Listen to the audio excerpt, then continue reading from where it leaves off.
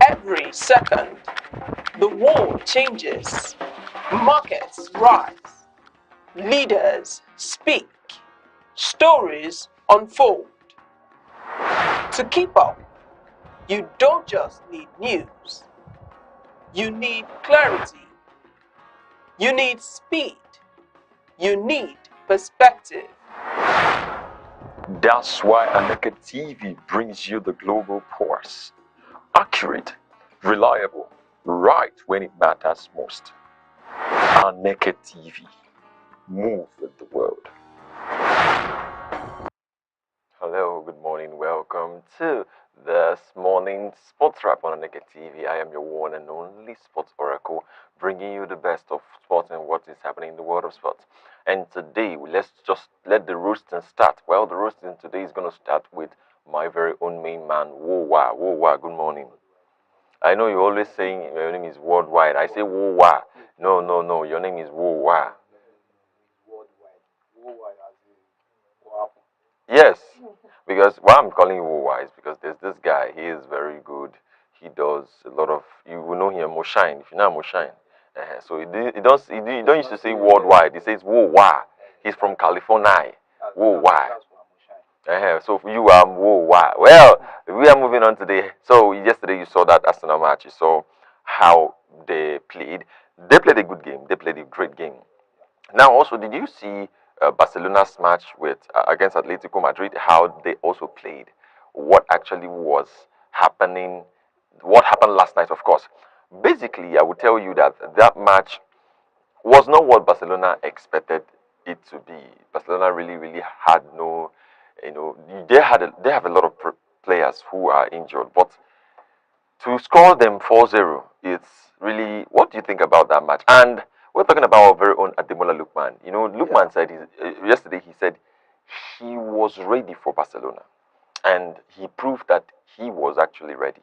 Now, let's talk about Barcelona. And for yesterday's match, I've never seen Barcelona in that state.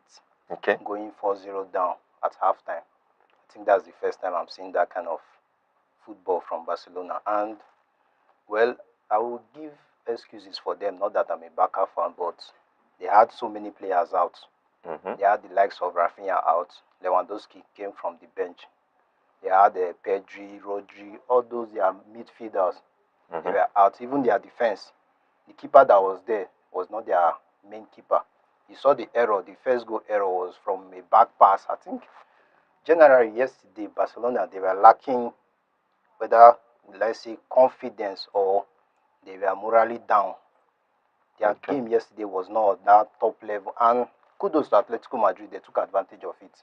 You saw Lookman playing the ball as if he had personal beef with these people, as if these people were the cause of Nigeria problems. So let me just lay out my anger on them. He was just playing as if, I don't know. Then you could see that agility, that character in Atletico Madrid. Even when they were winning 4-0, they did not go back to go and defend. They were not sitting down waiting for Barca to come and attack them. They were still looking for more goals. This guy, Simeone, that's his son. Diego Simeone. As at 90 plus, he was still running full sprint. Like as if, are we losing or are we playing draw? He was full of energy, still running. So kudos to Atletico Madrid, kudos to Diego Simeone, who I would say displayed the master class yesterday, because his formation and what his guys did was absolutely top notch. Can we talk about Ademola Lookman being in this Atletico Madrid team? Yeah, we have seen what he's doing. You can see what he brings to the table. Ademola Lookman is no other player that you can put in a team and you will not see him shining.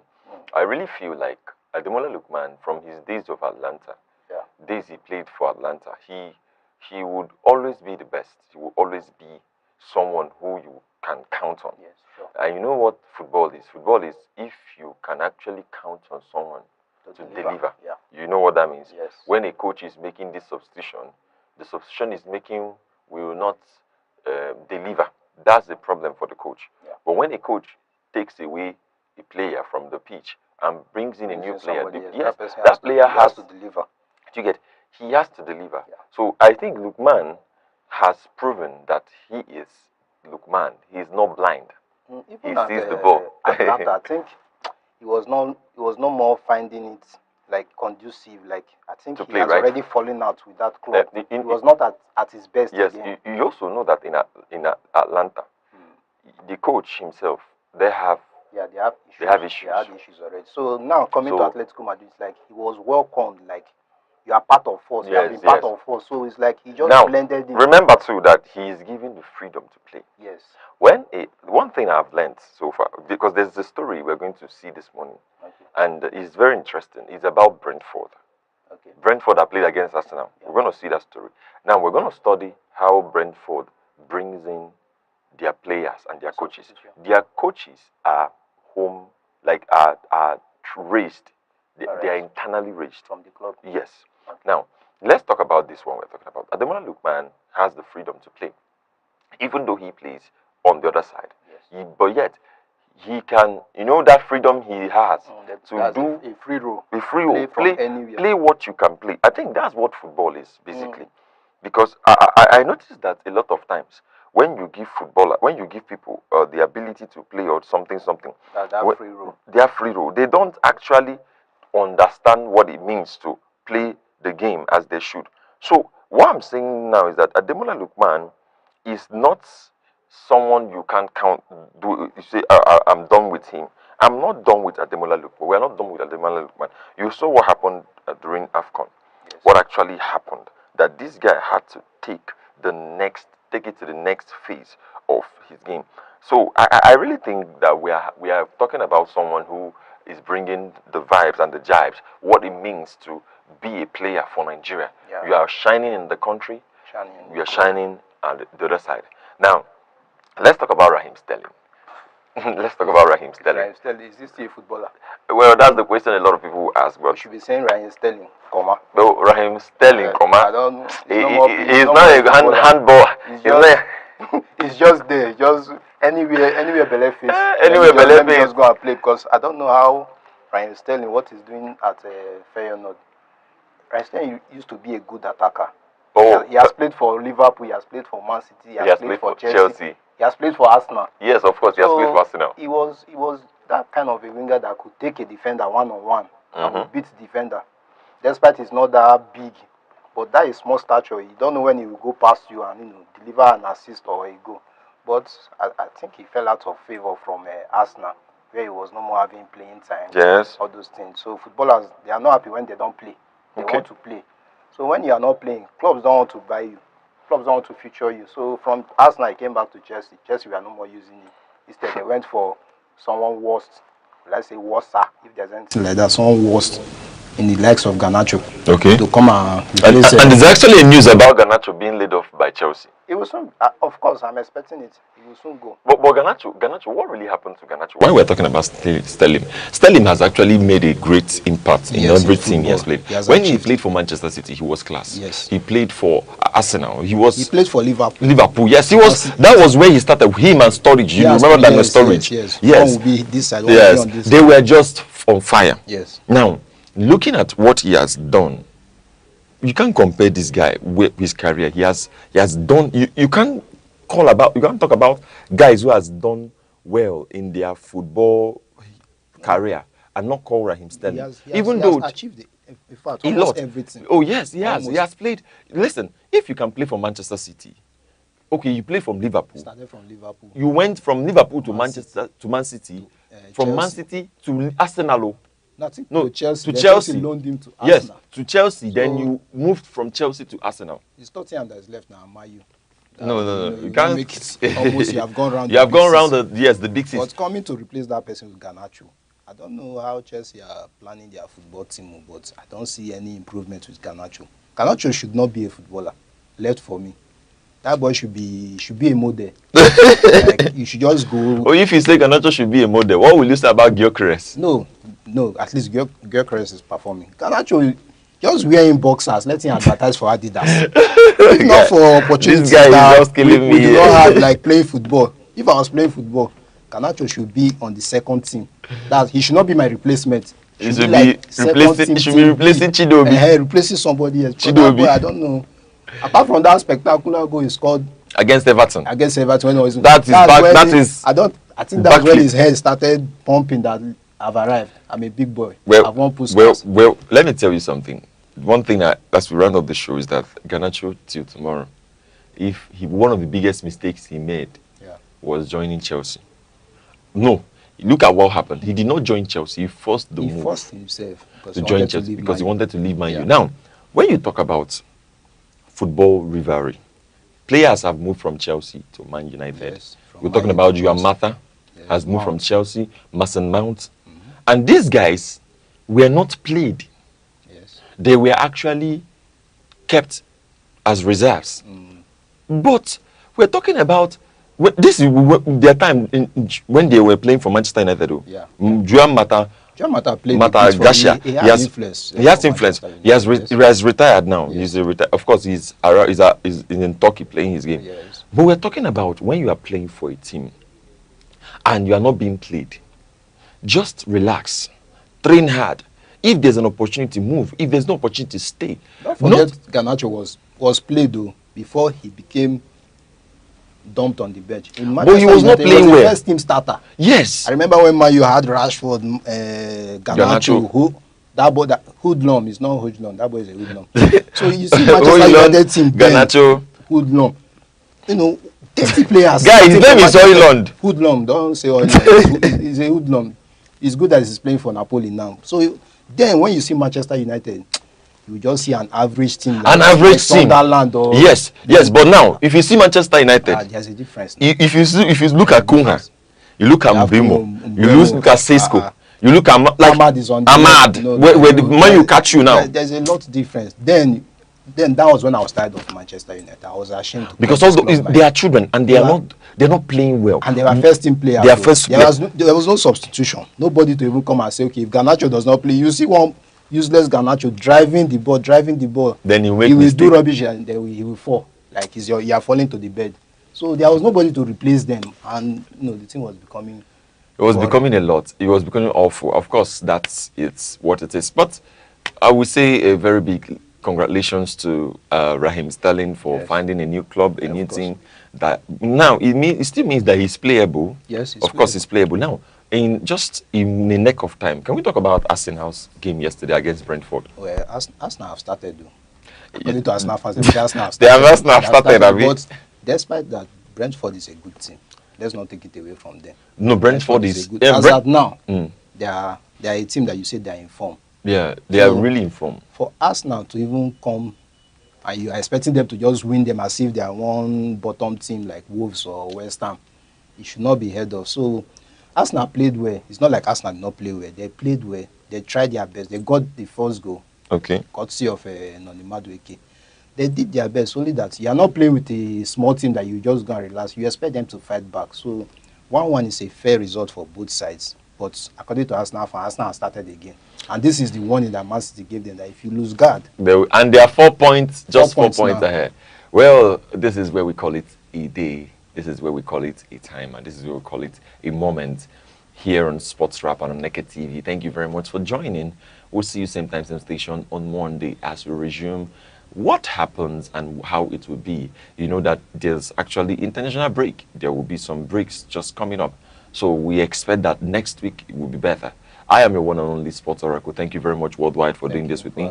We're going to see same time, same station, 8:30 every Monday, Tuesday, Wednesday, Thursday, Friday. Have a wonderful weekend. Bye-bye.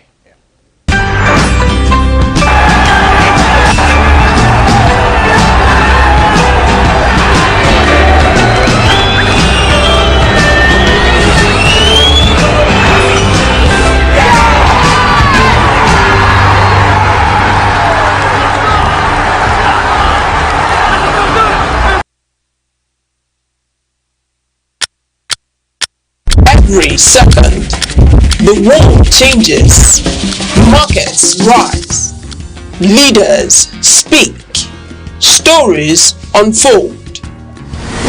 To keep up, you don't just need news, you need clarity, you need speed, you need perspective.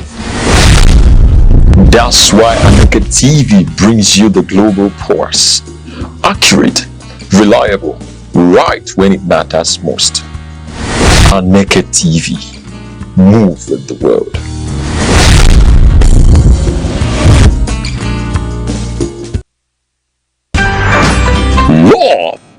That sweet feeling that makes your heart race, your palms sweat, and your phone screen light up at midnight. This Valentine's season, love is not just in the air, love is on your screen.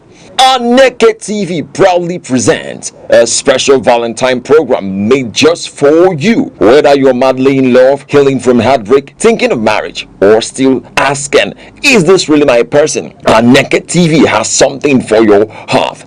Get ready for real conversations, sweet love stories, relationship basketballs, and marriage truths nobody told you about. From dating in today's world to keeping the spark alive to building a marriage that actually works, we are breaking it down, heart to heart, no filters. Expect laughter, expect tears, and expect moments that will make you say, "Ah." Now maybe this. Well, this Valentine is not just about flowers and chocolate. It's about connection. It's about commitment. And it's about choosing love every single day. Do you know what to do? Grab your partner, tag your crush, call your spouse, or just cuddle up with your pillow. Because Aneke TV is serving love premium style. Don't miss this Valentine special on Aneke TV. We are having the best of them, and the men them are Mr.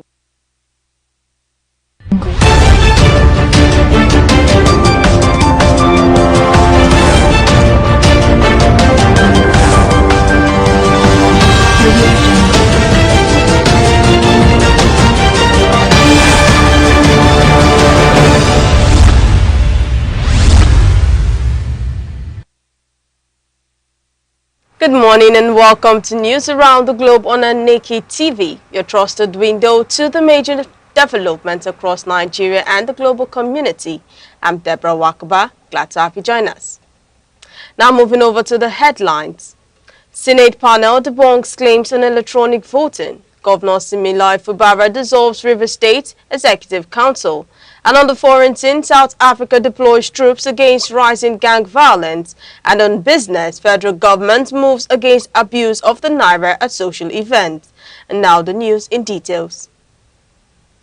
The Nigerian Senate has clarified that electronic transmission of election results is not equivalent to electronic voting.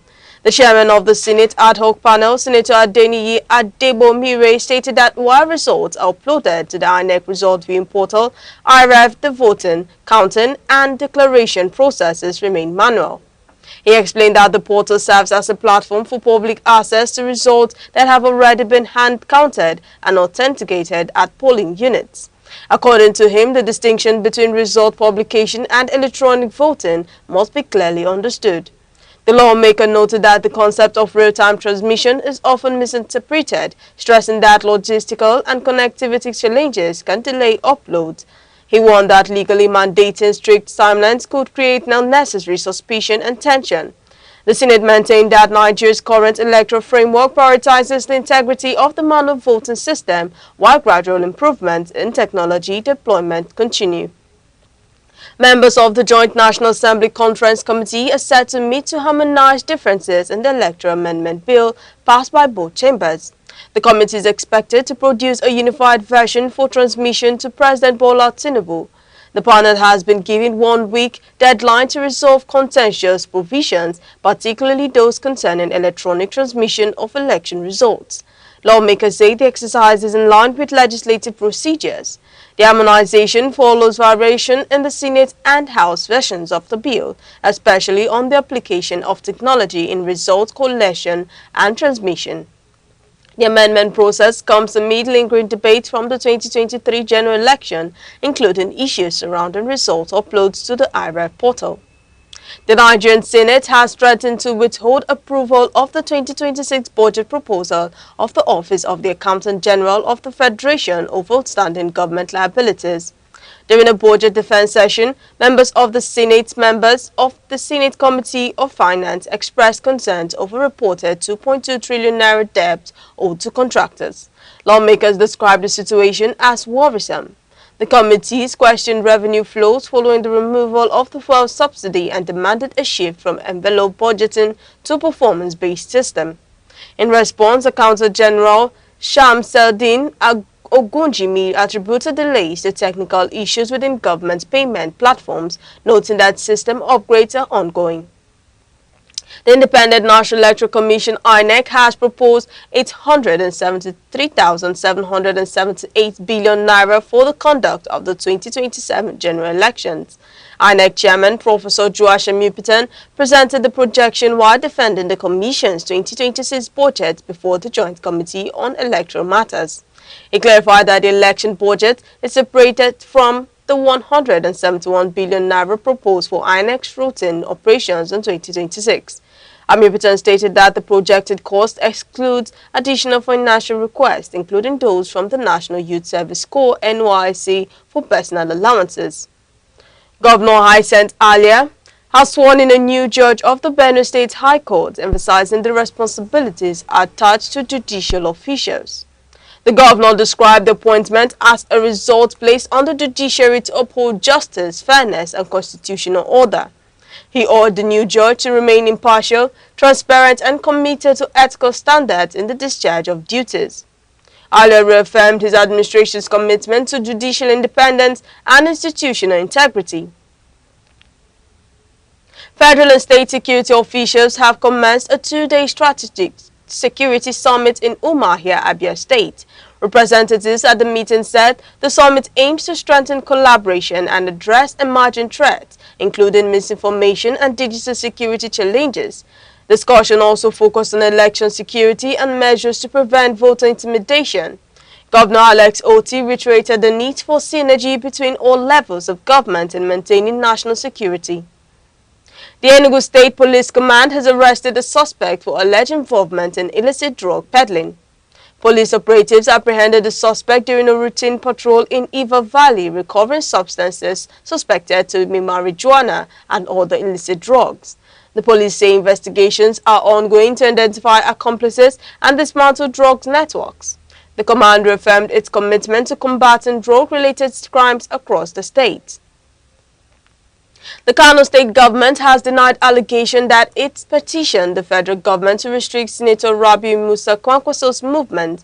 In a statement, the Commissioner of Information, Ibrahim Abdullahi Waya, described the claims as false and misleading. The government maintained that it respects constitutional rights, including freedom of movement. The government urged political actors to avoid spreading unverified information capable of causing tension. Governor Similai Fubara of Rivers State has dissolved the Executive Council, directing affected officials to hand over to senior civil servants. A statement from the Government House confirmed that the dissolution takes immediate effect. The governor expressed appreciation to the outgoing cabinet members for their service. Administrative functions are to continue under the permanent secretary's pending new appointments.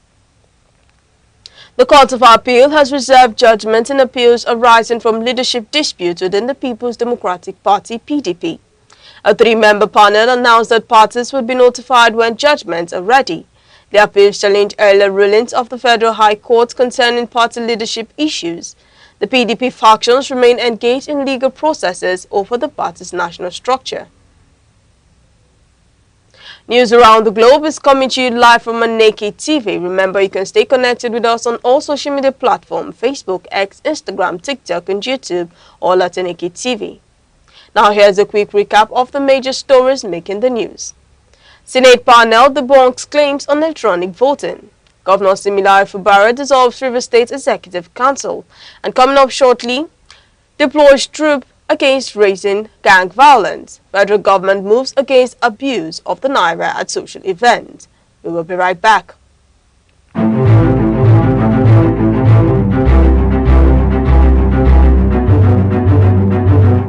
Morning headlines before you step out.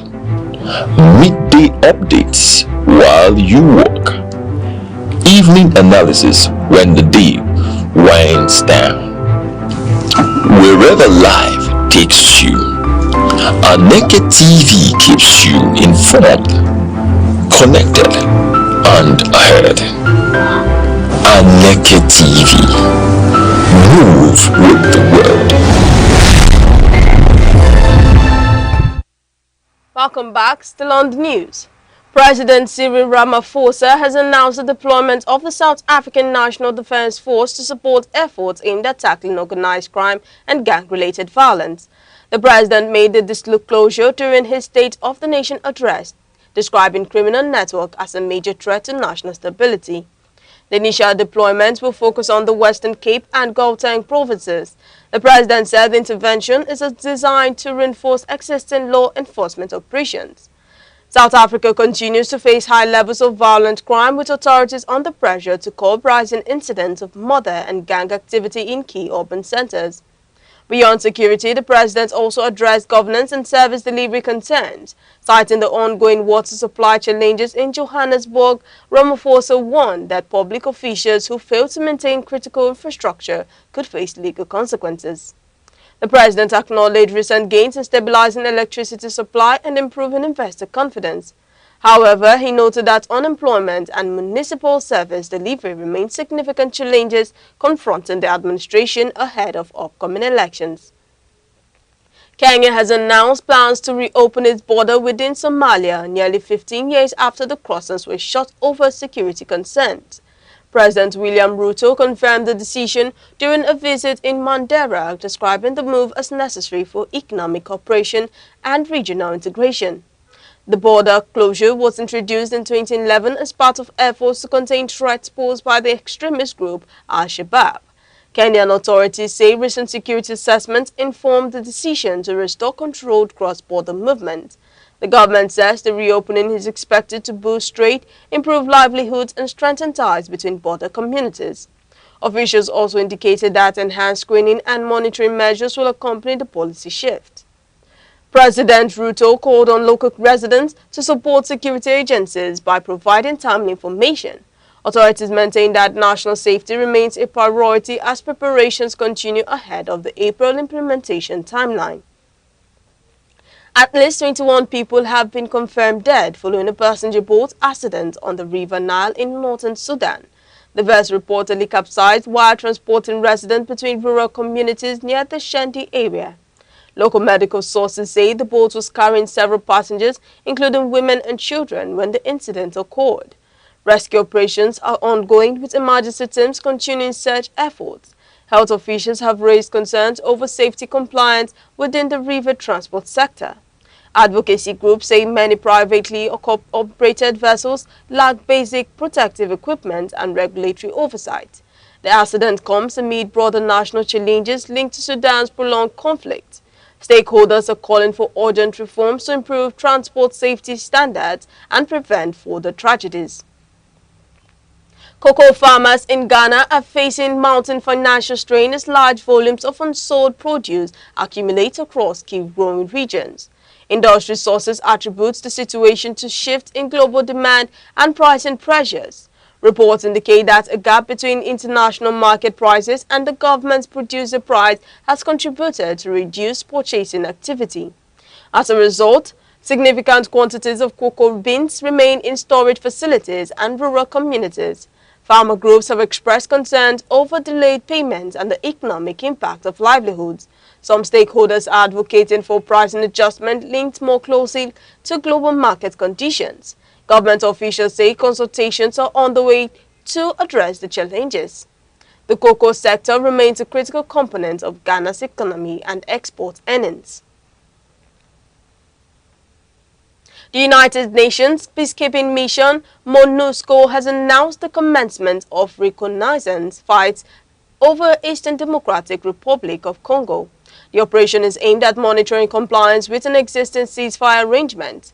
United Nations officials say the flight will initially cover the strategic city of Uvira, following recent diplomatic engagements involving regional stakeholders. The surveillance is expected to support confidence-building measures.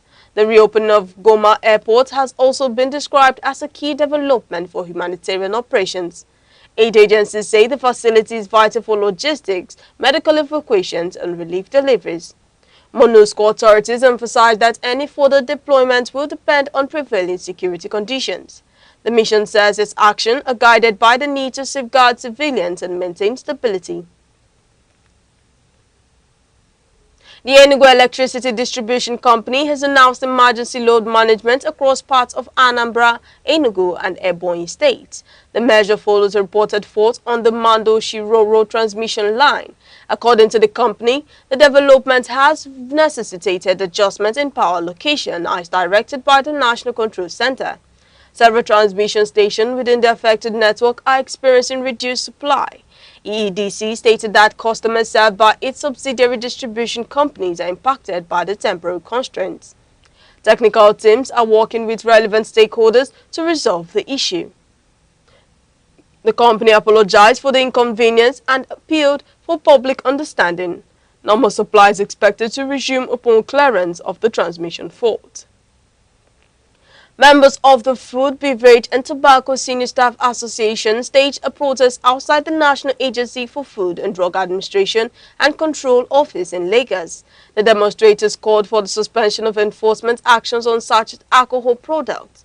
The workers, drawn largely from affected manufacturing firms, expressed concerns over job security and economic losses. Protesters also urged the release of products reportedly held during regulatory operations. In response, NAFDAC dismissed reports suggesting it had received directives to halt enforcement. The agency maintained that no formal communication had been issued altering its regulatory mandate. NAFDAC reiterated its commitment to public health and safety regulations. Authorities emphasized that compliance with established standards remains mandatory. The Central Bank of Nigeria has warned against the misuse of Naira notes for decorative purposes. The directive reinforces existing currency regulations prohibiting acts that deface legal tender. Officials say practices such as folding, pinning or altering banknotes for social displays constitute abuse of the national currency. The bank stressed that violations may attract legal consequences. Security agencies have been advised to enforce compliance in line with currency laws. The CBN urged citizens to handle banknotes responsibly. The Apex Bank noted that the Naira remains a symbol of national identity. Nigerians were encouraged to adopt alternative gift and presentation options. The Nigerian Naira recorded relative stability against the United States dollar in early trading at the Nigerian foreign exchange market. Market data showed minor fluctuations within established ranges. Analysts attribute the performance to prevailing monetary policies and liquidity management measures. The electronic foreign exchange matching system continues to guide transactions at the official window. Currency dealers reported consistent activity across segments of the market. The Naira maintained movement within the band observed in recent sessions. Financial experts say sustained stability will depend on broader economic indicators. Market participants are monitoring supply and demand dynamics. Ticket prices for the 2026 FIFA World Cup have continued to draw attention following activity on resale platforms. Listings for high-demand matches reflect significant price variations. Market observers say the increases are largely driven by demand dynamics typical of major global sporting events. Fan groups have raised concerns over affordability. Football governing authorities maintain that resale transactions are influenced by market forces. Limited allocations remain available in selected categories. Despite pricing debate, global interest in the tournament remains high. Organizers report strong ticket demand across participating regions. Nigerian players continue to feature prominently in the English Premier League, contributing across multiple clubs. The trend underscores the growing presence of African talent in European football. Several players have delivered consistent performances in defense, midfield, and attacking roles. Analysts highlight their influence on club competitiveness. Dual national eligibility remains a subject of discussion among supporters. Football stakeholders say player decisions are guided by personal and professional considerations. Sports commentators project for the Nigerian presentation in future seasons. The league remains a key platform for international exposure. Proceedings at the Yaba High Court have continued in the custody dispute involving music artist Davido and Sophia Momodu. The case centers on parental responsibilities and child welfare considerations. Legal representatives for both parties presented arguments during the latest hearing. Court observers reported heightened exchanges during cross-examination. The matter forms part of an ongoing legal process between the parties. Judicial authorities are expected to evaluate court submissions in line with applicable laws. The court emphasized that decision will prioritize the best interest of the child. Further hearings are anticipated. Music artist Tubaba and his wife Natasha have dedicated their newborn child in a church ceremony attended by family members. The event marked a personal milestone for the couple. Images from the occasion circulated widely on social platforms. The ceremony followed the birth of the child last November. The development comes after a period of public attention surrounding the artist's personal life. Observers note the couple's continued public engagements. Supporters have expressed goodwill following the ceremony. The family has not released additional details. And finally, before we go on news around the globe, here's a recap of our top stories. The Senate has dismissed widespread claims surrounding electronic voting, describing many of the concerns as misconceptions.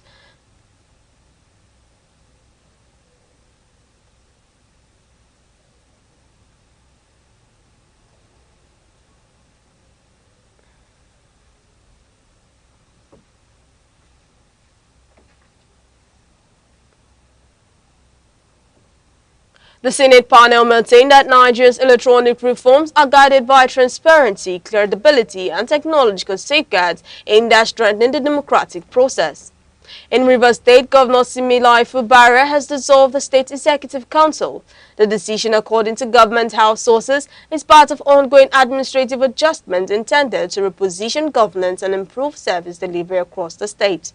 And on the foreign scene, South Africa has deployed troops to confront escalating gang violence in affected communities. Authorities say the move is designed to reinforce internal security operations and restore stability amid growing public safety concerns. And on business, the federal government has intensified efforts to curb the abuse of the naira at social functions. Officials warn that enforcement measures will be strengthened to protect the integrity of the national currency and promote responsible financial conduct. And that's news around the globe on Aneke TV. For more news and live updates, follow us across all social media platforms: Facebook, X, Instagram, TikTok, and YouTube, all at Aneke TV. I am Deborah Makba. Thank you for watching.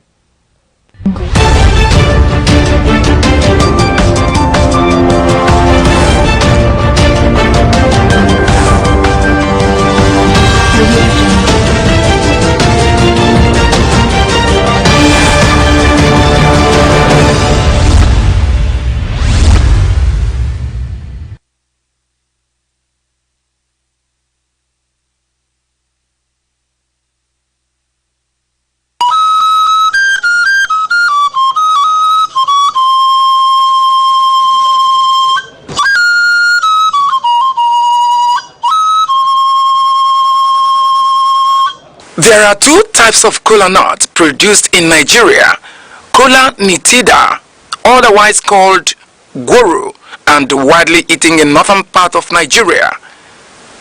Kola acuminata, also referred to as Igbo kola, is of local origin and occupies an important position in social, religious, and sacred ceremonies in Igbo society.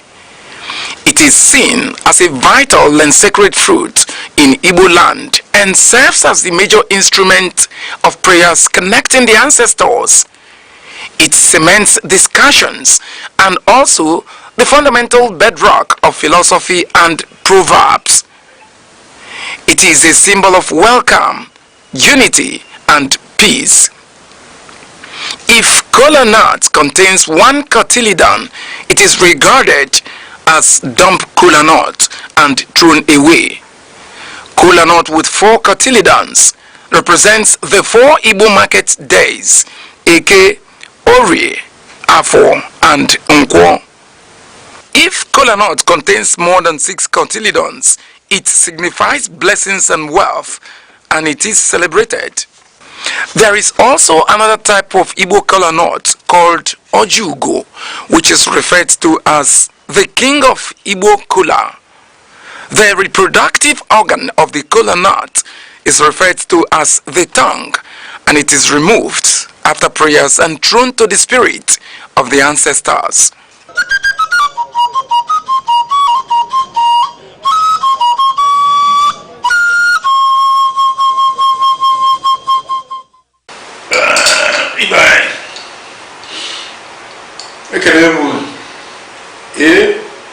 Ajo wani yeja gondo ndụ a na-atọka onye anara nke ya na ụlọ agwọ ibe anyị adị nọ ogologo ndụ arụ ike na ọdụmma ihe eji ene ndụ anya na onye nwere ihe eji ene ndụ anya na ịrụfụta nwere ya ị mara na nsogbu rere ya olise bụ anyị na-ekene gị Chukwu okike onye ogologo ndụ na ogologo anya na-ahụ ndụ na ọchịchị anyị na-ekene gị na-ekene gị maka tata na-ayọ maka echi maka na ọsọ maka eme echi anya ma mara na ya dị ka echi na echi anaghị agwụ agwụgwụ na ihe ya adịrị anyị mma ndị be anya onwekwana ihe ọzọ na anyị ga-enye ndị ichie jupụtara anyị na-ere nke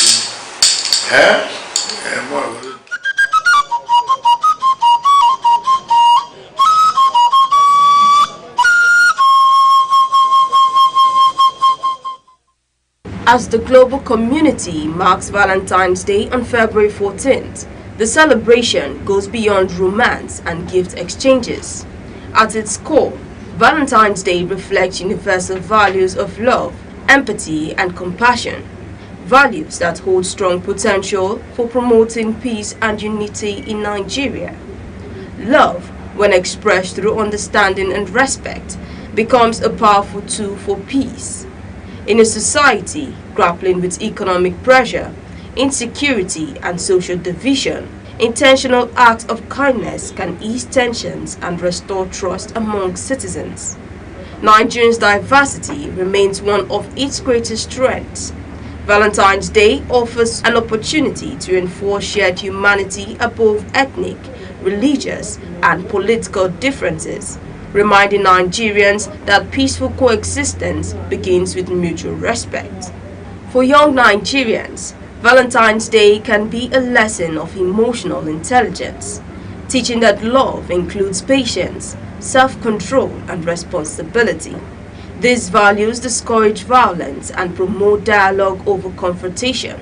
Peace at the national level is rooted in stable families and caring communities.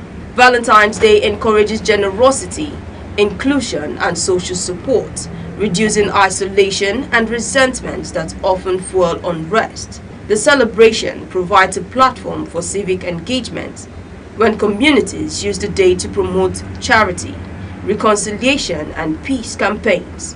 Valentine's Day becomes a quiet force for national healing. While Valentine's Day alone cannot solve Nigeria's challenges, its message of love and empathy offers a meaningful pathway toward peace. When sustained and rightly understood, the celebration can help build stronger relationships, calmer communities, and a more united nation.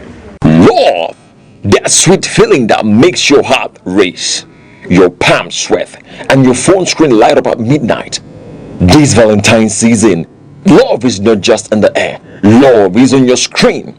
Aneke TV proudly presents a special Valentine program made just for you. Whether you're madly in love, healing from heartbreak, thinking of marriage, or still asking, is this really my person? Aneke TV has something for your heart.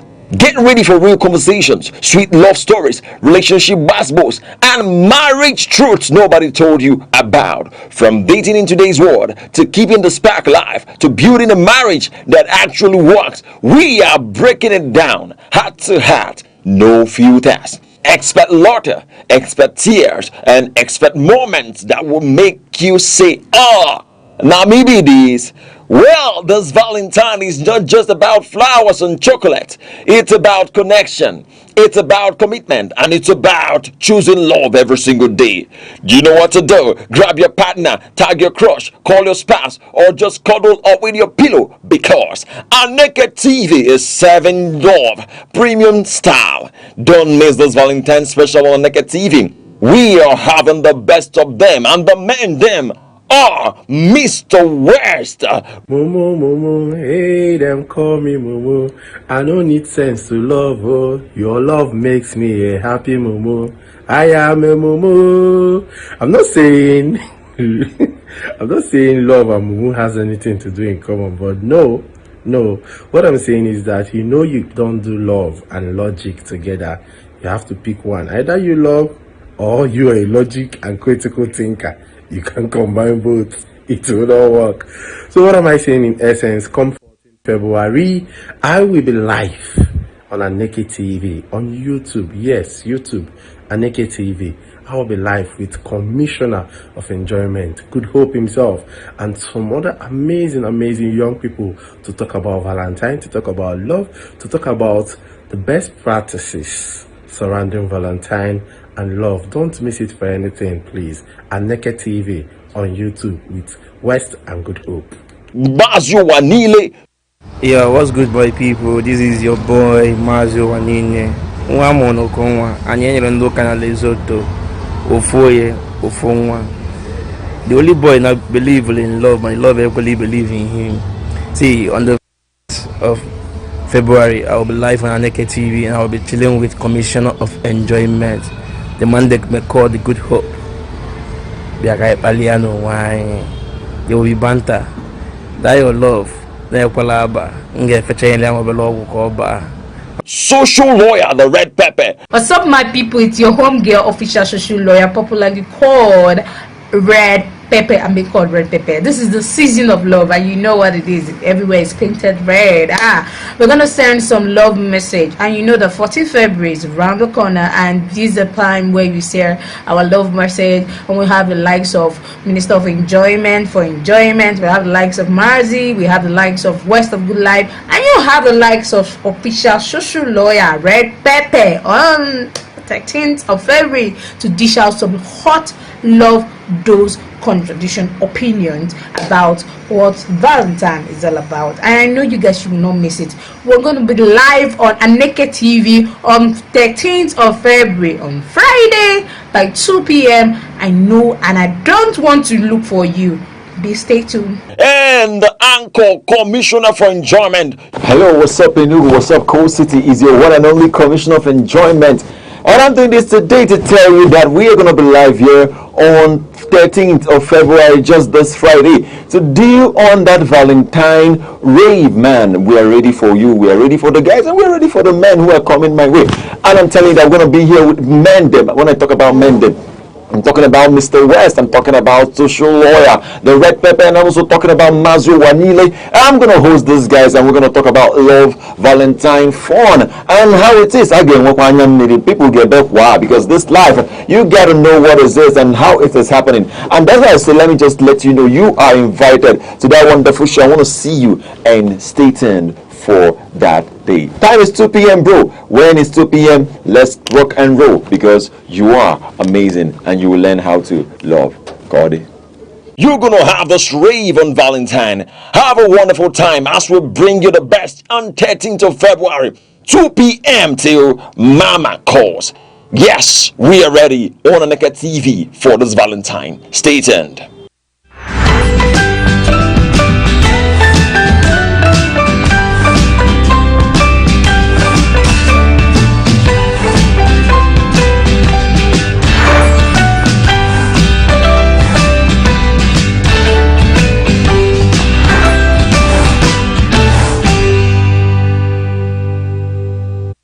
Good morning, Nigeria. Good morning, 042. Thank you for joining us today. You're tuned to Sunrise on Aneke TV, where every sunrise begins with delightfulness and bringing you today daily dose of brightness and sunrise. I am Deborah Wakuba, coming to you live from our studio here in Vibrant Enugu. And good morning to you, our global audience. I'm Uche Osai. Wherever you are, at home, in your office, or in traffic, thank you for joining us this beautiful morning. We're here to refresh, inform, and motivate. And thank God, it's Friday. Yes, Deborah, I can see you're happy. It's Friday indeed. You want to run home. If you permit me. It's weekend, of course. Yeah. You get to go home, you get to enjoy. So thank you for staying with us this beautiful Friday, and thank God it's Friday. Yes, thank God it's Friday. Today is Friday, 2026 of February, and we've got a power-packed morning for you here today on Sunrise. Well, we've got our latest news, what's trending, and of course that special sunrise vibe for you to start your day. So relax, grab that cup of coffee or tea, or even some chin chin and meat. Relax, enjoy the cruise because the sunrise is here. Yes, and on Sunrise today, we'll be starting off with our quote of the day with thoughts that are inspiring, thoughts that offers insight to whatever you do to keep you focused, stay well driven, and also motivated. Then it's straight into the day's top headline. All the key news update that you need to remain informed will be shared, hot, debated, and of course, tasty. Yes, and right after that, we'll be giving you our weather report covering cities across the southeast so you'd know what to expect before stepping out. Or if you've stepped out already, it is to keep you throughout the rest of the day. And later we'll wrap things up by bringing to you our business update and the day's celebration. All right, now let's move over to our quote for today, which is our inspiration segment. Now today's quote is coming from Mahatma Gandhi, and in his quote he said, "You must be the change you wish to see in the world." I'm going to take that quote again, coming from Mahatma Gandhi, that said, "You must be the change you wish to see in the world." Now this quote means that real change begins with personal action, not with complaints or waiting for others to act. Instead of hoping society, leaders or institutions will improve on your own, Gandhi is encouraging us, or is encouraging individuals to model the behavior, to model the values and attitudes they want to see around them. And at a deeper level, the quote also teaches personal responsibility and moral leadership. Now, if you desire honesty, you must be honest. If you want peace, you must act peacefully. If you wish for justice, kindness, or discipline in the world, you must practice those qualities in your own daily life. Now, change is not only something demanded from others, it is something that is being lived. Mr. Ucha, I'd like to know your own thoughts on this quote. All right. You summed it quite well. And when I hear about Mahatma Gandhi, I'm always excited because this is a man who lived out these virtues, a man who changed the world from where he stood, from his own perspective, from what he has, his character, his personality, a man of non-violence. And when you remember that we celebrate non-violence, you know, he is a master on the strategy of non-violence, where Martin Luther King took a cue from his strategies. You know, Mahatma Gandhi was one of the independent fighters for India's freedom. And this morning, when he tells us that for us to change the world the way we want it, then it has to, you know, you must be the change that you wish for. You have to start from where you are, from what you have. And let me bring it down a bit. A number of times, we turn critics. We critique those in leadership. We critique the things around us. But forgetting that we can be that change that we'll talk about. What are your ideas? What can you do from where you start? It's not about seeing what people are not doing well. What can you do better? Start from where you stand. What changes are you making from where you are? Rather than being a critique, what impact do you make? That thing you think you can do as a leader, why not start doing them when you are a follower?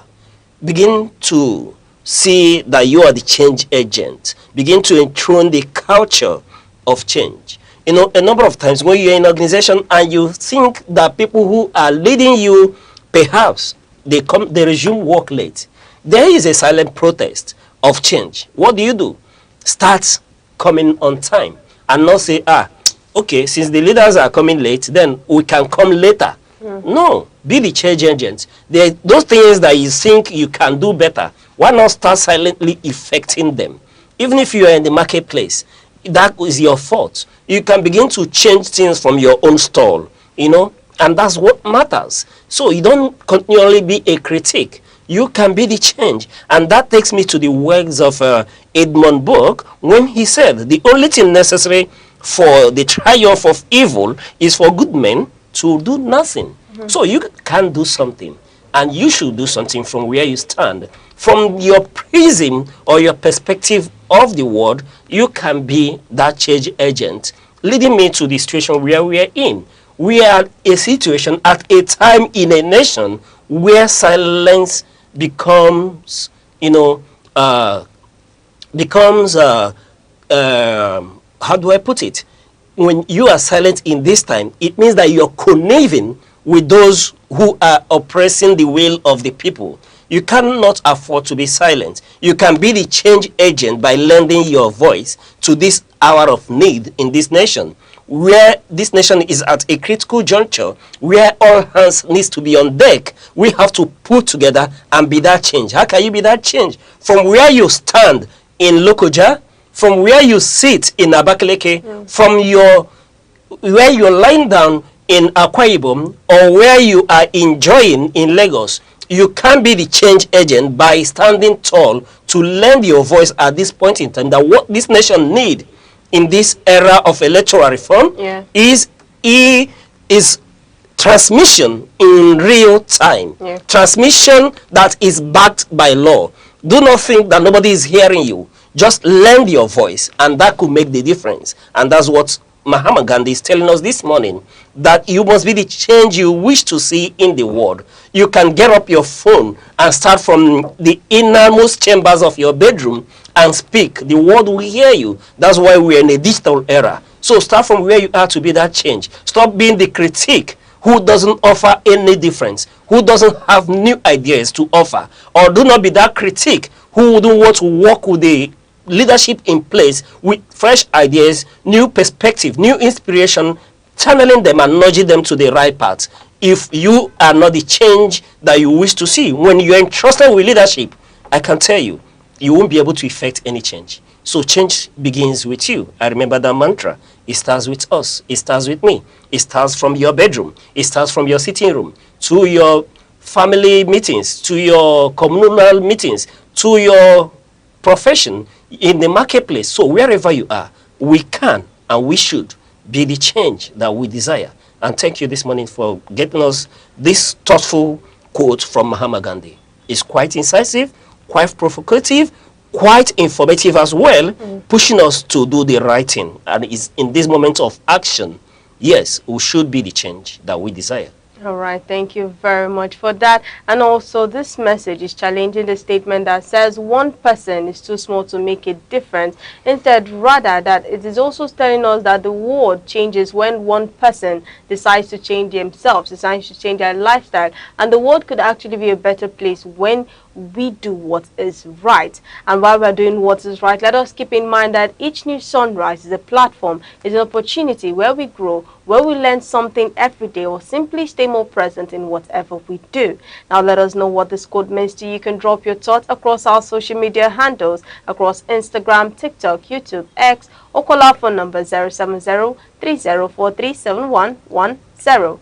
And up next is our weather report for today. Yes, we'll take a look at the weather reports across major cities in the southeast today.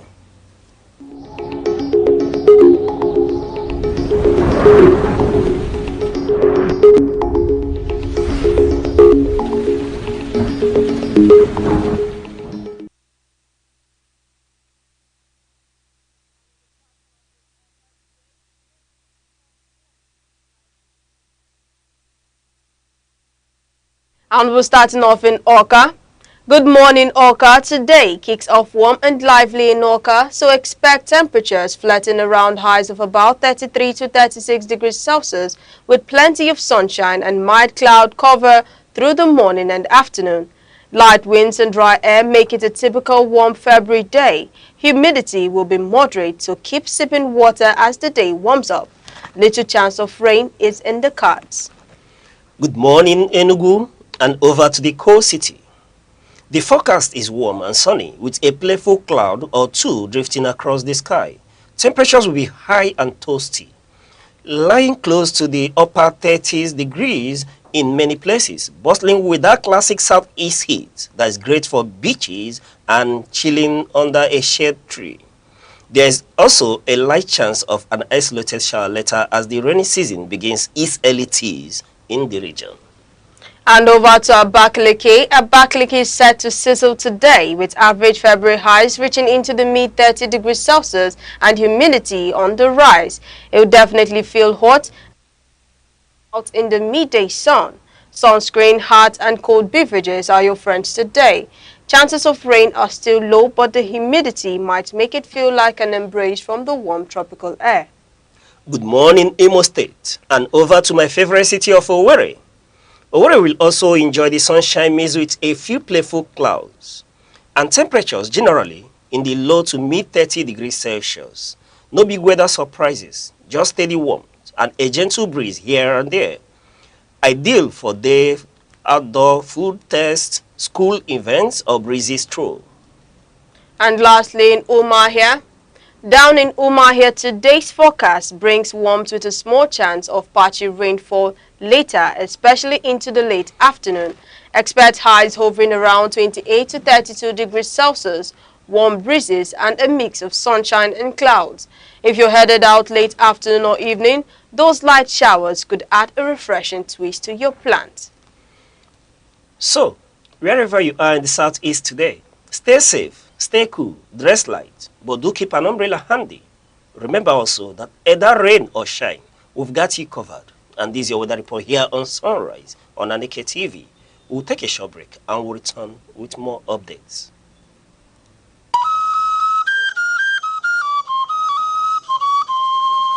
Need advert placements, coverage for events, or the latest news stories?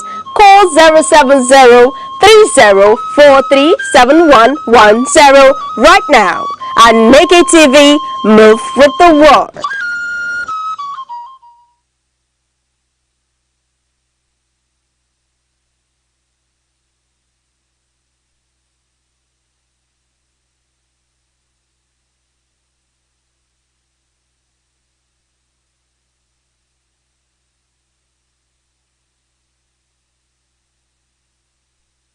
You're still watching Sunrise on Aneke TV. Now to our newspaper review section. Now we're taking our newspaper from today from The Punch, Nation, Vanguard, and The Guardian paper. And joining us this morning is Aneke TV's in-house analyst, Mr. Res Arun. Mr. Res, it's a pleasure to see you this morning. Thank you, Mr. Uche. It's Friday morning, and let me ask. TGIF. Yes, thank God it's Friday. And how is Nigeria treating you this weekend? Nigeria has been going on and treating people well, differently. The poor is getting poorer and the rich getting richer. That is the way the situation is in Nigeria today. The poor getting poorer, the rich getting richer. Yes, we want Nigeria to create the middle class. All right. Think about what to do within the economy to begin to grow the middle class. All right. That's quite an issue for debate some other times, in Nigeria. But beyond that, the tropical African weather is something that I know you're enjoying. We have not really had the normal weather that ought to be available within this season. We talked about the Hamatan, but we never really had Hamatan this season. It's been sunny, and that, tends to point at global warming. All right, yeah, global warming. That's another issue for conversation some other times as well. But be that as it may, you know that in some climes, many people are yearning for this weather that we enjoy here. This will speak as heat, climate change. There are people who are yearning for the same to experience it. There are people who have never experienced it in their lifetime. Of course, those of them in Greenland, they don't know anything about this warm weather. But at the same time, if they are to be here presently, they will still itch for a very cold environment. All right, Mr. Rice, it's always a pleasure to see you on Sunrise in the morning like this, knowing that Nigeria is treating you fine. You're welcome. Thank you. All right, thank you very much. Now moving over to our papers for today. Now from the Nation paper, the headline there says, Amupitan, INEC to spend 1.04 trillion naira on elections, others. And on the Punch paper, the Punch headline saying, NASS to harmonize electoral bill Monday. Now on the Vanguard paper says 50 years after Murtala Mohammed, my father treated corruption as emergency, not talking point. And on the Guardian paper, the Guardian says, National Assembly tightens grip on public finances amid 2027 election funded debate. Now paper is starting from the Punch newspaper where the headline says National Assembly to harmonize electoral bill. The National Assembly says it will begin the process of harmonizing the Electoral Act Amendment Bill on Monday.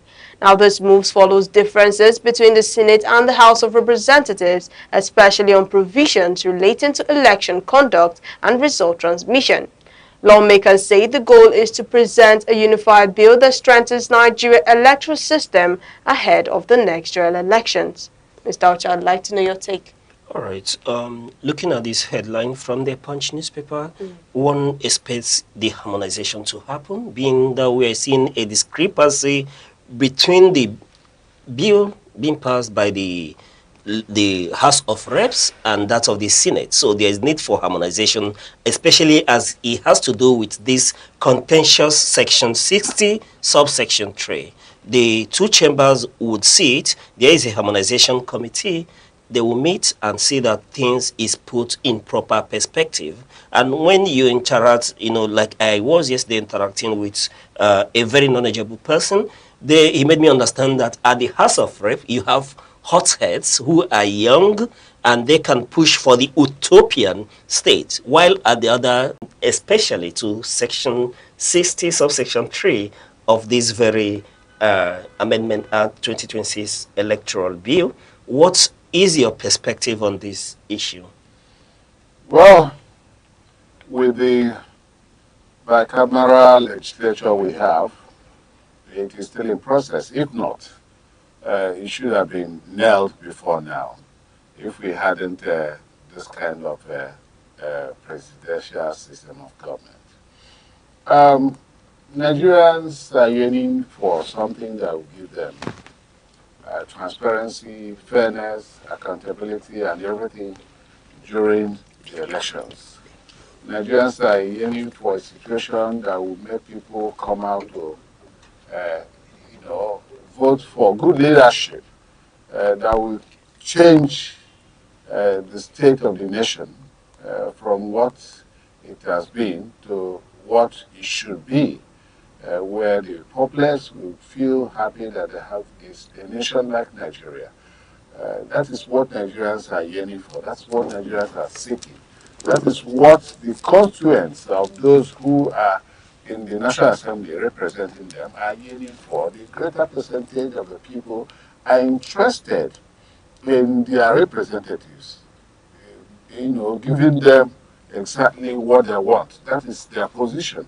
But unfortunately, sometimes when the people feel that the people who are representing them are no longer giving them what they want, they are disenchanted, they don't feel good.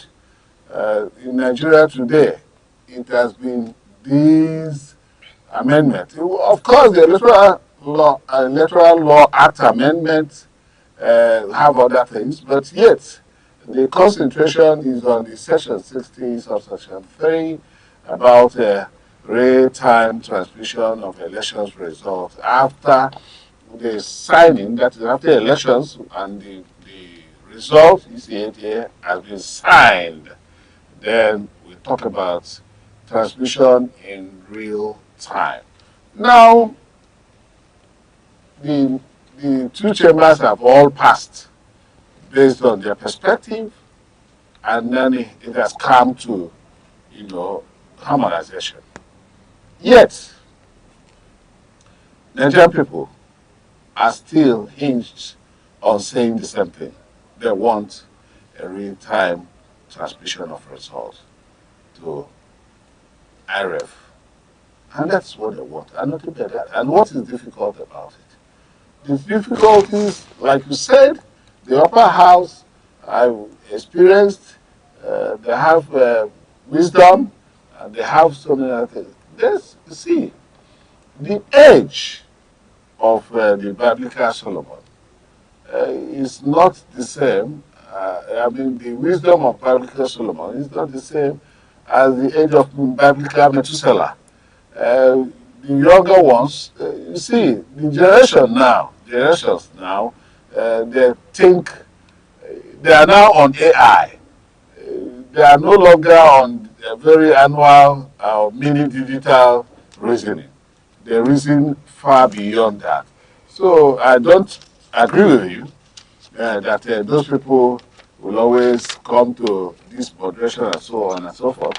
The Nigerian, the people in the Senate have passed with a clause or with a small comma, we call it comma in the something, that said where there is no network. But while the committees were sitting on these amendments, the main stakeholders were involved in all the discussions.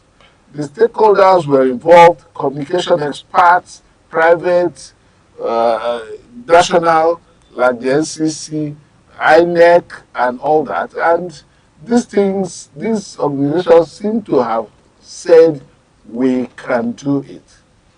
And when you say you can do these things, of course, nationally, we have been doing uh, such things with the use of technology. We have been, in fact, excuse me, Nigeria should have gone digital, gone, to electronic voting, e-voting, completely, instead of all these little clause. And somebody, of course, said sometime that the former INEC chairperson, that the Indians asked why they were still, dealing with beavers and all that. They should have gone into full digital electronic voting, and that will solve all this horrible about election rigging and sabotage and all that. That should have solved all that problem. But today, the problem is still there.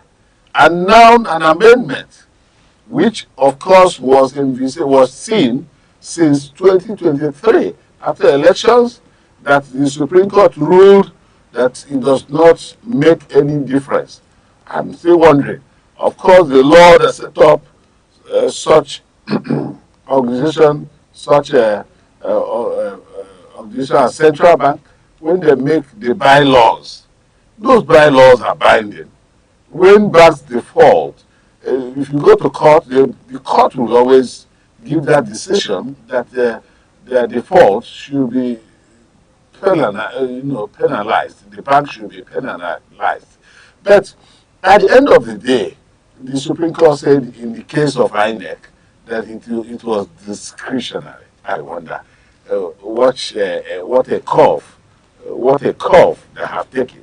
They have taken a different curve from the normal judicial curve. So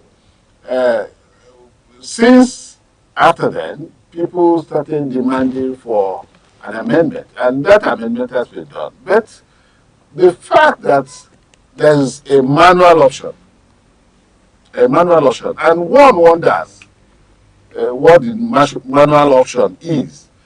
By interpretation, I wonder what the Supreme Court will also, interpret in the case of manual option, whether it is uploading the piece of paper containing the result, the ECA 8A, if it is ECA 8A being uploaded.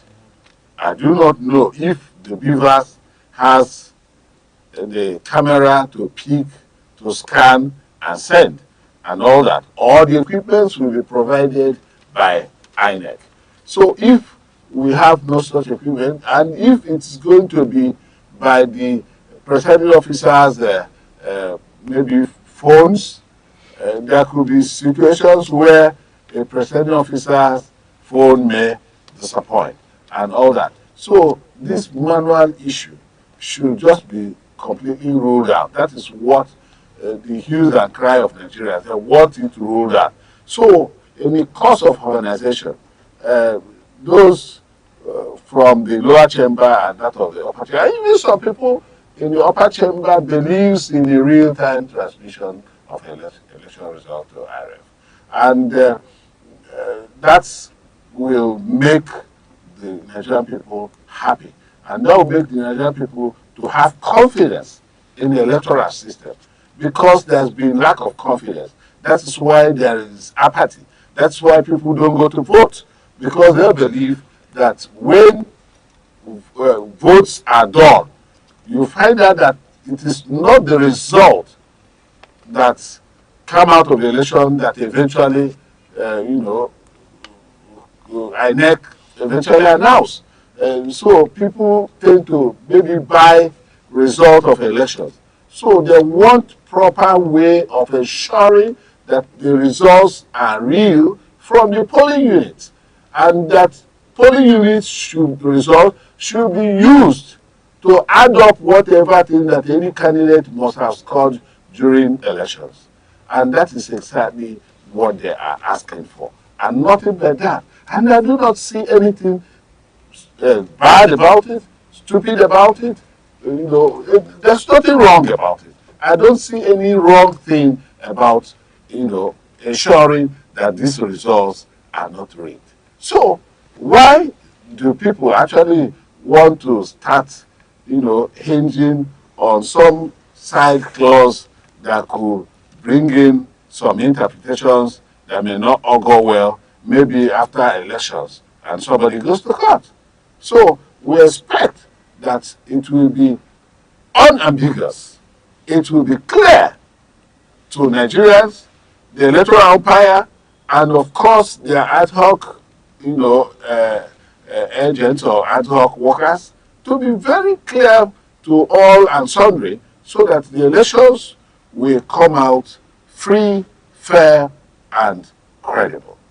Of course, there's not much of electoral litigation in the National Assembly and House of Assembly during the 2023 election. There were a few court cases because the results were uploaded to IRF. So it was clearer. And of course, the Beavers had the accreditation of all the voters that came to vote. So you reconcile them and see there's not much that has been done as irregularity. Because when you say irregularities are done during elections, you must have to prove it. And if it is not proved, of course the court will not give you any positive decision. All right, so that's quite interesting. But let me ask, on personal grounds, knowing the intricate nature of Nigeria, and especially as it has to do with development in the hinterlands, do you believe that Nigeria will have the capacity to transmit these results in real time without hitches? That was exactly why I said that the stakeholders, the people who operate at the level of transmission, at the level of electronics business, and at the level of communication, communication technology, we are all there when it was being discussed whether the capability will be there. Because you cannot begin to operate beyond the level of development in your system.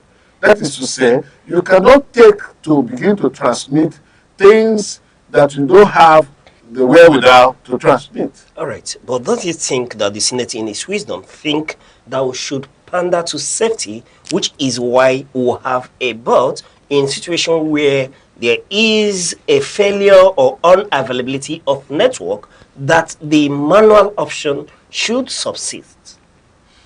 Well, the Senate, if it is in their wisdom, we see it as something. Why did they not pass that ab initio until the people started making demands? If the Senate was wise enough, they should have passed that way, that same manual thing and transmission. And because of the manual thing, the real time was expunged. And then why didn't they even pass what they passed presently? Then why did they not have to leave the 2022 Amendment Act to remain there? It was because people started making demand, they now started looking for lacunas. So, okay, the records we have is that about 15,000 polling units may not have access to internet for transmission. But you find that with your phone here, and you want to send a message, maybe on WhatsApp, or you want to send some message on, even a message on your phone.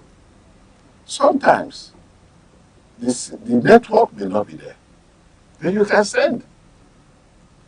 And sometimes when the network comes, what happens? That message is sent. So if the presiding officers are there, and immediately after that thing is done, and they send, the moment they move out of where there's no network and get to where network is, it goes. And of course, the real time will be there when he excuse me. The real time will be there when he or she sends. The real time will be there because the internet is like that. It keeps time. It keeps time. Each time you do anything on the internet, there's a time that is kept. So it could happen. So what the issue about no internet grid, fall of grid, this, that, and all that, it's neither here nor there. It's just that they are thinking about where there should be a loophole. We are on earth. We are not God. Nigeria is not made of gods where people will be infallible or the Aneke will be infallible. No. We are talking about, achieving a 90-something% free, fair, and credible election. 90-something%. That's exactly what we are talking about. And that is exactly what we have on ground, given the indices available. So why are people still thinking about the negative things on how to, well, it is best known to them why they took their decision. It is not even about so much wisdom, because when you talk about so much wisdom, I may disagree with you on that. I may disagree with anybody on that, because I know wisdom is not just about age. Wisdom goes with it. You see, the wisest persons, the highest IQ persons, are not those who are the most aged. So that's why I would disagree with anybody on having, because of their age, this, that. No, it doesn't work like that. Nigerians want this, and Nigerians can do it. And technology has been involved everywhere. We even need more technology. We even need electronic voting, so that all these noise and troubles will just, be laid to rest once and for all. So that when we have elections, we'll be relaxed. So that people will not kill themselves talking. You saw people, occupy the National Assembly. On that day, there could be a mishap. It could affect lives. Just because people are insisting on demanding the right thing. All right, thank you. That's quite in-depth. And we do hope that by the time the two chambers, meet to harmonize this bill, that at the end of the day, that the will and the thirst of the Nigerian people will be met by that harmonization, and will let this issue to rest finally. Thank you.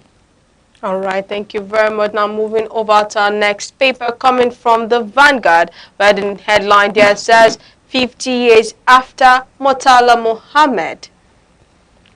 50 years after Murtala Mohammed, my father treated corruption as emergency, not talking point. Now, the Vanguard head is saying, marking 50 years since the assassination of General Murtala Mohammed, his son has reflected on his father's leadership style, said he treated corruption as an emergency, not a mere talking point. According to him, the late head of state believed corruption demanded swift and decisive action, a philosophy many Nigerians say remains relevant today as the country continues its fight against graft. Mr. Ocha, I would like to know. All right. When we listen and hear the name of Murtala Muhammad, one thing is synonymous with his name. That is war against indiscipline. Yeah. Though he been reputed that being a disciplinarian, Nigeria at this time, has been the history of Nigeria at that period has been a very contentious one, being that a lot of persons are of the view that there wasn't any reason or ground for military incursion into power at this point in time. But we do remember that he was brutally cut short, to make that memorable impact in Nigerian history. But be that as it may, it is worthy of note that any leader in Nigeria should be remembered for their stance on corruption. Yeah. And I say that without missing word, based on our experience in recent Nigerian history, where the issue around corruption has dominated, our political history, our trajectory. You see, a lot of the anomalies we, experience as a people is being said to be hinged on corruption. We can't be able to separate, corruption from our national life. When there is lack of development and you investigate, you see it wearing a tripartite leg of corruption. When you look at issue, for example, the issue around national grid, the question now becomes, why is it that we do not have sustainable energy in Nigeria? You will be able to see issues pointing towards corruption. Look at the issue of refineries in Nigeria, and when you investigate, the key word that would come out is corruption. But Mr. S, let's delve into this. We've heard from the son of that powerful leader that corruption was the center stage in his father's policy as head of state. Well, that was a very good one. He went down memory lane to remind Nigerians of the impeccable integrity that the late Murtala Mohammed was having at the time he shortly became the leader of the armed forces and the then leader of Nigeria, because he was of the Supreme Military Council of Nigeria. So he was the son actually painted a picture of a man who doesn't condone corruption, a man who sets the ball rolling, set to take Nigeria to a greater height more than any other military leader. In fact, we have not really had a military leader that possessed the kind of thoughts he had for Nigeria, the kind of ideas he had, because it was showcased in his little time in office, where he, of course, created the states. After creation of states, after creation of states, he wanted the states to develop evenly and all that. And of course, he wanted the oil to be managed, and of course, that on its own, maybe primarily why he was cut short, because he didn't want the oil to be siphoned and taken by certain persons, which, because these things are allegations, I cannot substantiate them right here, but I think so, that is exactly why he was cut short in his prime. So Murtala Mohammed was a leader to reckon with, and Nigeria on their own, they have tried to immortalize him. We have the Murtala Mohammed International Airport. I've not seen more other things. I would have seen a situation where there'll be a remembrance day, and so on. But because of the fact that queues, the civilians, the populace frown at queues, because it was a queue that brought him in. But then it was a bloodless queue. It was a palace queue. The Gowon just traveled to African Union, the then OAU, now known as African Union, to East Africa before his government was toppled, from where he now flew into London and stayed there for some years, some decades before he came back. So, and what I believe Mohammed was going to do was a total reconciliation, because it was soon after the Biafran encounter. It hasn't been much years when the war in Nigeria ended, about 6, 7 years after. And not much has been done on the 3R, the reconciliation, rehabilitation, and rebuilding, and all that. Not much has been done. He was having a picture of how to start, doing things the right way. Because if it were to be a separate, maybe a separate country, Biafrans would have asked for some kind of reparation. But today, they will ask for reconciliation, true reconciliation. And true reconciliation will always emerge from giving them a stint in what generally belongs to all Nigerians. But they have not been. And that could be why there are songs of agitation here and there in the Biafran land. So these are some of the things that I believe that Murtada Mohammed was about doing before he was primarily conscious. So I think Nigerians should be able to further, you know, further, remember him in very special ways, to know that he was a nationalist. He was not just a Nigerian. He was not just a military man. He was a nationalist. He believes in nationalism. He believes in Nigeria being one. He believes in uniting everybody in unity of purpose. So the son has really done well by remembering that the father's ideals ought to be built into what we are doing today, and to corruption particularly, which is the major thing that he was fighting. Corruption has permeated into all the spheres, all the sectors of our national life. And of course, like you mentioned, there's nothing that you talk about failing in Nigeria that does not owe its failure to corruption. Nothing. Nothing. Name them.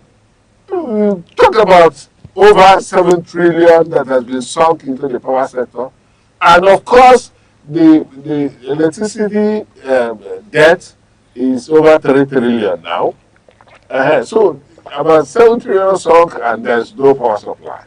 Of course, I do know that even coming to the studio this morning, I could not even iron my clothes. That is the truth. And simple the truth. And I have to say, if it is said, it is not poisonous. So, which means there's no power in the country. When you have 200 million people living in a big nation, of course, the largest economy, the biggest in population, or the largest in population in Africa, and all that, and you have electricity of just 3,000 megawatts. So what do you can bluntly say that there's no electricity in the country. So people should eschew corruption. You said in the quote of Mahatma Gandhi, is that Mahatma Gandhi? Yeah. Yes, in his quote that whatever you want to, just think about the one you see is through yourself. You start from yourself while you are analyzing it. And of course, even the Christian book, the Great Bible, also said so. You want to bring out what is in another person's eyes, first do yours. Which means you have to, the change has to start from you. So this change should start from each and every one of us Nigerians, because it has become endemic. It is in the system, and nobody cares about what happens if somebody involves in corrupt practices. That is why those who are even organizing elections want to take money to now, give a different result from what was posted during the polls proper and all that. That is why when you go to offices, files are seen not to be seen. Sometimes are put in drawers and kept, and the owners of such files will be looking for it until they will do what they termed the needful. The needful is to get involved and clear the file. So which means you clear files in offices. Nobody cares about even the other things that the government has done, Savicom, which is bound to, eschew corruption in the public service where files move and all that. Why? Why is it so? Because everybody has seen corruption not as a very bad thing again, as a factor that governs Nigeria. So, and that factor that governs Nigeria is negative because it goes back to tell on us. Because they say what goes around comes around. When we involve in such corruption, it has now made a situation where we have no light. It has not made a situation where we don't have petroleum products refined in our refinery. It has made so many things that's been negative and affecting the same people that practice the corruption. That's exactly why we should start having a change of mind on our approaches, on the way we do on everything we do as Nigeria, so as to move this country forward. All right, thank you. Yes, to move this nation forward, all hands must and needs to be on deck. And one thing I take from your submission is that despite the fact that we've immortalized the man, Murtala Muhammad, we need to have a day to celebrate him the more, given his achievement between the 200 days that he spent in office, starting from July 29, 1970, before he was ousted in the Lieutenant Colonel Dimka Q in 1970, since February 13, 1976. Today is exactly 50 years of the anniversary, and within those 200 years, we could see the impact he made. Some of this impact, are more meaningful, more lasting compared to some persons that may have spent more than 4 years in office. You mentioned the issue of the creation of new states, where, thanks to him, we have states like Bauchi, Benue, Ondo, Niger, Imo State, and Ogun State, to this visionary leader who equally ensured that we were able to, he visioned the movement from Lagos to Abuja as the federal capital territory. And beyond that, we saw that he changed our national policy outlook from pro-West to Africa-centric, being that Africa becomes the center stage of Nigeria's foreign policy. And beyond that, now that we are talking about corruption, one can equally remember the Great Purge, where 10,000 civil servants, some were retired, some really dismissed, due to issues around corruption. So we may not be able to forget this visionary leader in a hurry, and we hope that our leaders, the future leaders, should cue from him if he was able to achieve all that within 200 days in office. It needs to be studied how he moved and how he was able to achieve that. But that does not mean to say that we'll give credence to military leadership. Thank you. All right, thank you very much for that. Now moving over to our next paper coming from the Nation newspaper, where the headline says, Aneke projects 1.04 trillion naira election cost. Now the Independent National Election Commission, Aneke, has revealed that it will spend as much as 1.4 trillion naira to conduct upcoming general elections and related activities. Aneke Chairman Mahmoud Yakubu, speaking through National Commissioner Festus Okoye, explained the rising cost of logistics, security, technology, and inflation are driving the figure. The projection has already sparked debates, with critics calling for cost efficiency, while INEC insists credible elections require adequate funding. Mr. Ocha, I would like to know your take. All right. INEC, is an independent body, and they have to run on a budget. But looking at this humongous amount, 1.04 trillion naira earmarked for INEC, and the chairman of INEC, in trying to justify this humongous amount, had come out to tell us that INEC would need 803 point something billion naira for the 2027 general election and 171 billion naira for their affairs, their operation in 2026. One would not separate or forget the fact that there will be off-cycle election in 2026. But it still remains to be seen how, when we break this budget down to know the nitty-gritty, of this budget expenditure, where would they be channeled, and if one is looking at this amount, I always take the position that if this is what is required for Nigeria to have an election that will be said to be free, fair, and credible, then no expense should be spared to realize that, because at the end of the day, it shapes our polity, it shapes our nation, it determines the direction that Nigeria takes for a substantial period, at least for 4 years. But I know that the legislature, in their wisdom, though Mr. Rest would want to disagree, would know and do the needful to see that INEC is empowered. Empowered is the keyword to achieve an election that Nigerians will be proud of, that the world would celebrate, who should at least be the yardstick for the developed nation to model when it comes to organizing a credible election. We shouldn't be understudying other nations consistently without producing significant results that will end in litigation subject to the interpretation of the judiciary. But Mr. Reyes, perhaps you may have a different opinion to why we're having this humongous amount for INEC, and it continues to increase year by year. The budget of INEC has never watered down. Rather, we've seen an astronomical increase in their budget. And presently, this 1.04, now we are talking about 1,004 billion and not 1.4 billion. 1.04 trillion will even shoot up further. There may be a supplementary election, because even the coppers who are being used for the elections are asking for a better allowance, I'm sure, and which is not included in 4.04 trillion. So, and their expenditure, annual expenditure in terms of recurrent and additional funds and all that, that 171 billion.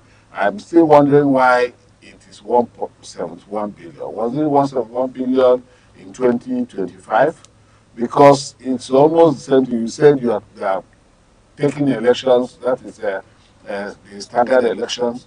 Well, even with the staggered elections, the way monies are being sunk into INEC, I'm wondering if we had planned and gone electronic, since all these monies are being sunk. That's exactly what we are saying. We've been saying that certain things are monies are spent by government, yet we do not get results. If about 1.04 trillion will be made available for INEC to go, of course, the National Assembly is already doing the approvals of that budget. The National Assembly is already, talking about approving the INEC budget and talking about the releases that should be done as and when due by the Minister of Finance, that is the AG's office and all that. So our position is that it should be left to do that that election, which they said will be. They said which they have told Nigerians that they are going to do well. Let it not be like that of the elections of before now, that people came out to tell us about beavers, that beavers will come and it will be the end of the story on election rigging. When beavers came, people adopted a new strategy towards rigging. People now go to buy INEC cards And when they buy an aircraft, because of the incident form, which accreditation refuses to do, you do the use. So the moment you carry card, you come, you now do incident form and vote. And those who were not supposed to be voting will continue to vote. So that money should be accounted for, and let them show some level of transparency. Though it's an independent electoral body, the level of independence is not that they are independent of Nigeria. They are independent of the executive, judiciary, and all that. They are just doing their own thing. Their funding and everything is independent. So the moment they have a budget, you forward it to the National Assembly, and then it will be cleared after the National Assembly must have sat and looked at what they have to spend. And after that, let them be transparent. Let them show Nigerians that the fund they asked for has been judiciously used, applied for the services they want to give to Nigerians in conducting an election that, people will not begin to say things negative about. That is what we use the three fair, free, fair, and credible. FFC, the free, fair, and credible election. So that nobody will begin to, heave catalog of criticisms on INEC. All right, that is quite apt. They should, to key your word, they should be able to use that fund judiciously such that there won't be any blemish on INEC. That is to say, they need to give Nigerians free, fair, and credible election. And you do submit that no expense should be spared to get a free, fair, and credible election. Of course I do. All right. And moving on, there are other news making headline where we saw the attempted arrest of former governor of Kaduna State, Malam Nasiru El-Rufai. But before I bring you into that conversation, Mr. Arrest, I call for the video, the clip from the airport. Listen, nobody, not even the president, will tell me I have to do anything. It's a free country. If you want a letter, if you want to invite me, invite him and then you will. But one day is say I did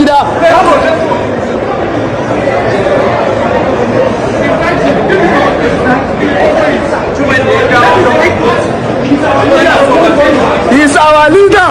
Nothing will happen.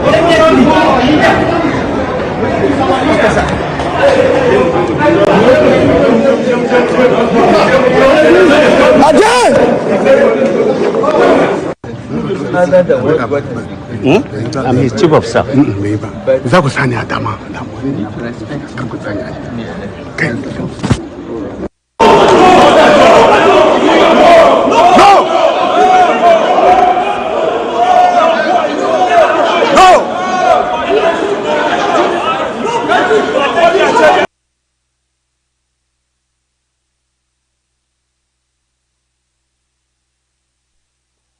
All right, we saw the attempted arrest of Nasiru El-Rufai at the Nnamdi Azikiwe airport on his return from Cairo.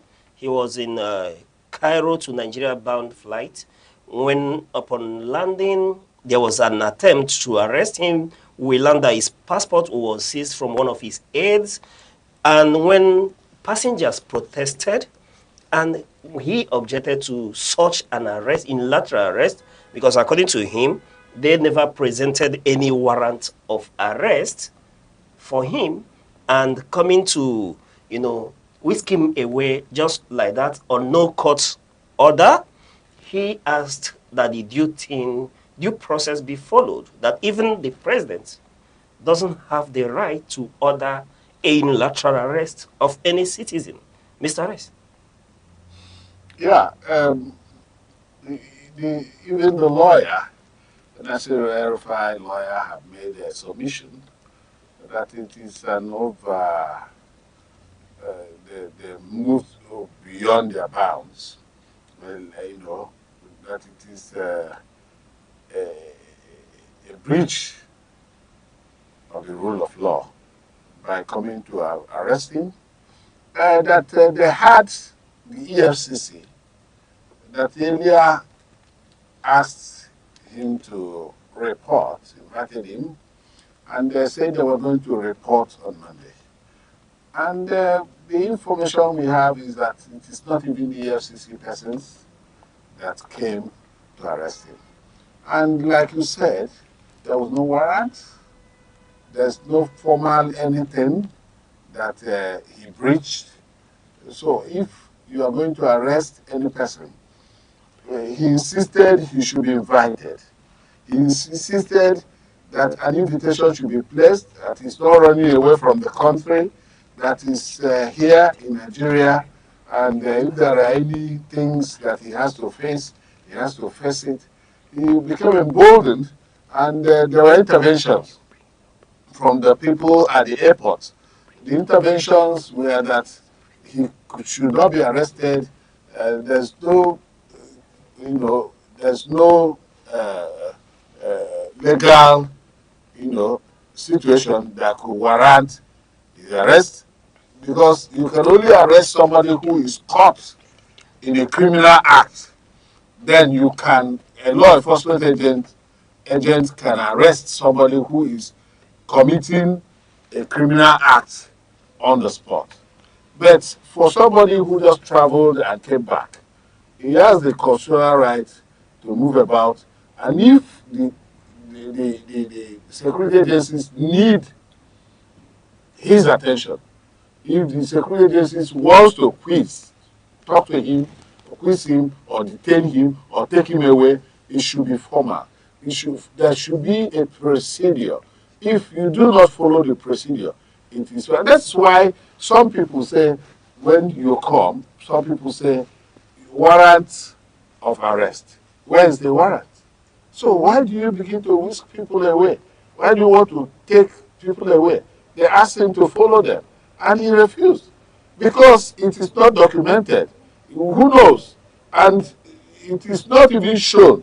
The security agents that, one should be sure that this person is being whisked away by EFCC, and it will be in writing. The one should be sure that this person is being taken away by DSS. It should be, and so on and so forth, by the military intelligence or by the police, so that if anything happens to him, then you ask questions. But if you don't know who is taking you away, how can anybody take you away? You insist you are not supposed to be going away with anybody. So that is exactly what he did. And today, his lawyers have written, they seized his passport, of course. And but Grapevine also had it, that somebody, one of his aides was holding his passport, and it was snatched away from him. And I wonder why it is snatched away. And the Grapevine pointed that it is the foremost security organization in Nigeria that took these things, and that they believe they have gotten what they want. These were the reports, though, the newspaper report was by somebody who claimed anonymity to say his name. All right. We are told that there's been an earlier invitation to Erufai to appear at the EFCC, but we were told that that invitation was served while he was already away out of the country to Egypt. But be that as it may, are we witnessing a clampdown on opposition, irrespective of what ground or grounds, what offense they feel he may have committed? Yeah, you see, I've spoken on this clampdown on opposition. I gave instance of one of the former ministers from the southeast of Nigeria who was, arrested and arraigned. Of course, the matter is in court. He's since been bebailed. And others. We had the one, the threats from across Bauchi.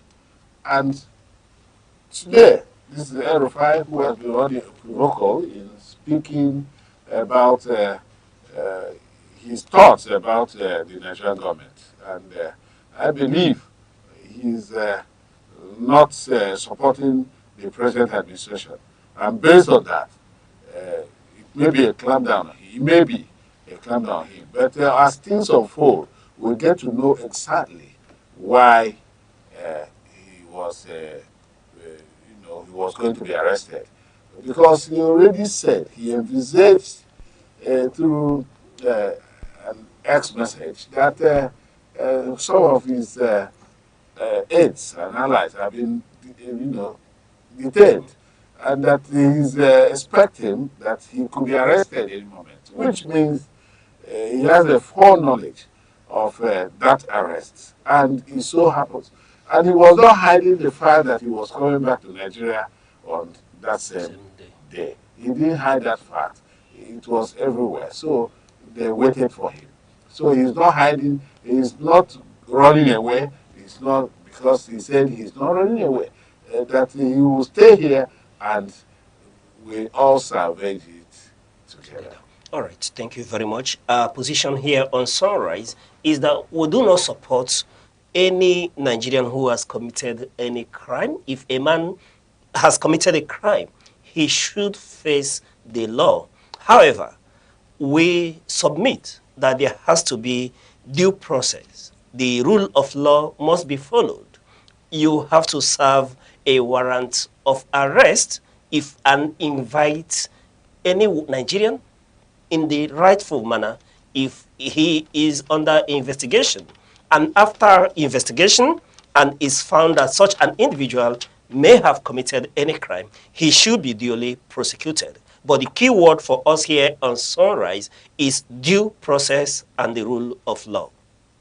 All right, thank you very much for that. And this is all for today's newspaper review and our trending stories. Now we'll be taking a look at today's celebration, which is the World Radio Day. And many of us know what radio is all about. Radio being an aid or a medium where we entertain, where we educate, and where we inform our audience. Now, but before we go forward, let's take a look at this video. World Radio Day is observed each year on 13th February, recognizing the role of radio as one of the world's most widely used and accessible forms of communication. Despite the growth of digital media, radio remains a primary source of information for many people, particularly in rural and remote communities. In countries like Nigeria, radio continues to provide essential updates on issues ranging from agriculture to public health. Farmers, for example, often rely on broadcasts for weather forecasts, market prices, and advice on modern farming practices. Radio also plays a significant role during public health campaigns. Programs regularly carry information on disease prevention, vaccination, and maternal health, helping authorities reach audiences that may have limited access to other media platforms. In times of crisis, radio is frequently one of the most dependable channels for communication. During natural disasters, security incidents, or public emergencies, it is often used to deliver timely warnings and safety information. Beyond news and public service announcements, radio remains an important platform for education and community engagement. Educational broadcasts support learning, while talk shows and community stations provide space for discussion, local languages, and cultural expression. World Radio Day highlights the continued relevance of the medium, underlining its role in informing, connecting, and giving a voice to communities. Okay, now World Radio Day's theme for today is celebrating the power of airwaves. Now every 13th February, where the world comes together to celebrate this day, which is the World Radio Day. Now proclaimed by UNESCO, World Radio Day recognizes radio's enduring role in informing, in educating, and uniting people across cultures, borders, and generations.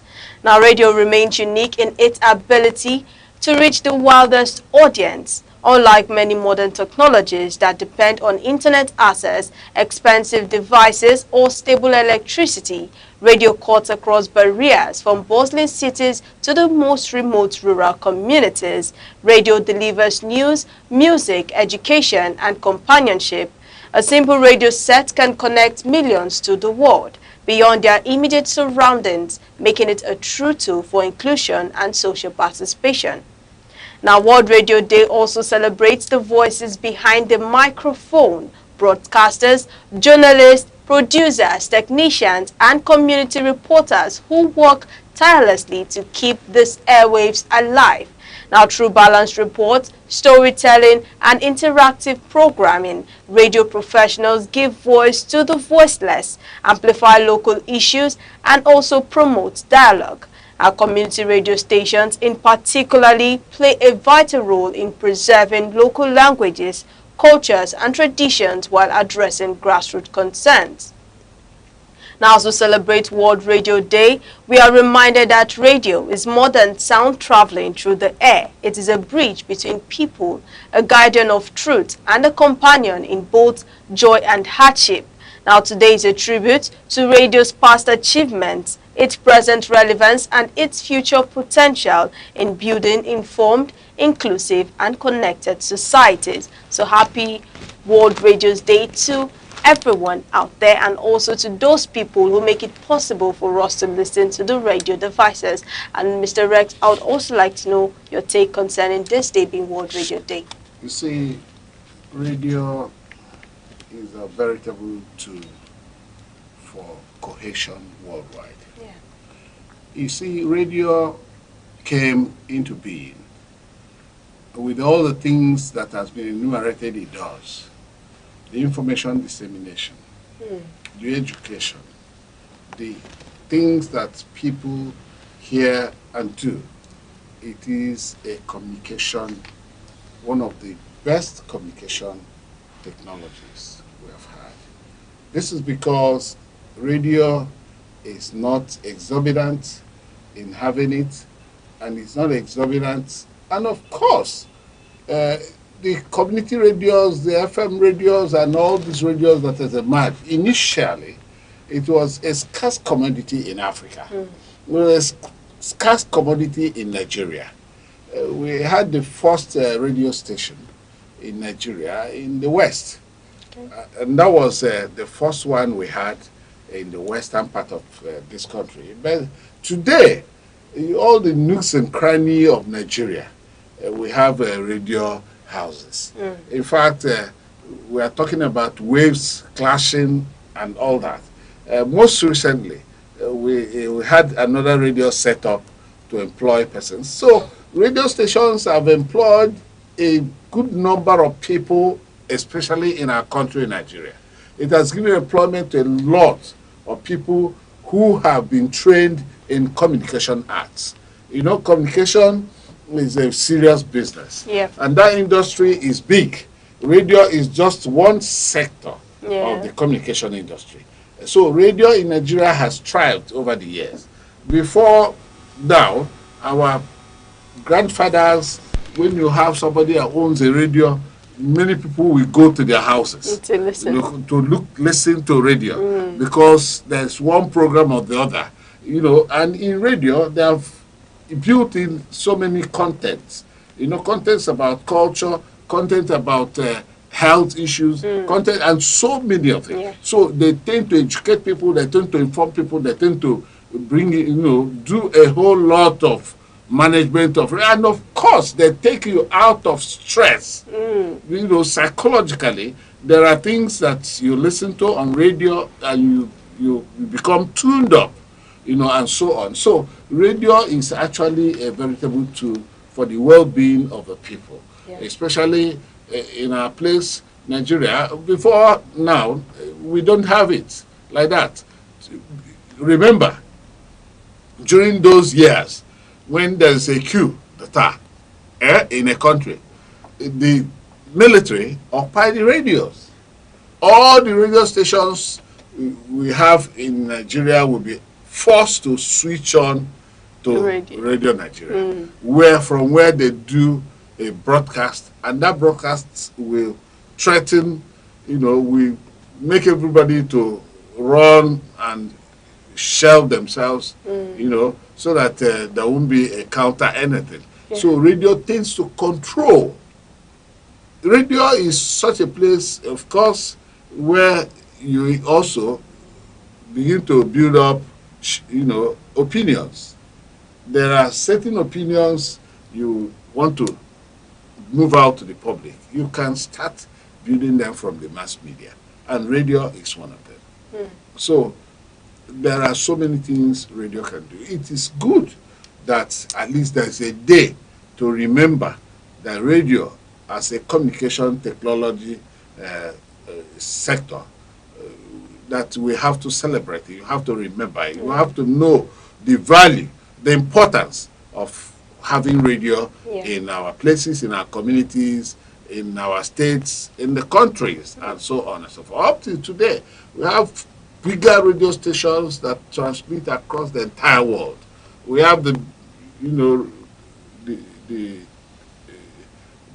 British broadcasting radio, and of course they transmit everywhere.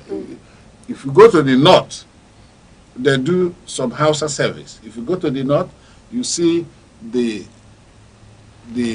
low-class persons with their small radios listening to these things because they want to be informed. Yes. Everybody that wants to be informed, and it's cheap. You say you can get it in all the news and cranny of the country. So you have your small radios, and it's not expensive. You listen. You can take it anywhere you want to. You can take it anywhere, even as you are moving on the road, wherever.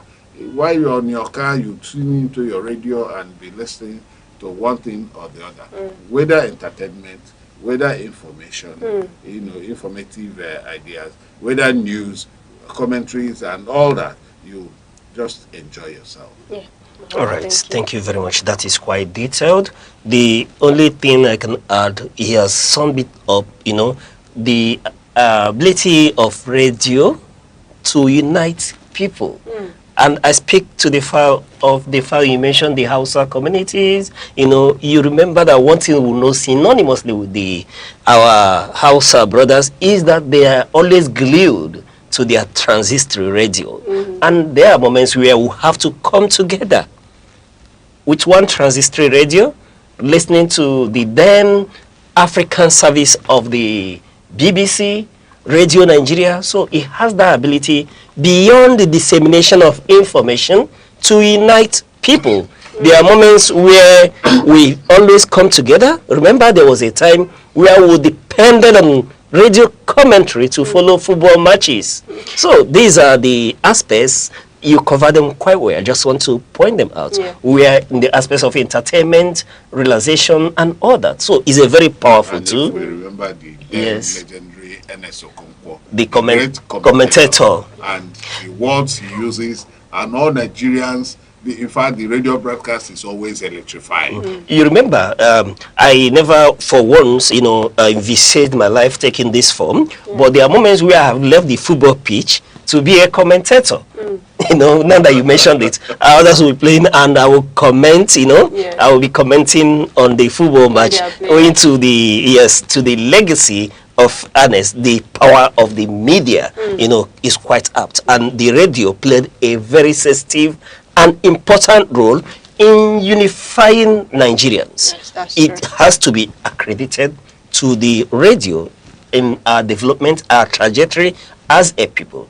And to underline the power of radio, remember the crisis in Rwanda, the role of the media.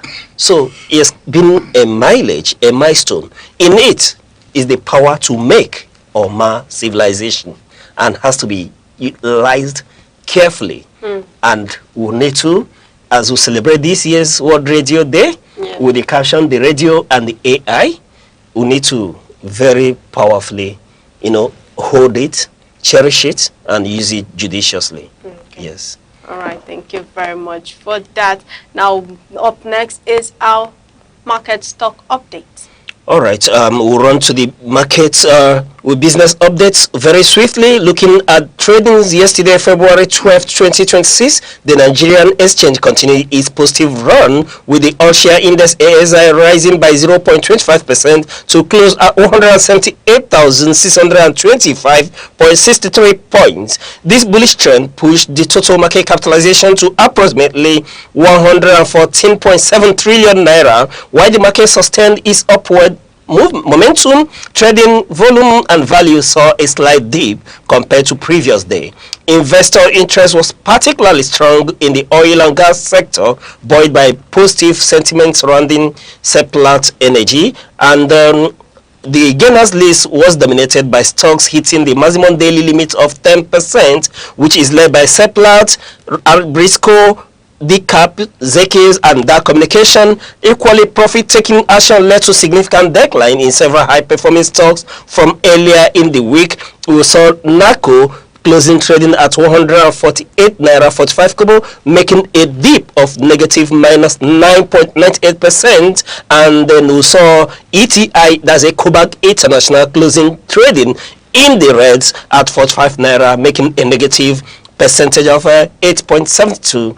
And yes, we told you that Seplat Energy was a major driver of the index, surging after announcing its upcoming full year 2025 result. Access Holding remained the most traded stock by volume, maintaining high liquidity. And we told you that the oil and gas index outperformed other sectors indices, gaining over 4.6% in single section. Moving over to the Naira, we saw that yes, the Naira continued its positive streak, gaining ground in both the official and parallel market. This appreciation is largely accredited to the improved dollar liquidity following the Central Bank of Nigeria recent move to sell dollars directly to bureau de change operators. We saw yesterday that the Naira closed at the official market at 1,348 naira 95 kobo against the dollar, and at the parallel market, popularly called the black market, the Naira closed at 1,450 naira against the dollar. And we are saying that this liquidity is buoyed by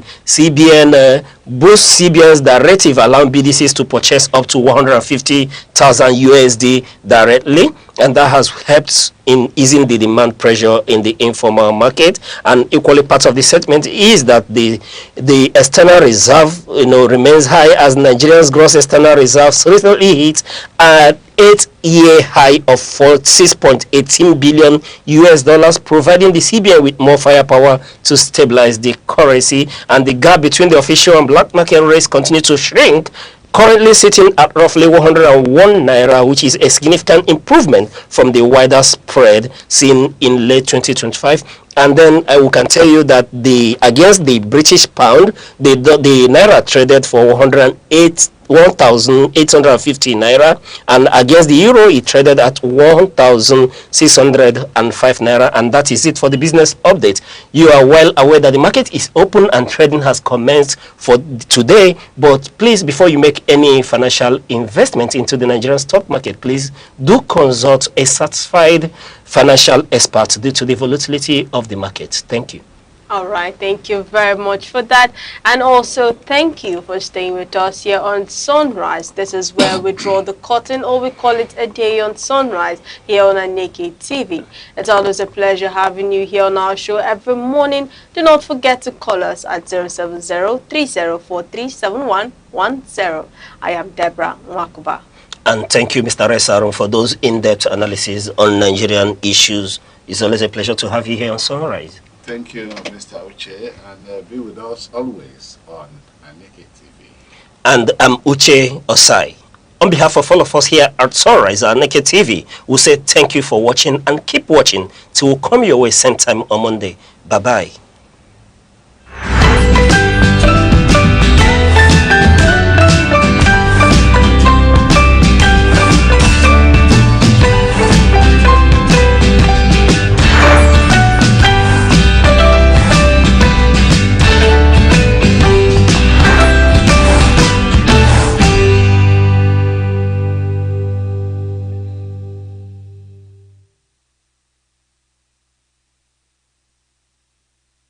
Love, that sweet feeling that makes your heart race, your palms sweat, and your phone screen light up at midnight.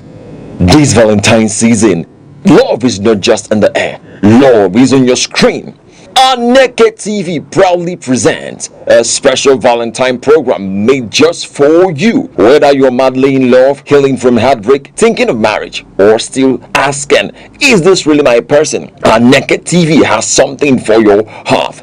Get ready for real conversations, sweet love stories, relationship basketballs, and marriage truths nobody told you about. From dating in today's world to keeping the spark alive to building a marriage that actually works, we are breaking it down, heart to heart, no filters. Expect laughter, expect tears, and expect moments that will make you say, "Ah."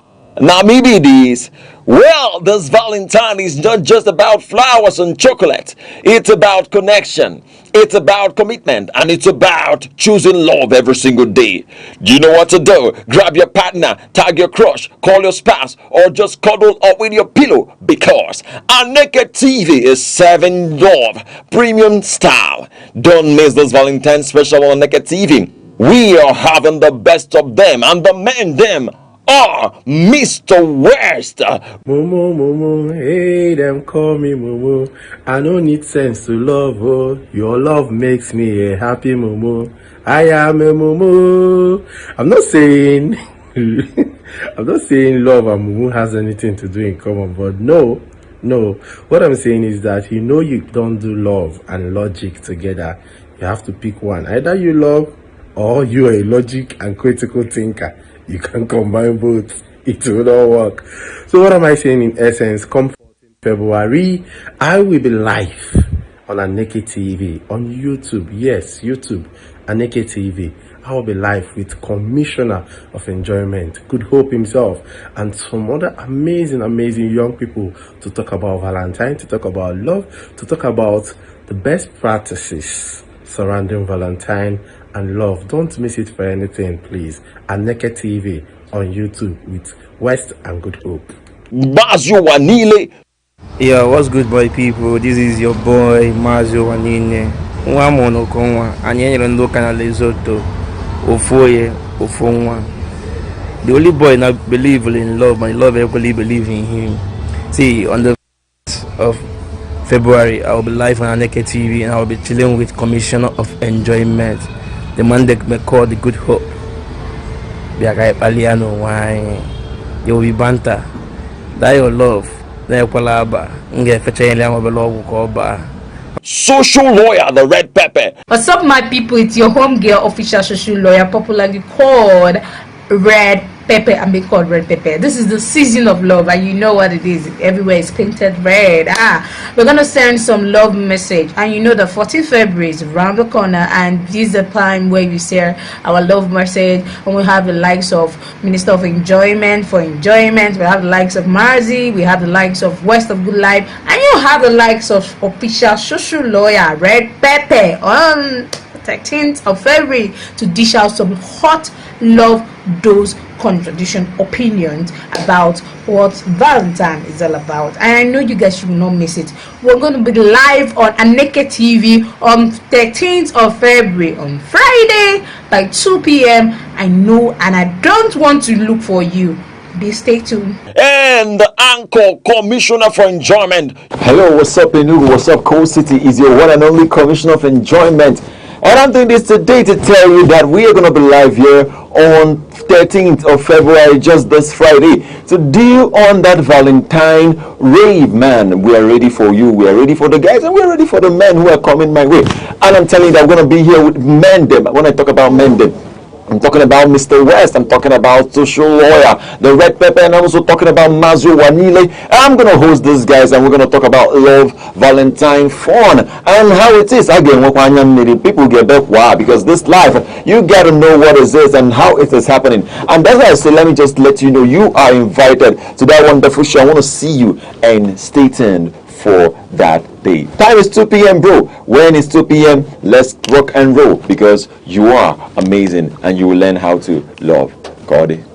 You're gonna have this rave on Valentine. Have a wonderful time as we bring you the best on 13th of February, 2 p.m. till Mama calls. Yes, we are ready on Aneke TV for this Valentine. Stay tuned.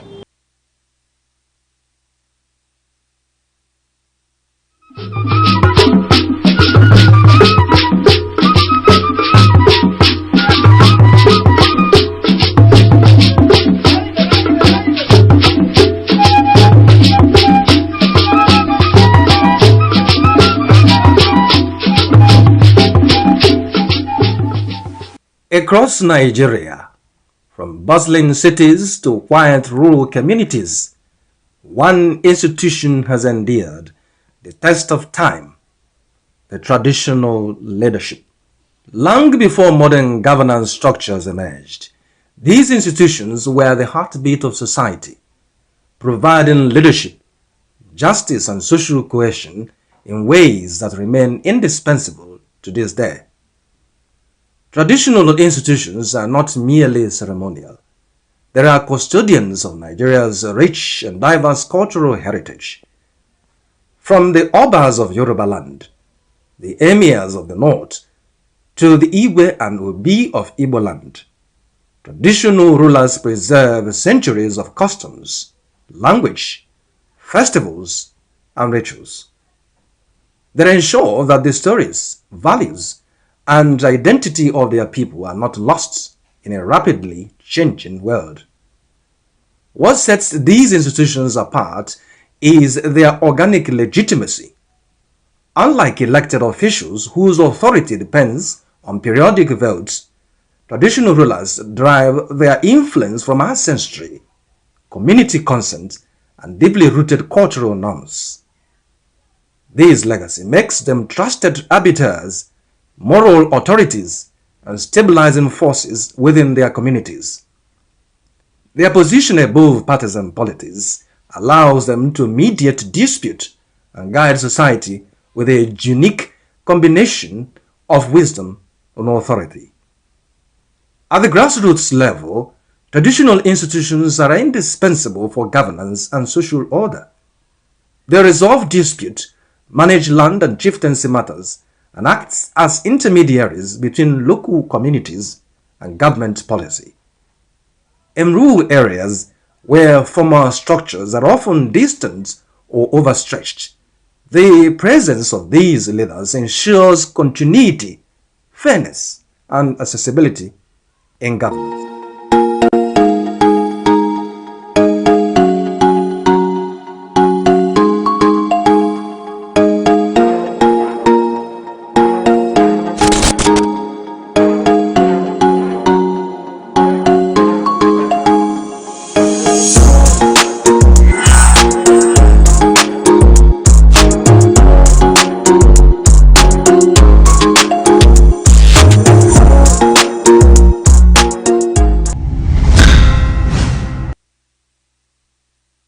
Good morning, and thank you for joining us on The Insight this morning. The Insight is that program where we bring to you heartbeats of issues, topical headlines, policies, helping in shaping our nation. And today, we look at Aneke. We tackle a fundamental pillar of our democracy, the power of the vote, as the continuous voters registration exercise his full gear across the nation. Many in the core city state are asking, is my voice being heard? Joining us to provide clarity on PVC collection, the new digital registration phase, and how Enugu is tackling voter apathy is the head of voter education and publicity for Aneke, Enugu State. Sir, Achumie Chuka, you're welcome to The Insight. Thank you. All right. Good morning, viewers at home. You're welcome, sir. Before we get to this conversation, let me start asking what is happening. We're in the second phase of voter registration. Okay. We have done the first phase. Now we enter the second phase, which we started on the 2nd of February. And it's expected to last for 50 days. After which probably the commission might deem it fit that we go on again on a third phase before the election of 2027 comes up. All right. Now, let's get into this PVC issue. We remember that there was the phase started around August 2025.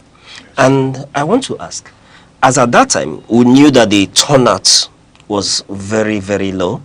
But I mean to ask, as early as this 2026, we are in February, what is the current percentage of collected permanent voters card in Enugu State? and what's the last mileage or the plan to get those in your custody out? Well, when we talk of the collected PVC, you know it's not done at the headquarters. Okay. PVCs are collected at various INEC local governments in the state, including the headquarters, because we have a registration center too at the headquarters. Okay. Now, if you talk of the percentage, well, it's not much, but rather we have people who comes for transfer, updates, and new registration. But for now, I will say at least 0.2% of the previous ones being collected. 0.2%. Yes. Can we interpret what 0.2% means? I will say that the figure is insignificant compared to what we have in stock in various local governments. Okay. Yeah. Is insignificant compared to what we have in stock. What people is collecting on daily basis. That means the turnout is still low. The turnout as per people who comes for the already, the permanent PVC might be said to be low. But that of the people who come for fresh registration, transfers, updates, may not be low. Okay. So let's look at those who come for fresh registration and all that. Can we say that the awareness is making impact? I think it's making a great impact. It's making. Sir Chuka, what you're telling me is that, it's making. What you're saying is that if we call for an election tomorrow, we will not hear voter party in Enugu State? I wouldn't say so totally, because you should realize that voter apathy is not about people who register. When we talk of voter apathy, we talk of people who already have gotten their PVC, but willingness to come out to vote on election day. It's another thing. So it's not all about getting the PVC or registering with INEC and having your PVC. Remember, some people come to register to get their PVC, not necessary for them to cast their votes. Therefore, for other reasons, which includes, for personal identification, either in the bank or some other places. So PVC registration does not only end with somebody using it on the day of election. They might have some reasons, although it's now left on INEC to do an extensive, publication why people should have that PVC and use it, on the election day. Okay. Yeah. Now let's look at this voter education. Let's segment it: pre-election and election. What is the voter education in this pre-election period all about now? Is INEC engaged seriously in that campaign? Yeah, we are doing that. At least we have both at the national level and the state level, even at the local government level. Okay. We conduct stakeholders, meeting.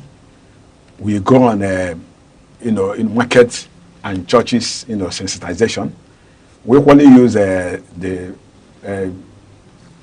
chiefs at various villages and their town criers to educate people why they should not just only come to collect their PVC, but they should exercise their civic rights.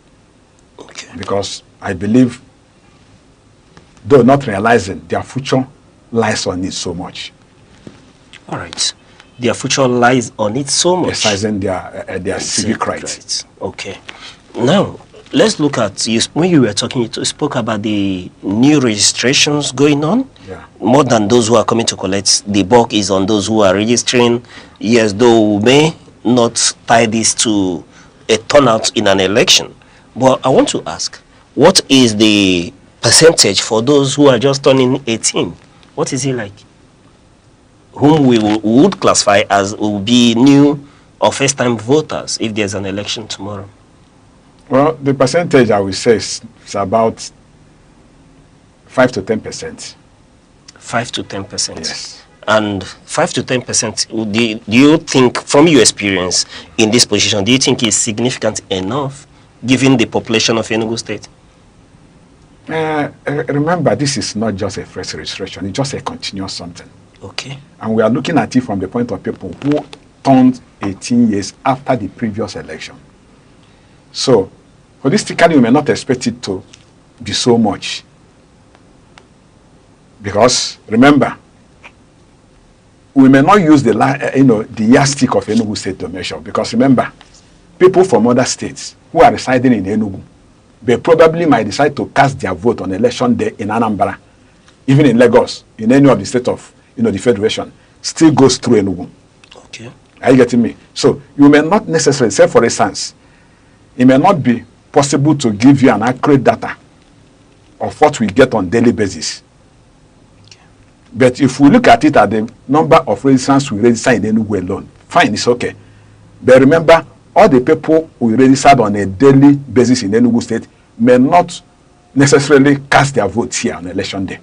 Okay. So their number may not add up to the total number of registrants in Enugu State. All right.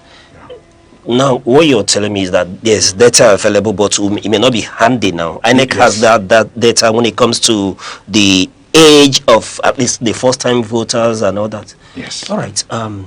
Something worries me more, which is the number of PVCs, uncollected PVCs that you have in your office or across your offices. What do we do to ensure that these cards get to their owners? And what is INEC doing? Well, let me be frank about this thing. You know, at times when we use the word uncollected PVCs, we fail to ask, reasons why most of these PVCs may be uncollected. Say, for instance, a student here who resides in Enugu during the registration might register here in Enugu. But for one reason or the other, he may not collect his permanent PVC within the duration of his, the academic period here. Probably he finishes, his program here, went back to his state, and we now entered into another, voter registration cycle. Remember, this person has already done registration in Enugu. And his PVC, his permanent PVC may have been returned to Enugu State from where he registered. He's now in another state. He may not deem it fit now to come back to Enugu again now to collect his PVC, the permanent one. He decided now to do,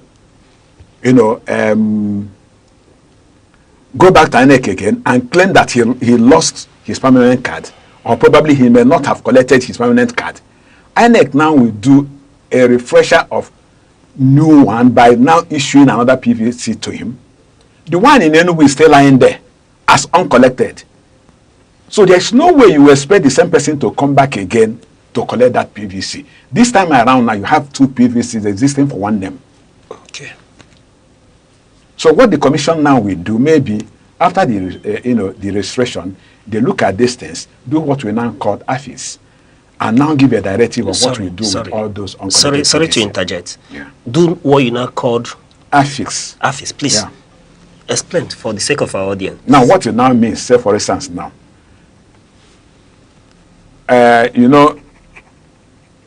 somebody might register last year. Unfortunately, he's still, he's no longer living this year. Okay. Or somebody might register here in Enugu State, travel back to his own state, or for one reason or the other, he's transferred to another state. When he goes to that state now, he now tries to do a second registration. No matter how you pressured him, whether you have registered before, he will say, no, I have not registered. INEC mistakenly might go back again to do a second registration now, which is double registration. During the affix now, the system now will detect that it is still the same name existing in two places. So one will be cancelled, returning one. All right. And do you usually cancel this double registration? Definitely they do it. And that is why we don't always give the data of registration in a particular locality. Because I might tell you now, say for instance, the number of our registrants in Enugu yesterday is 10. During the affix, the Abuja might come up with 6. Which one do you take? Is it 10 or 6? So we only wait until Abuja finishes their own and come out with the actual. That is now when we can now tell you this is the actual number of registrars we have in a particular area. All right. You know why I was so particular that you explain these things? You know, the notion allegedly is that this is what enables these political parties and politicians to be able to rig election. But now that you're explaining it, at least one is able to know that that may not be feasible. But even at that, there's no way double registration will give you a room to rig an election. Okay. Because of the beavers we use now on election day. Okay. Once you cast your vote, all the data, the information about the person is queued into the system.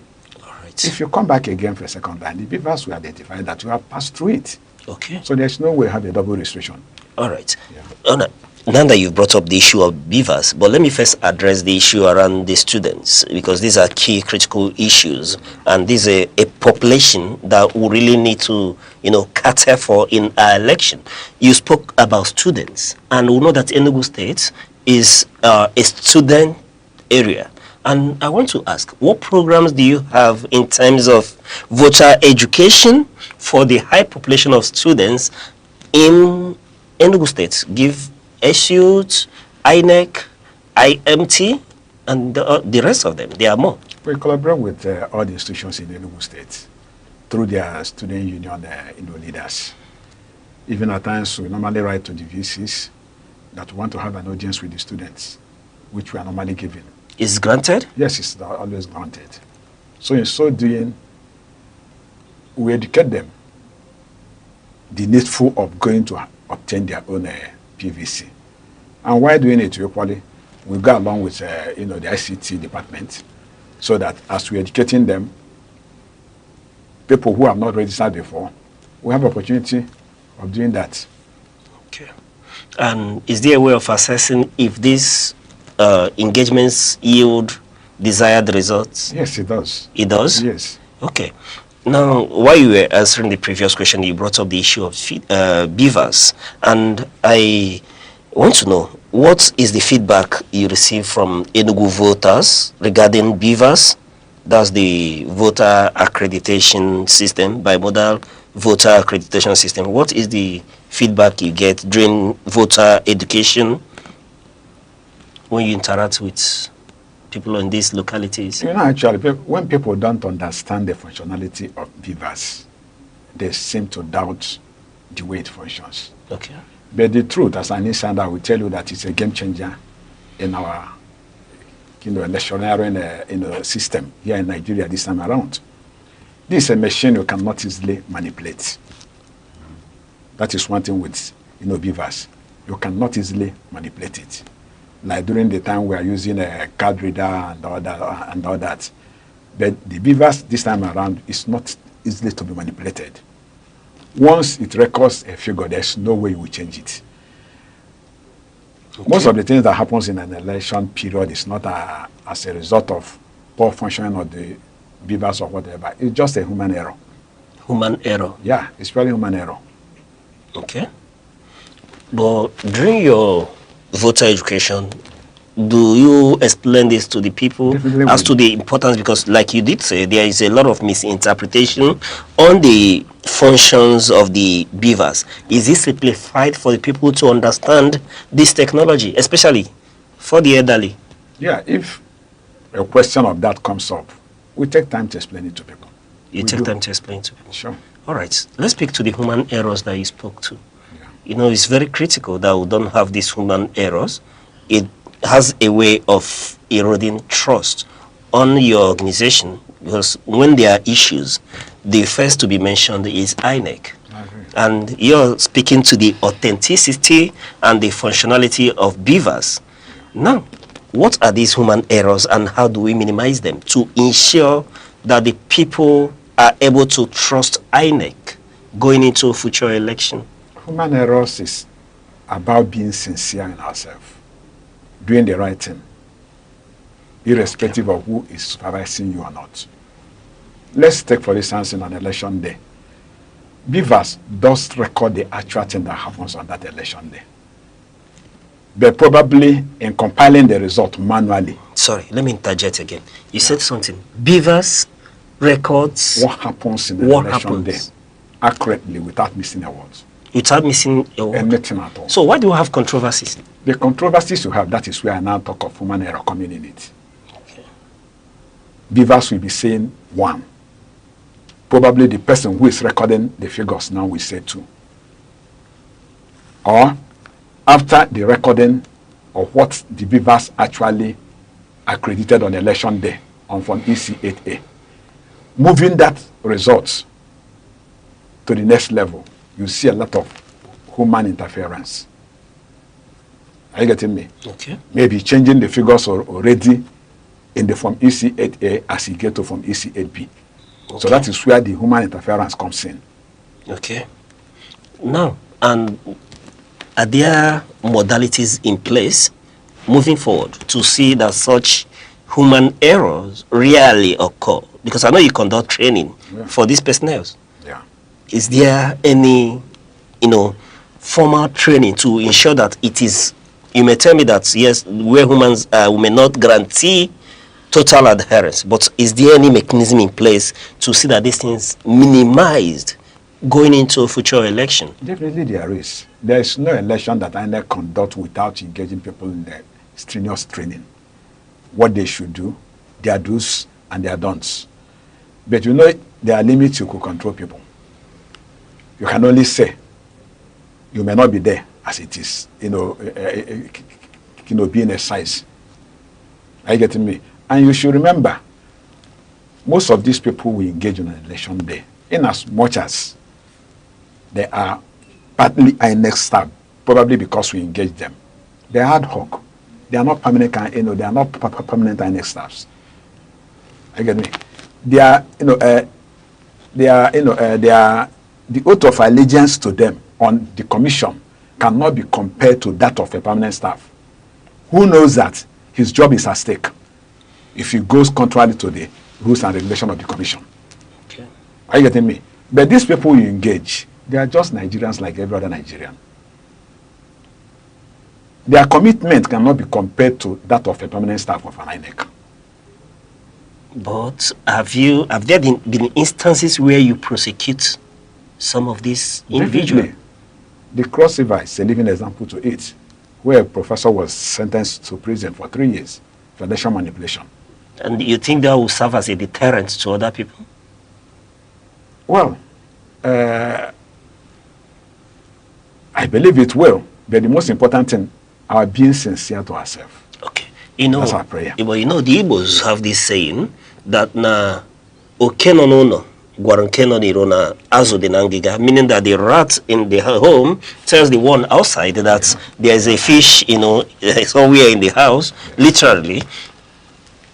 Have there been instances where you take punitive measures against your own staff, not ad hoc staff this time around, when there are instances of such human error? There are so many instances to make reference to. There are cases where you have where staff are interdicted or even suspended or even summarily dismissed for engaging in election malpractices. So there are so many cases of it. All right. Now, sorry I'm throwing this way, but we need to talk about these things. When we talk about voter party in Enugu State, for example, you know that the key issue when we interact with people is that usually they rarely trust that their vote will count. And I mean to ask, during your voter education, what do you do to ensure people that their votes will count going forward? At times it baffles me to hear people saying vote counting and vote not counting.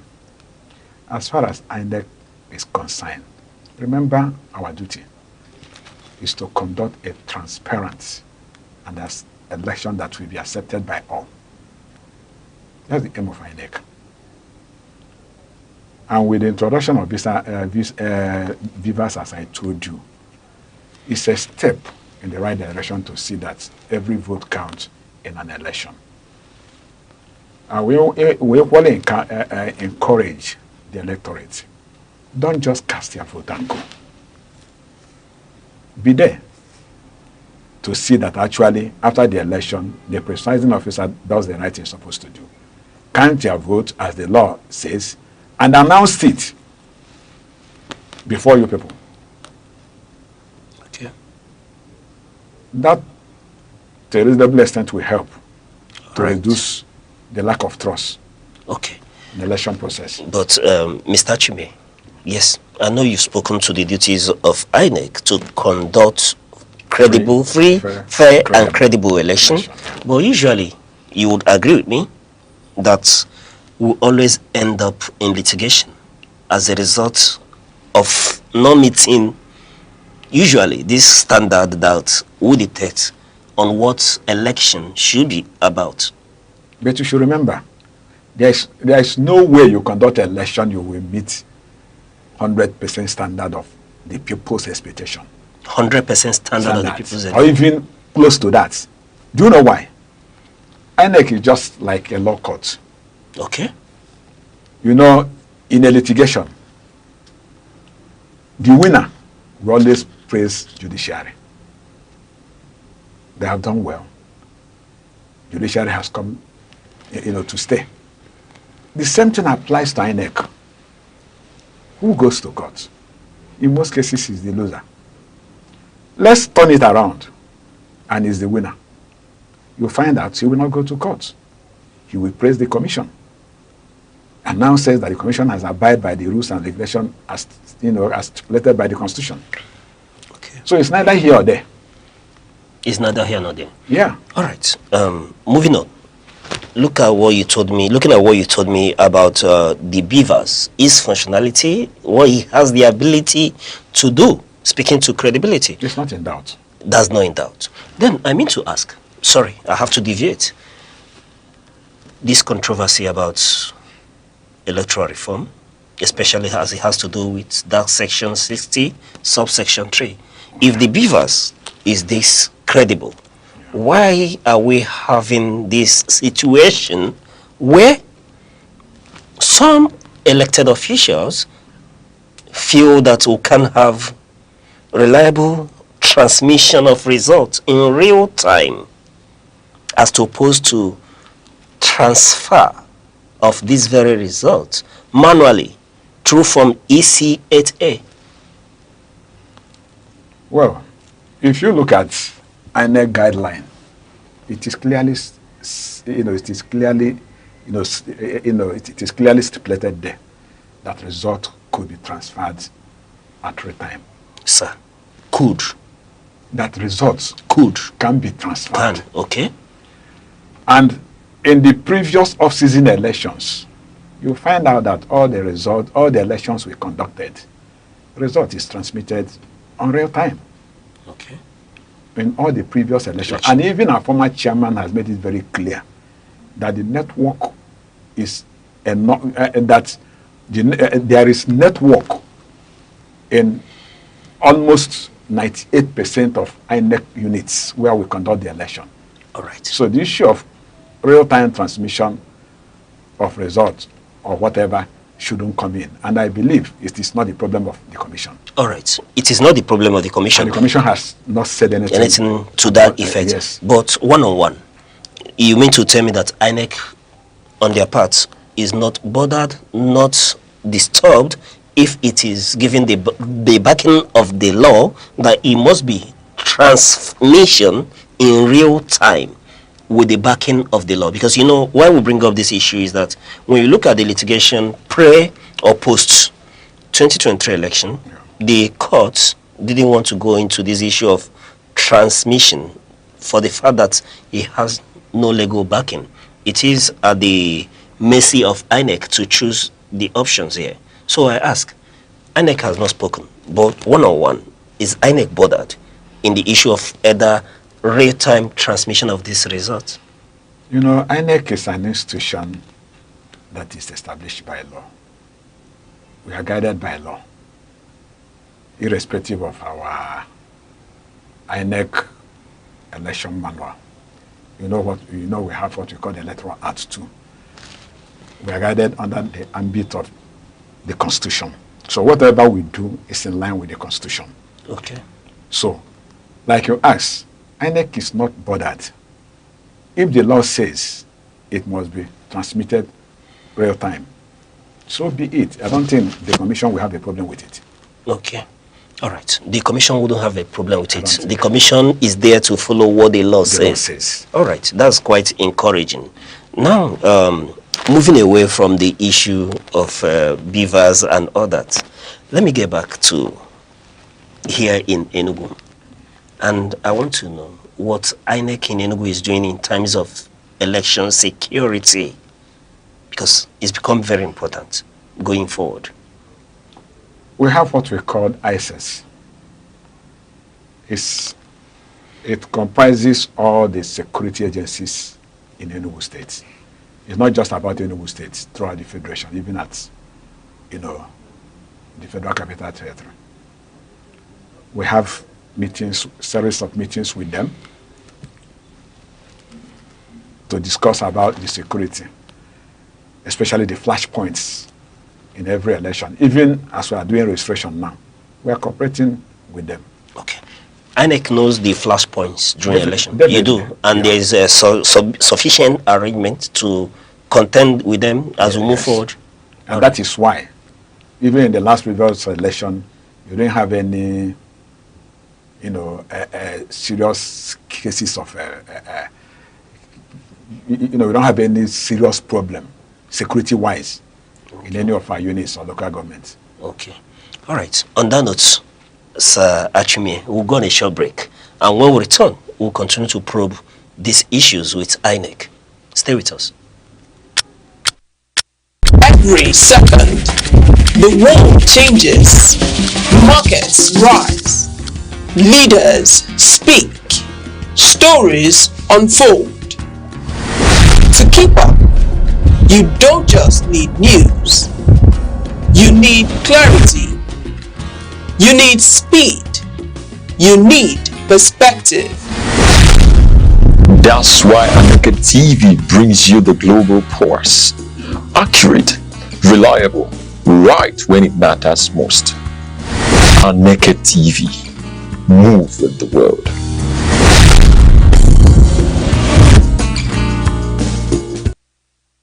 Thank you for staying with us. And if you've just been joining us on The Insight, we've been speaking with Sir Achimie Chuka, who is the HOD, Voter Education and Publicity, INEC, Enugu State. And we've been looking at INEC voter awareness in 2026.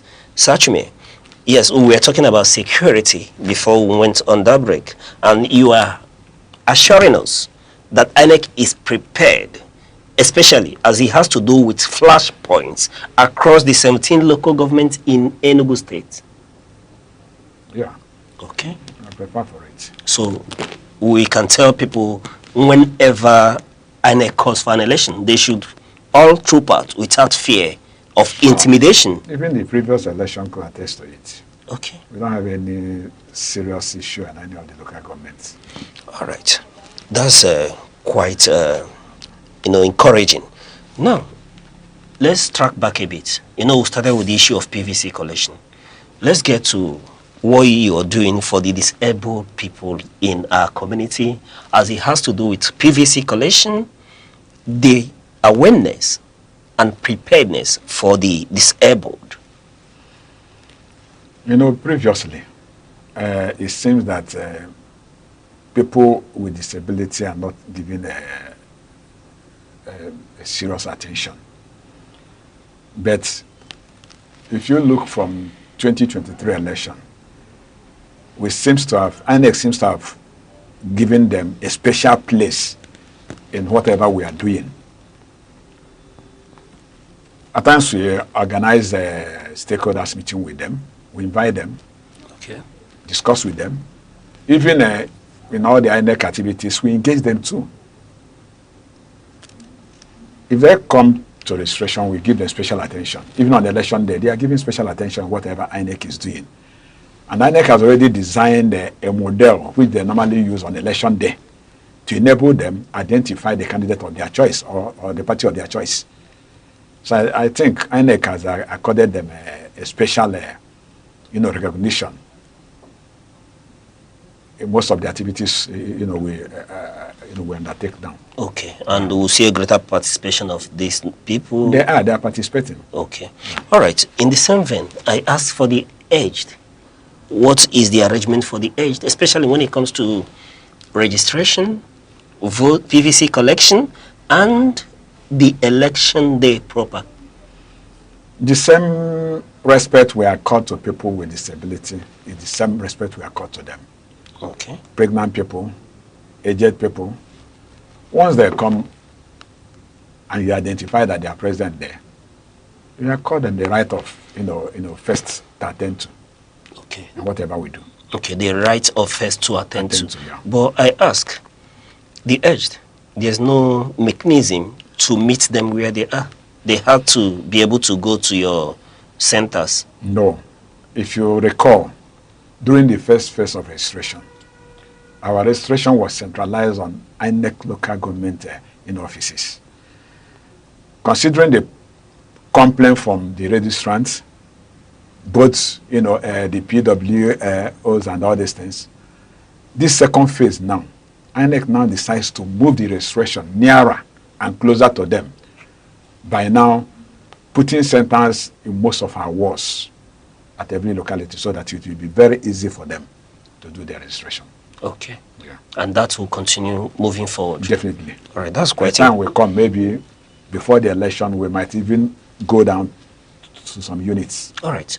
Yeah. When you were speaking earlier, when we started about this awareness, you remember quite well, you did mention about the religious body, but I want to track back a bit, given the fact that from data available, the notion is that there is always apathy in Southeast Nigeria.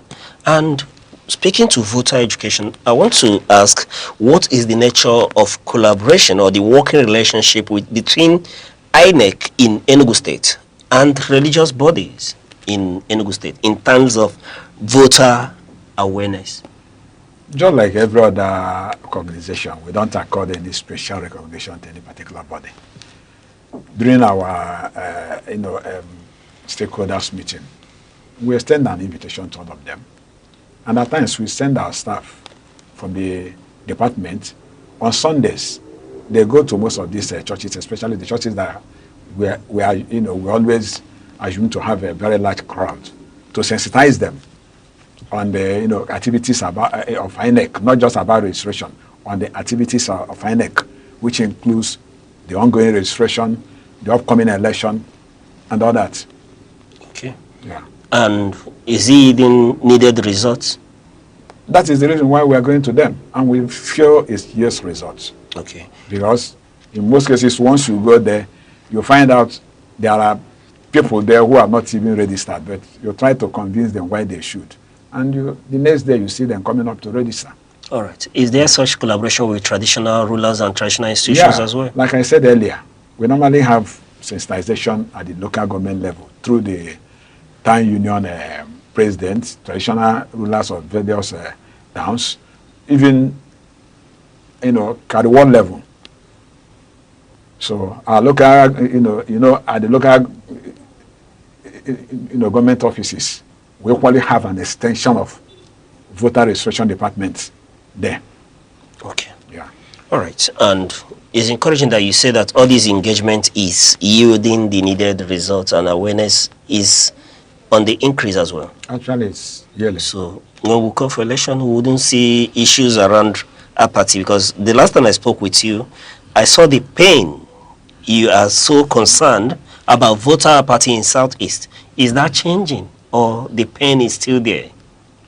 Like I said, registration is one thing, and making judicious use of that PVC is another. Okay. You can take a horse to the stream. You may not necessarily force the horse to drink. On INEC part, we are doing a lot. It's not just about INEC. Okay. Even the media houses are equally involved. Civil society organizations are involved. Student unions are involved. Sensitizing people, the need that they should participate fully in all INEC, the activities. It's not about me, about you. It's about us.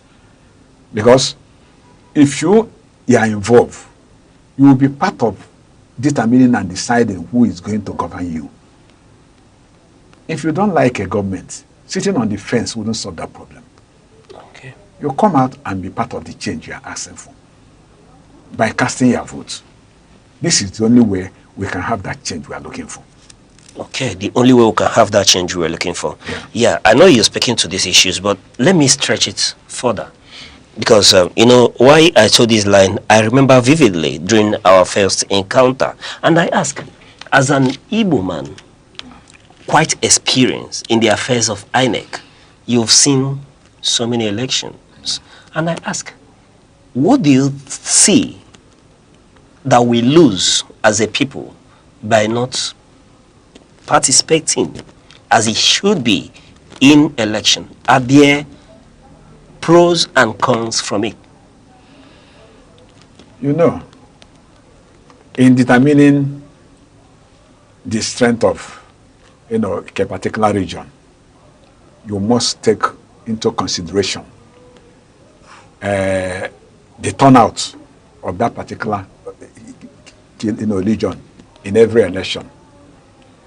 If the turnout is high, the contestants, especially at the federal level, will accord that region special attention. Okay. Knowing fully well that the vote that comes from that region will one way or the other have an ending effect of the final result. Okay. I don't know if you get where I'm going. Yes. Now, but if the turnout of that particular region, let's also assume we have a low turnout or voter apathy on the day of election, you can't expect the winner to take the region serious. Knowing fully well that whether they cast their vote or not, their number will be significant in determining who wins the election or not. All right. Are you getting me? So there is every need that the Southeast will participate fully in anything concerning election.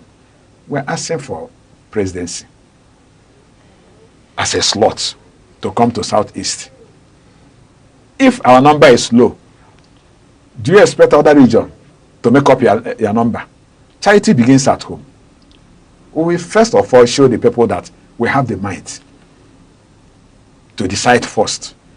Then we will now seek other people's vote to make up the difference for a candidate to prevail on election. So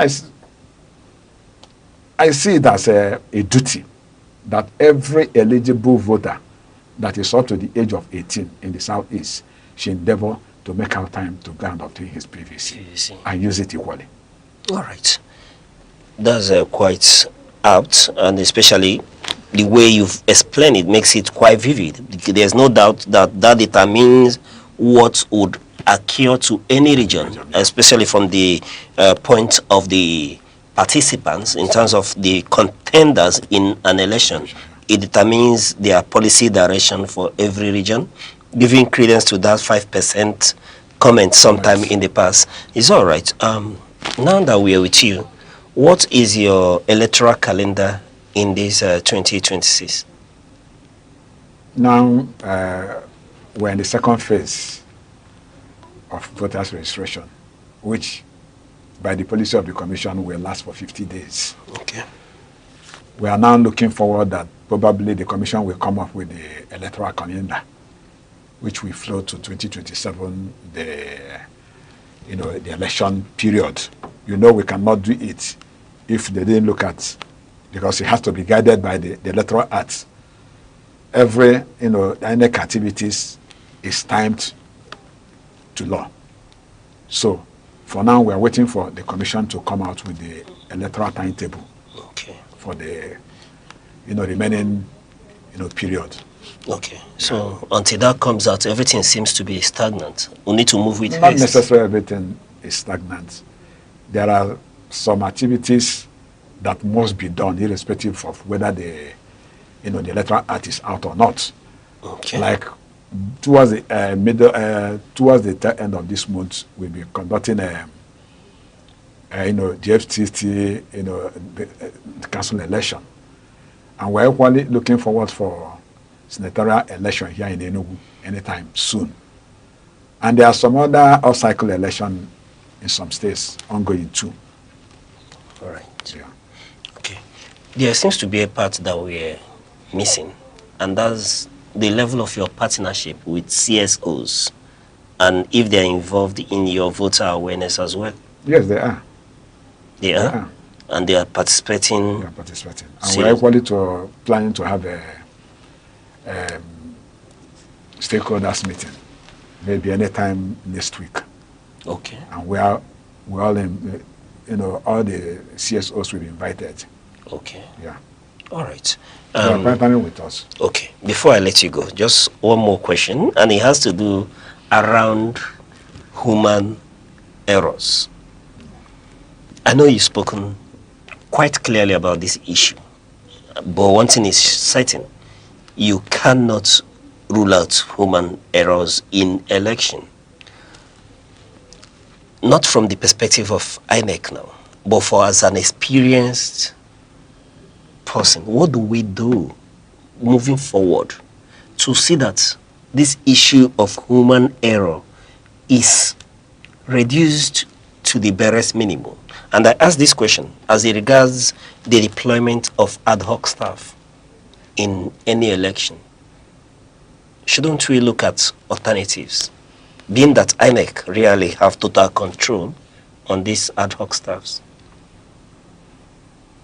I don't think there's any other alternative. But I feel that the best way to control the human error is one, telling ourselves the truth. Truth. Telling ourselves the truth. Doing what you feel is right, even when nobody is monitoring or supervising you. Being involved, being committed, and then making our time to monitor the process, see what is going on. I think to a reasonable extent it will reduce human error. Making our time to monitor the process. That's on the part of the voters. On the part of the voters. Okay. Monitor the process. Be part of the supervisory aspect of it. Cast your votes. Don't disrupt the process. Stay some few meters out. Wait for the conclusion of the election. Allow the presiding officer to announce the results. And be sure that is what he counted, is what he announced. I hope that will help not only just checkmating the presiding officer, it will equally put fears in the minds of the operators. Okay. That day. All right. But finally, this is not, I know this may be a question for the national body INEC, but I will ask you as a Nigerian, and from how well you've spoken about the beavers, its functionality, its credibility. Let me ask, on the sideline, do you think Nigeria is prepared and may have the capacity for electronic voting? Well, for now, there's no law for it. Okay. Until we get there. Until we get there. The commission will now say whether we are prepared or not. All right. But looking at it generally, I don't think there's anything much different between what we are practicing now and when we decide to go full biometric in the election process. Okay. There's not much difference. Assuming the law now says results transmission real time. The step to full biometric is not far. Okay. All right. Sachime, before I finally let you be, you've been in INEC. You are quite experienced. Definitely, by your grace. And by this year, we'll have off-cycle election. Next year, 2027, will be a general election. From your experience, if INEC is to do something different and better, what would that be? On what aspect? Let me in terms of the general functionality of INEC as regards elections. On the part of Aneke, I think we are doing all we could as human. Okay. We only ask that the people we engage will share the same belief as the permanent staff, so that doubt about the final result will be reduced. If you look at what happened in Anambra, I don't think in Anambra, last Anambra chief government election, there wasn't any litigation. If we could get it right, I feel in the general election, we can hopefully do so. It could be repeated. All right. And that's all for today on The Insight. You've heard from the man himself, Achime Chuka, HOD, Voter Education and Publicity, INEC, Enugu State. Remember, the power is in your hand. And according to him, you should participate, monitor the process, follow the process, engage the process. And that way, you would surely have a credible outcome. Till we come your way, same time, on Monday. I still remain your host, Uche Osai and Sachime. Thank you for speaking with us. Thank you for having me in your studio. All right. Bye-bye. Thanks.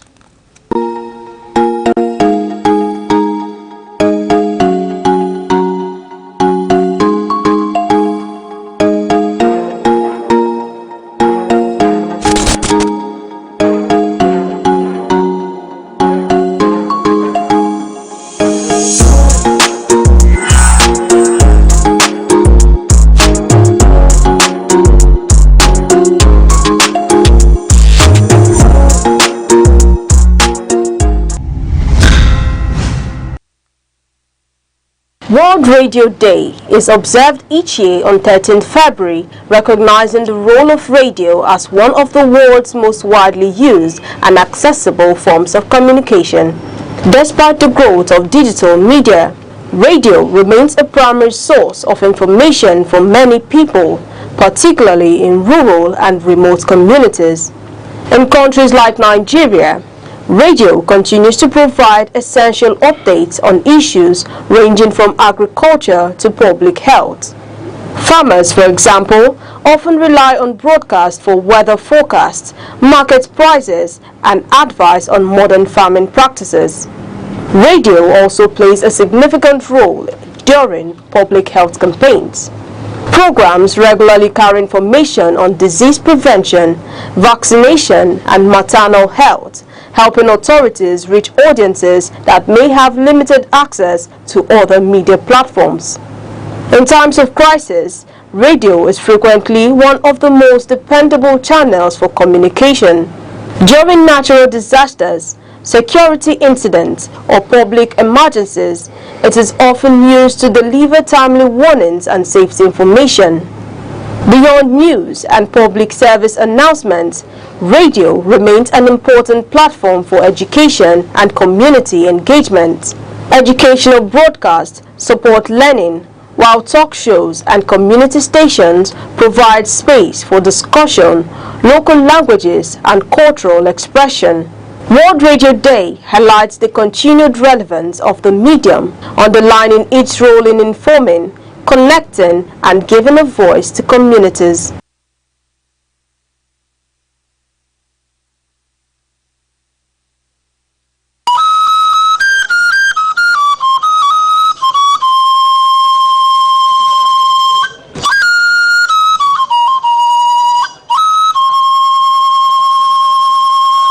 There are two types of kola nut produced in Nigeria: kola nitida, otherwise called goro, and widely eaten in northern part of Nigeria.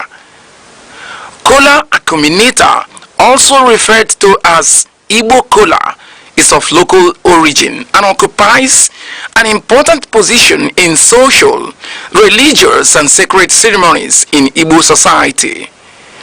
It is seen as a vital and sacred fruit in Igbo land and serves as the major instrument of prayers connecting the ancestors. It cements discussions and also the fundamental bedrock of philosophy and proverbs. It is a symbol of welcome, unity, and peace. If kola nut contains one cotyledon, it is regarded as has dumped kola nut and thrown away. Kola nut with 4 cotyledons represents the 4 Igbo market days, Eke, Orie, Afo, and Nkwo. If kola nut contains more than 6 cotyledons, it signifies blessings and wealth, and it is celebrated. There is also another type of Igbo kola nut called Ojugo, which is referred to as the king of Igbo kola. The reproductive organ of the kola nut is referred to as the tongue, and it is removed after prayers and thrown to the spirit of the ancestors.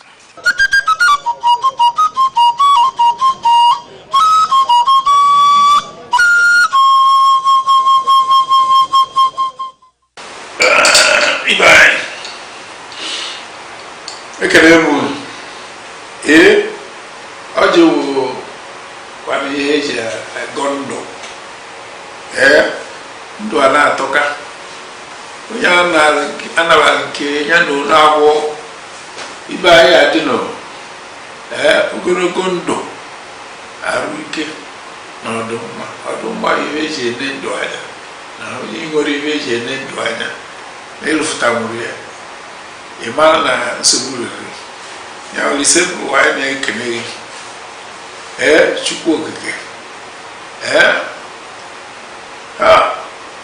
onye na ogologo ndụ na ogologo anya na ahụ duzi na ọchịchị.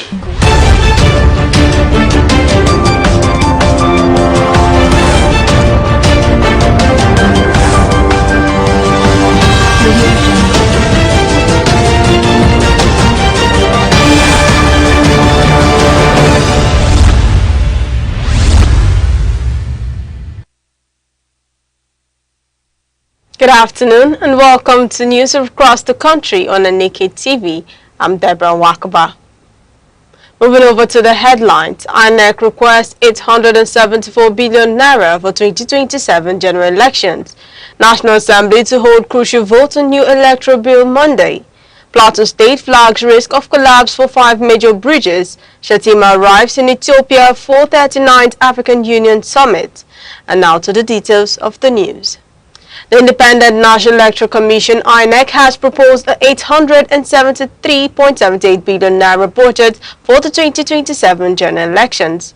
INEC Chairman Professor Joachim Yupitan appeared before a Joint National Assembly Committee stressing that early approval of funds is crucial for smooth and credible exercise.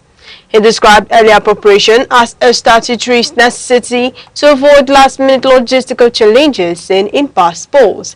A breakdown of the budget shows 209 billion naira allocated for election technology, including the BVAS and IRF systems, to improve transparency. Direct election operations account for 375 billion naira, covering personnel and material distribution nationwide.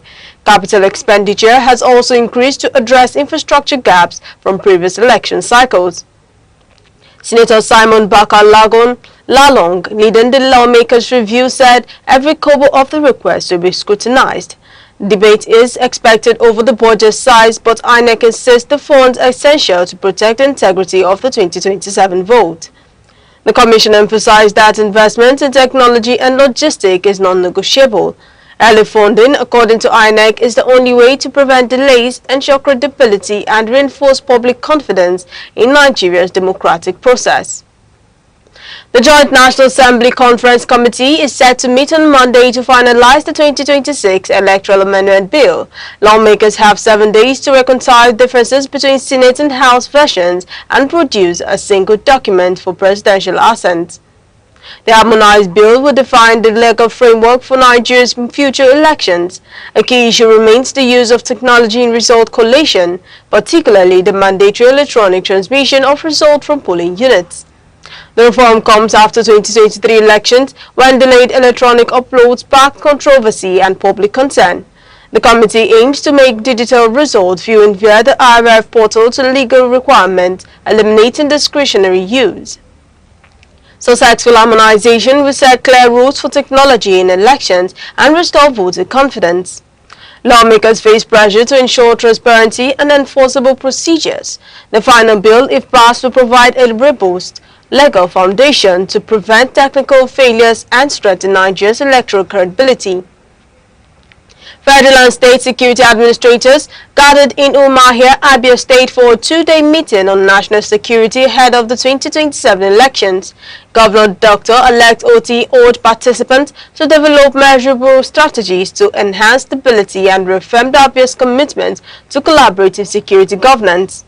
Secretary to the Government of the Federation, Senator George Akume, highlighted the need for early planning and robust coordination to guarantee credible and peaceful elections.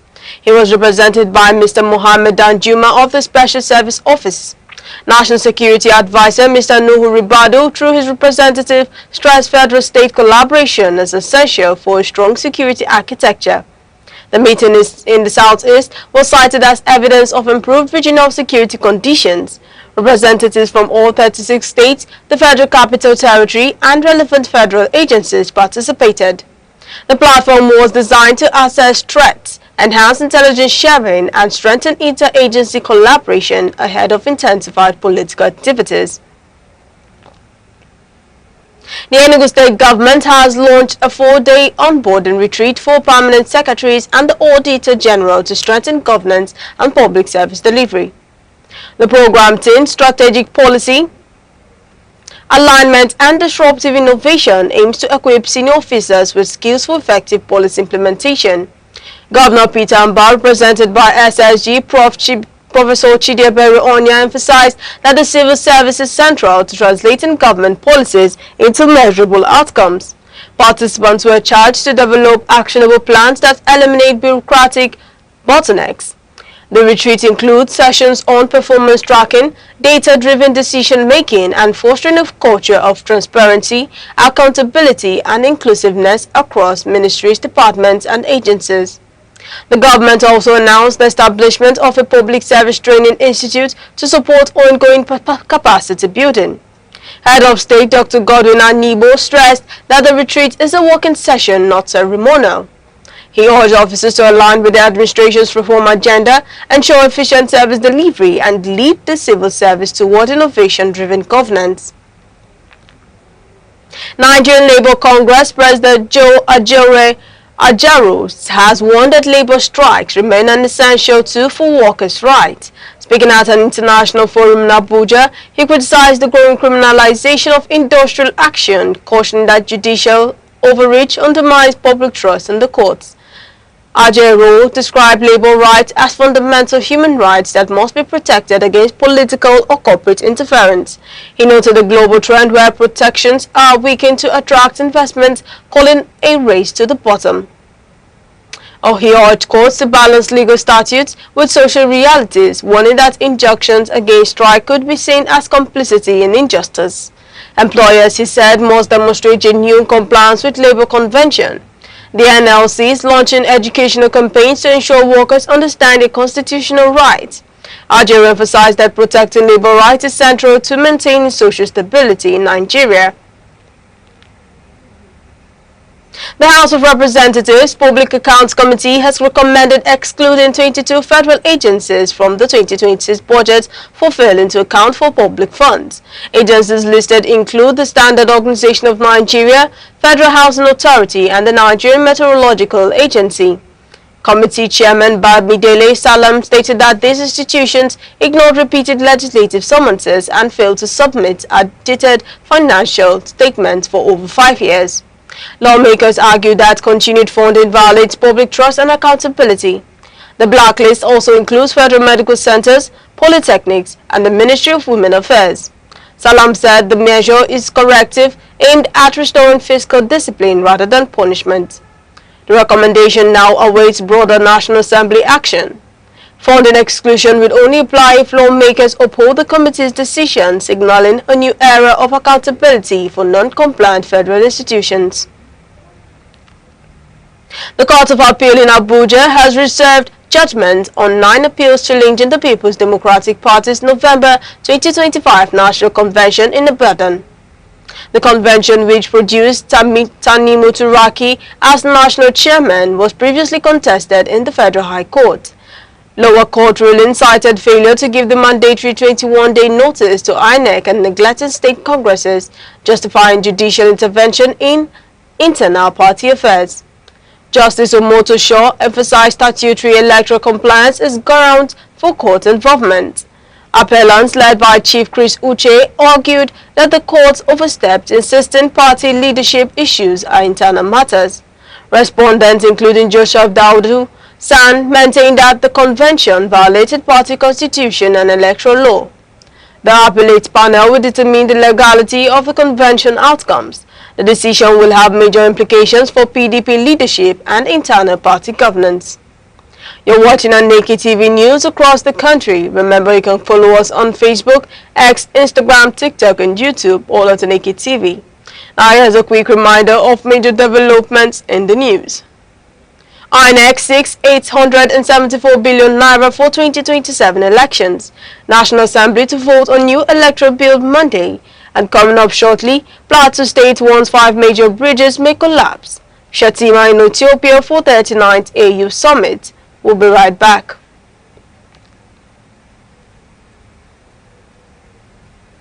In a world that never stands still, where stories break in seconds and moments shape history, one station keeps you connected to your nation, to the continent, to the world. From breaking news to powerful stories, from business and politics to culture, lifestyle and entertainment, we inform, we inspire, we keep you ahead. This is more than television.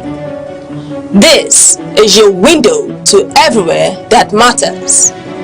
Aneke TV. Move with the world. Welcome back. Still on the news, Plateau State authorities have raised urgent alarms over the deteriorating condition of 5 major federal bridges, warning that another flood could trigger total collapse. Commissioner for Works Joshua Lavin disclosed that critical structures, including the Longveld Bridge, are now structurally compromised, with retaining walls washed away and foundations sinking due to years of flooding. 2 bridges, the Kufayalwa and Langtang Wase Bailey, have already failed, and officials fear the remaining structures may soon follow. The collapse of these arteries would cut off several local government areas, isolating communities and disrupting mobility across southern Plateau. Lavin emphasized that previous patch repairs are no longer adequate, noting that the state lacks the financial capacity to fully restore these federal roads. The Longveld Bridge is particularly critical, connecting Plateau to Nasarawa and Taraba State and serving as major route between North Central and Southeast Nigeria. Information Commissioner Joyce Rampnap highlighted the economic implications, pointing out that Southern Plateau is a major food producing region. A collapse would obstruct the daily transport of agricultural produce nationwide, risk food shortages, and drive up prices. The state is urging the federal government to deploy emergency repair teams before the heavy rains of March and April exacerbate the crisis. The Nigerian Customs Service has intensified security operations in the northeast, collaborating closely with the headquarters Joint Task Force Operation Hadinkai. Customs Area Controller of Borno and Yobe, Abdullahi Idris, said the partnership will integrate military firepower with customs regulatory expertise to secure Nigeria's borders. Advanced geospatial surveillance technology has been deployed along national frontiers to provide real-time intelligence and improve response to cross-border threats. Idris explained that the technology will enhance monitoring and support rapid interventions in vulnerable communities. Theatre Commander Major General Abdul Salam Abubakar lauded the initiative, noting that no single agency can manage the region's security challenges alone. He stressed that porous borders are a key source of small arms proliferation and insurgent activity. By embedding customs personnel into Operation Hadinkai, the military aims to disrupt supply lines to insurgents and strengthen border management. Authorities believe this integrated approach will stabilize community and curb criminal activities across the northeast. Abia State Governor Alex Oti has assured traders that ongoing market redevelopment projects will benefit all stakeholders. Speaking with the National Executive Council of the National Association of Nigeria Traders in Umuahia, Governor Oti confirmed that government's commitment to safety, fairness and quality is the remodeling process. The governor emphasized that shop owners at Ariaria International Market will have first rights to new allocations, with banks providing soft loans to those unable to meet payments immediately. He said the objective is to create a clean, safe and functional trading environment across markets, schools, hospitals and government establishments. National President of NANS, Dr. Ken Ukoha, commended the improvements in infrastructure, electricity supply and road networks, which have encouraged leaders to return. He urged transparent engagement in cost management and structured payments to ensure fairness. Dr. Ukoha confirmed that traders support the initiative but stressed that accountability and equitable access must guide all redevelopment actions. The state government reiterated its pledge to monitor implementation and protect traders' interests. A major corruption scandal has emerged at the Federal College of Education, Ehamufu, over the alleged misappropriation of government vehicles valued at over 300,000 naira. Provost Dr. Pauline Ikwebu is accused of diverting 3 15-seater minibuses purchased for student transportation, with only one reportedly reaching the campus. Investigation revealed that 2 of the buses were allegedly traced to a private school in Aba owned by the provost. Additionally, Dr. Ikwebu is reported to be using a 70 million naira Toyota Prado VX SUV purchased by the college for personal use. The provost claimed that the buses were donated to secondary schools in Enugu, but no Ministry of Education approvals exist to substantiate the claim. Whistleblower documents suggest a systematic pattern of asset misappropriation. Petitions have been submitted to the EFCC and ICPC demanding immediate recovery of the vehicles and prosecution for gross misconduct. Staff are calling for a full audit of the college's procurement records to prevent further mismanagement. Vice President Kashim Shettima has arrived in Addis Ababa, Ethiopia to represent President Bola Tinubu at the 39th African Union Heads of State and Government Summit. The summit will focus on AU Agenda 2063, prioritizing sustainable water and sanitation initiatives across Africa. Shettima was received by Ethiopian ministers and Nigerian diplomats, highlighting the diplomatic significance of Nigeria's participation. The Vice President will engage in high-level bilateral meetings aimed at strengthening political and economic partnerships. On the sidelines, Nigeria secured a permanent seat on the board of the African Central Bank as well as position on the African Monetary Institute, consolidating the country's influence on continental financial policy. Foreign Affairs Minister Yusuf Tuga also announced that Nigerian ECOWAS-backed candidates were elected to the AU Peace and Security Council, reinforcing regional unity.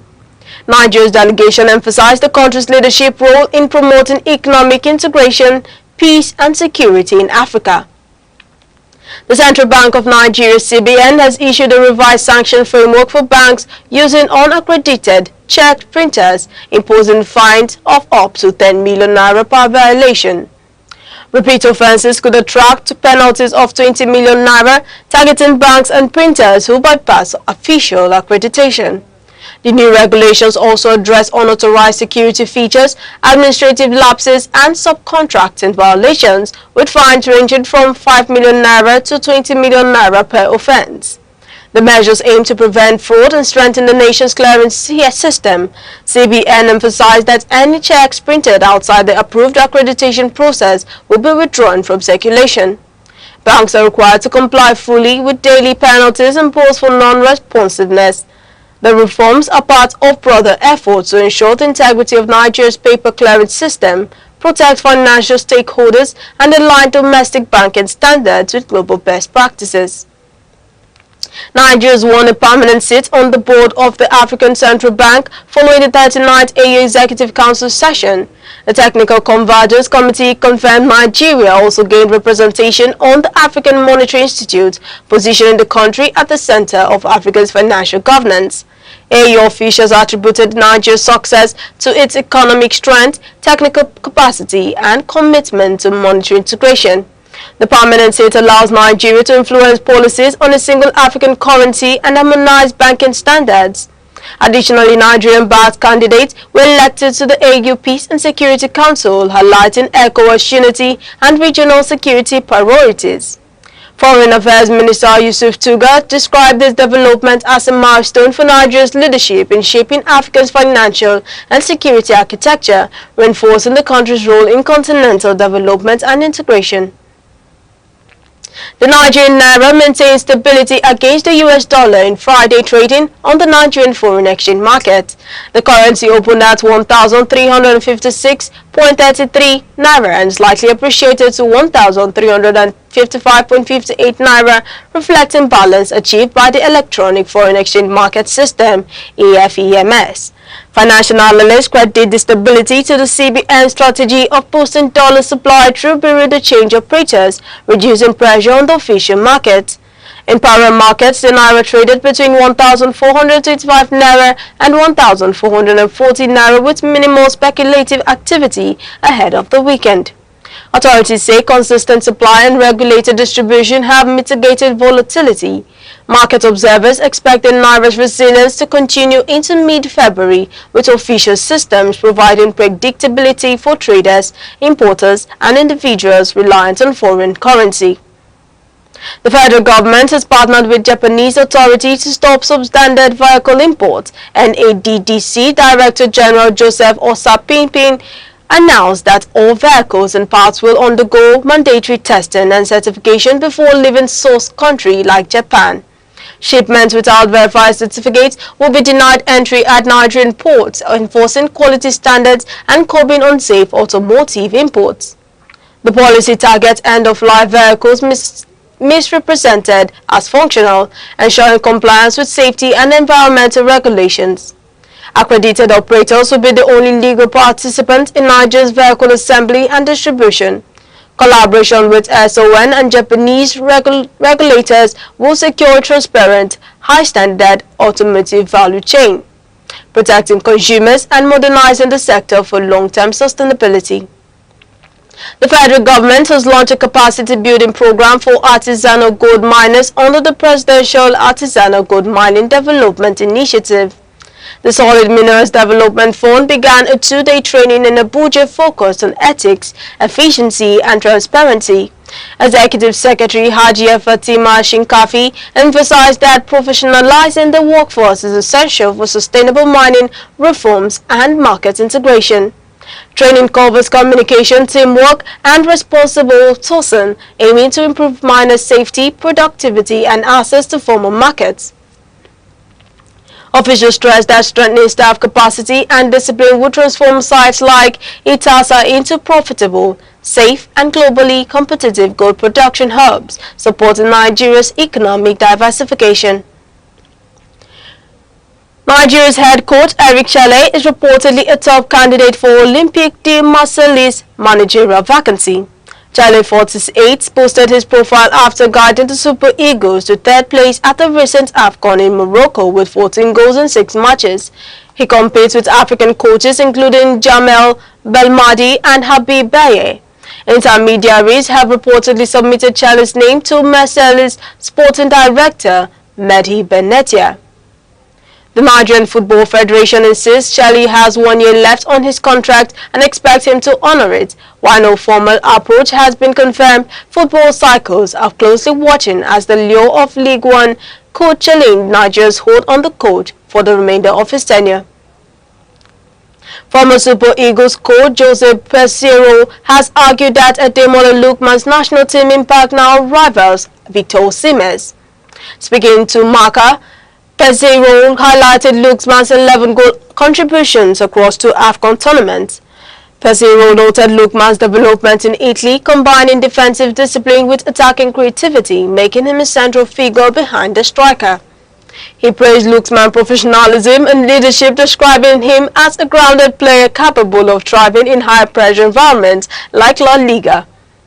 The coach believes Lookman is poised to define Nigeria's next football era, standing alongside Osimhen as a leading African talent in European competition. Fashion designer Vicky James has faced criticism after publicly sharing her baby registry following her pregnancy announcement. Critics call the move tone-deaf, citing her wealthy status and economic struggles of fans.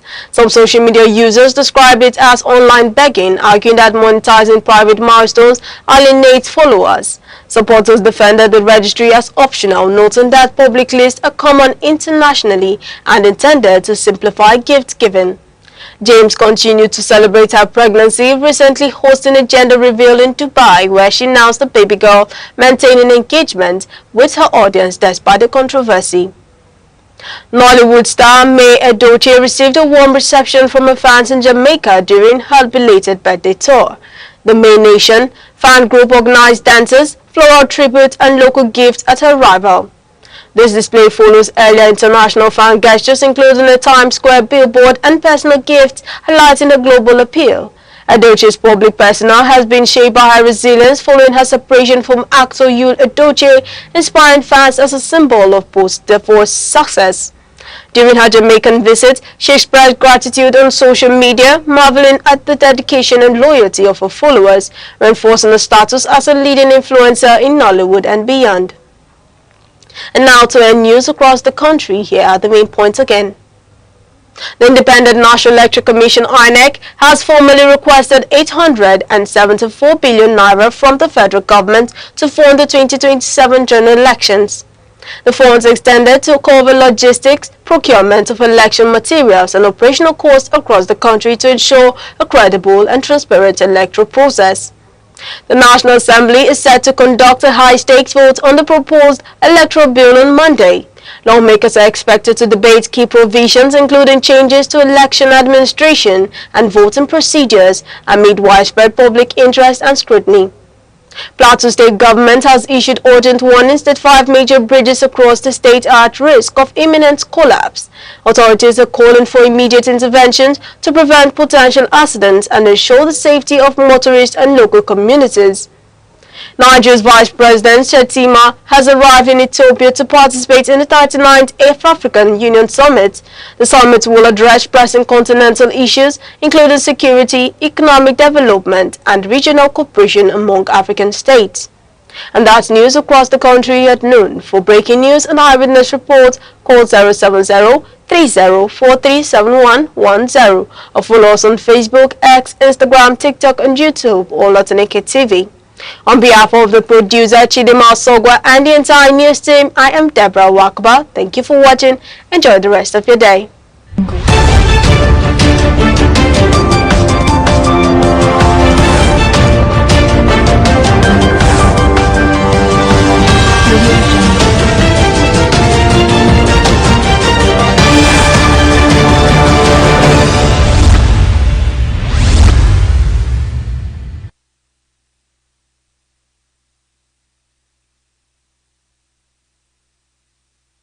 As the global community marks Valentine's Day on February 14th, the celebration goes beyond romance and gift exchanges. At its core, Valentine's Day reflects universal values of love, empathy, and compassion, values that hold strong potential for promoting peace and unity in Nigeria. Love, when expressed through understanding and respect, becomes a powerful tool for peace. In a society grappling with economic pressure, insecurity, and social division, intentional acts of kindness can ease tensions and restore trust among citizens. Nigeria's diversity remains one of its greatest strengths. Valentine's Day offers an opportunity to enforce shared humanity above ethnic, religious, and political differences, reminding Nigerians that peaceful coexistence begins with mutual respect.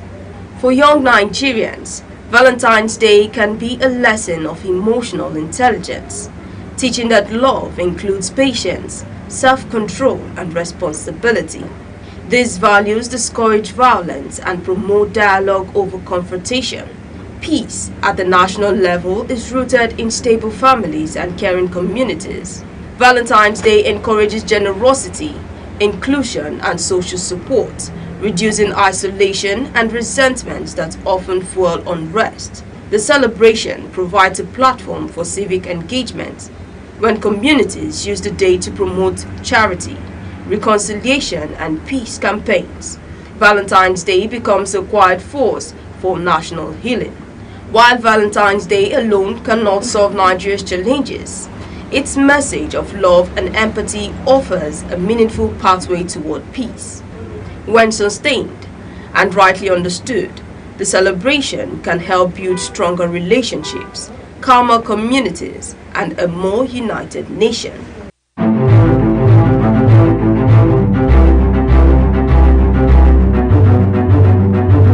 Morning headlines before you step out. Midday updates while you work. Evening analysis when the day winds down. Wherever life takes you, Aneke TV keeps you informed, connected, and ahead. Aneke TV. Move with the world.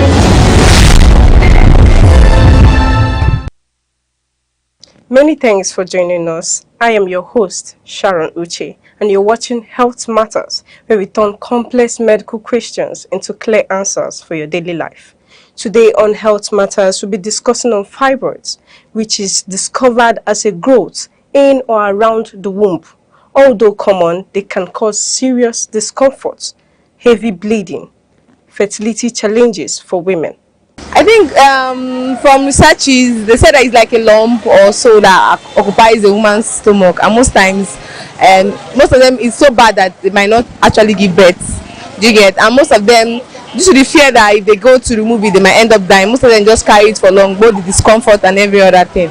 A friend of mine had this lady he wanted to get married to, but when he heard that she had fibroid, he said he was no longer interested because of the things he has been hearing about it. But of recent, I've noticed that some fibroid, you don't actually need to do surgery. There are pills they give to you that comes out from your body without surgery. So I think it's advancing. Now technology is advancing. Well, a fibroid in a woman is like a little swollen that stay close to the womb of the woman, and sometimes it prevents the woman not to conceive, depending on the size of the fibroid. If it's being discovered on time, it could be operated. But if not, when it gets larger or bigger, it will be a problem for a woman if not being treated. I just know it's something that blocks the ovaries, if I'm correct. And then it prevents women from getting pregnant. It's not must actually give birth though. It's not everybody that is destined to have babies. So if you're able to like get the surgery and remove it, I'm pretty sure some people, like most women, survive it, and at the end they get pregnant. It's a complex health situation that mostly occurs, in fact, occurs in female reproductive system, all right, and it's a serious issue. It's a critical health situation, one, because it has to do with the reproductive system.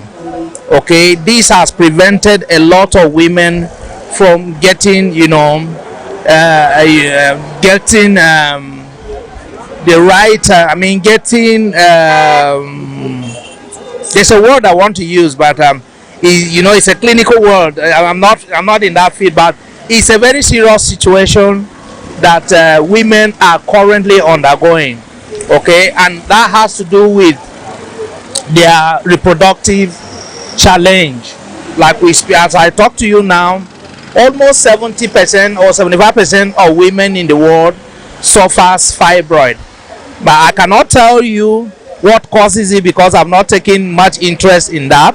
But I know it's a very serious health challenge in female. Okay, and I am not a health professional. I'm not a health expert, so I wouldn't actually proffer any solution for now. But if there is anything government or even private sector can do to ameliorate this situation, would be very, very appreciated, because it's like a global health emergency in women, all right, in female reproductive system. That's what I know. Fibroid is one disease of the women because it's only women that suffers fibroid, and it causes infertility in them. Ones won't even know that she have fibroid until when diagnosed. It creates fear, but what baffles me these days is even young people suffer from fibroid, unlike before. Till today, personally, I don't know what's the cause. Ones won't even know that she have fibroid until when diagnosed. It creates fear, but what baffles me these days is even young people suffer from fibroid, unlike before. Till today, personally, I don't know what's the cause. It's a growth. Then this growth normally take a place of a child. That some people will even be convinced that they are pregnant. Why they are not pregnant? I noticed one when I was still in my productive age. That should be my third baby. We went for normal checkup. Then there is this lady. You know, she was just carrying herself that she was pregnant without her knowing that it was fibroid, until when the doctor palpated her, and I noticed that it was not a baby because there was no fetus breathing. So, you know, they were like, how are we going to relay this information to this woman? You know, how she will feel, that emotional aspect of it. I was like, how can somebody carry who will not know that she's pregnant? Is it that she's not seeing menstruation or what? Are you getting it? The doctor was like, some they will not be seeing their menstruation. That then I now asked the doctor too, what about the beating, the heartbeat? He said that the fibroid is even alive. Oh, are you getting it? That it can be confusing. I was so shocked. But how to relay the information, you know, the emotional stature of the lady, that was the most concern of the doctors. But one of the nurses said, in an session, he said, there is nothing if not to disclose it, so that we will now go for operation. Are you getting it? That was my first time. Then my second experience is my cousin's sister, you know, at Owerri. I learned that she was hospitalized at UNTH. I didn't know that it was fibroid. This lady bleeded for more than 3 months. She was there for more than 3 months, non-stopping. And the bleed is not just like normal menstrual, you know, discharges. It was very heavy. When you see lumps of blood coming out. Hey, I said I wouldn't wish even my enemy to experience that. That advice to give is that your life is more important than any other thing. Like that lady I knew in my village, I didn't know, I thought she was pregnant. She carried it for years. She was scared of going through the, you know, they will tell you that if you go through the operation it's 50-50. But I don't think it's 50-50. I also have seen people that have gone through the operation and they survived it. So instead of them going, you see, they will prefer to stay with the disease and die of it. Are you getting it? But I would advise you, at that primal stage of it, if you can go for operation, I think it's better you save your life.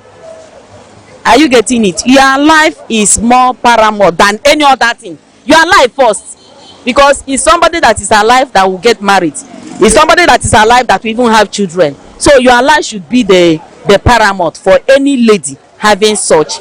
Have your life first. Your life should be your paramount. That should be my advice. Take it as like something like tumor or something like that, and that grows internally within a woman. Let's say the part whereby it reproduces side of the woman. You know. So, but I've seen many ladies who have this, and then many who have gone also for CS to take it out. Well, it affects women, but in some, I believe in most cases, it did not allow women, you know, maybe for them to live normal life, number one, and again, it's prevent them not to become pregnant when they ought to have, you know, to go into having babies, something like that. That's what I know about them. And I've even seen where people say that maybe they have fibroid, from fibroid to fine baby. Yeah. On this segment, we'll be having Dr. Chidima Aneke, a consultant gynecologist who shared her insights on fibroids. Listening. Okay, I'm Dr. Aneke Chidima. I'm a consultant obstetrician and gynecologist working with Enugu State University Teaching Hospital, Park Lane, Enugu.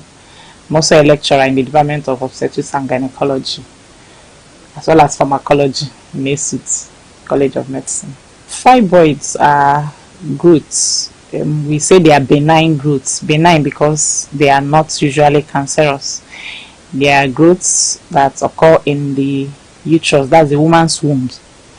Okay, they contain some tissues, both fibromuscular tissues. Okay, they start growing and getting bigger and bigger depending on how long they are allowed to grow. And currently, fibroids are very common. They're actually very common, more common than you can imagine. Usually, fibroids are seen among women maybe from 30 years and above, but in recent times we are beginning to see younger women, 25, 26, 27, having fibroids and multiple fibroids as well. Fibroids, we call them leiomyomas. They are not cancerous. They don't start off as cancerous tissues, and they can grow very big without being cancerous. However, some percentage, a little percentage, can transform into cancer, become what we call leiomyosarcoma over time, especially when they are left for a long time in older people.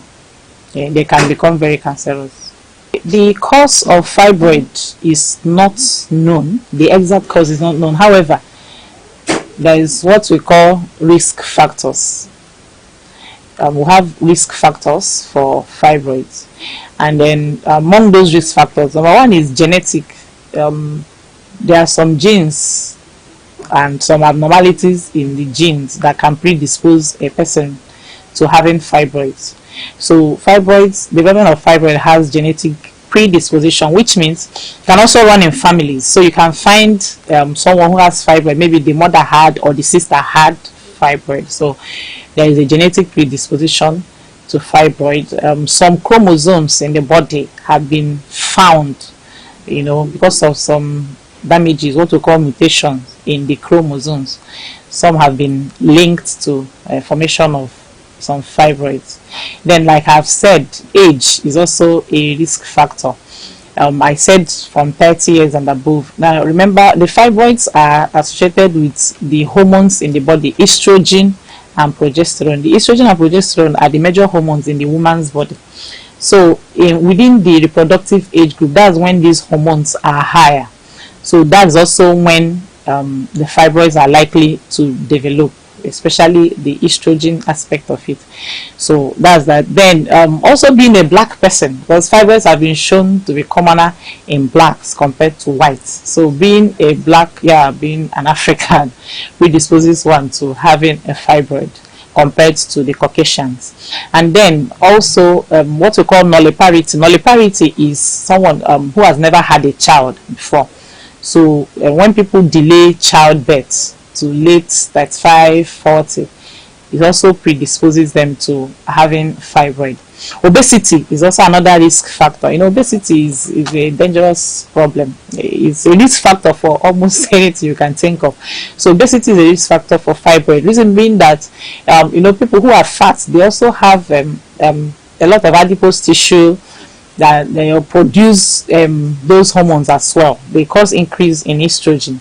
That leads to development of fibroid, among other things. Then other risk factors have to do with diet. Diets that are low in vegetables and fruits. Then alcohol, where they're rich in alcohol. Some food additives also. There are also risk factors for fibroid. Then there is also some studies suggest that vitamin D deficiency is a risk factor for fibroid. So some studies have shown that that vitamin D deficiency is a risk factor for fibroids. So I think these are basically some of the risk factors that have been associated with fibroids. Yeah, actually, a lot of women have had children with fibroids. Okay, because fibroid is not directly a cause of infertility, not directly. So there are a lot of women who have fibroid and they never knew, and they had their children. Okay, so women with fibroid can get pregnant, and unless fibroid becomes symptomatic, nobody goes about pursuing fibroid here and there. So there are some fibroids that are very small, they are not disturbing the woman, so the women get pregnant with it, give birth normally, finish giving birth to their children without even knowing that they had fibroids. So a woman with fibroid can get pregnant. We don't go about pursuing fibroids except when they are symptomatic.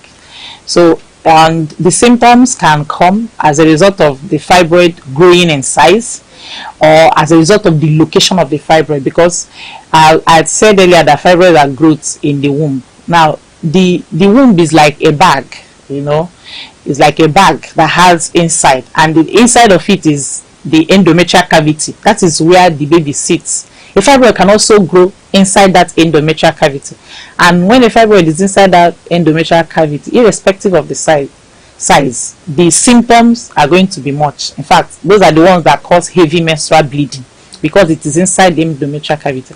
Now, because it is there, it can also affect the woman getting pregnant, or maybe the woman can get pregnant and have a miscarriage, because the fibroid is sitting exactly where the baby is supposed to sit. So that woman can have a miscarriage because of the position of the fibroid. Then the fibroid can also be outside that endometrial cavity, maybe on the body of the uterus. And if the fibroid is small and is not disturbing the woman can comfortably get pregnant, carry the baby to 9 months, and deliver the baby. However, sometimes with the growth of the baby, as the pregnancy increases, the fibroid is also increasing, because the blood supply to the womb is increasing because of the pregnancy. So as a result, the fibroid also gets bigger during pregnancy, and when fibroid gets bigger during pregnancy, it causes a lot of pain. So that woman may be having recurrent abdominal pain during the period of pregnancy, causing her to be admitted more often during the pregnancy period. So sometimes, like I said, depending on the size of the fibroid, so if the fibroid is very big, it may lead to preterm delivery. That the woman may not get to 9 months, because she may start having contraction, because the uterus has grown so big. She may have a miscarriage and things like that. So there is no hard and fast rule about whether the woman should go for surgery, because there are also complications of surgery. So if the woman who has a fibroid, and the fibroid is symptomatic, affecting her getting pregnant or causing her to have repeated miscarriages, then the woman may be advised to go for surgery first before getting pregnant. However, if the woman is getting pregnant comfortably and carrying the baby, then the woman may also be allowed to finish giving birth before going for the surgery. So it depends on the symptoms that she's presenting with. The common symptoms of fibroid, I have mentioned earlier that depending on the position of the fibroid, the commonest one that make people come to hospital is heavy menstrual bleeding. Now, maybe a lady that usually had 4 days of normal flow or moderate flow, or uses 1 packet of pad for her menses, all of a sudden she notices that 2 packets of pad are no more enough for her, or she's having her menstrual flow come out in clots. It's coming out is heavier, or the period lasting longer. Instead of the usual 4 days, maybe it can last for 1 week or 10 days or more. So that's one of the things that make people come to hospital so quickly, because sometimes the fibroid may not be so big, but because it is within that endometrial cavity, it's now causing the heavy bleeding. So it brings the patient to the hospital earlier. Well, some can bleed, and maybe after their menstrual flow, they complain that they feel dizzy, they feel weak, they have a lot of headache because they have lost so much blood. Some may even faint after their menses because of the amount of blood they have lost. So that makes them come to hospital, and then when they come and they are examined, they will not be discovered to have fibroid. Then another one that also bring patients to hospital is when they notice that their tummy, that their abdomen is getting bigger in size, because as a fibroid grows bigger, if it is a fibroid that is not within the endometrial cavity, okay, and is outside, it may not cause heavy bleeding, so the person may not come to hospital, but over time she begins to notice that her tummy is increasing in size. Some can start feeling a hard mass. When they touch their tummy, they feel that there is something hard somewhere, they are feeling it, so they come to hospital.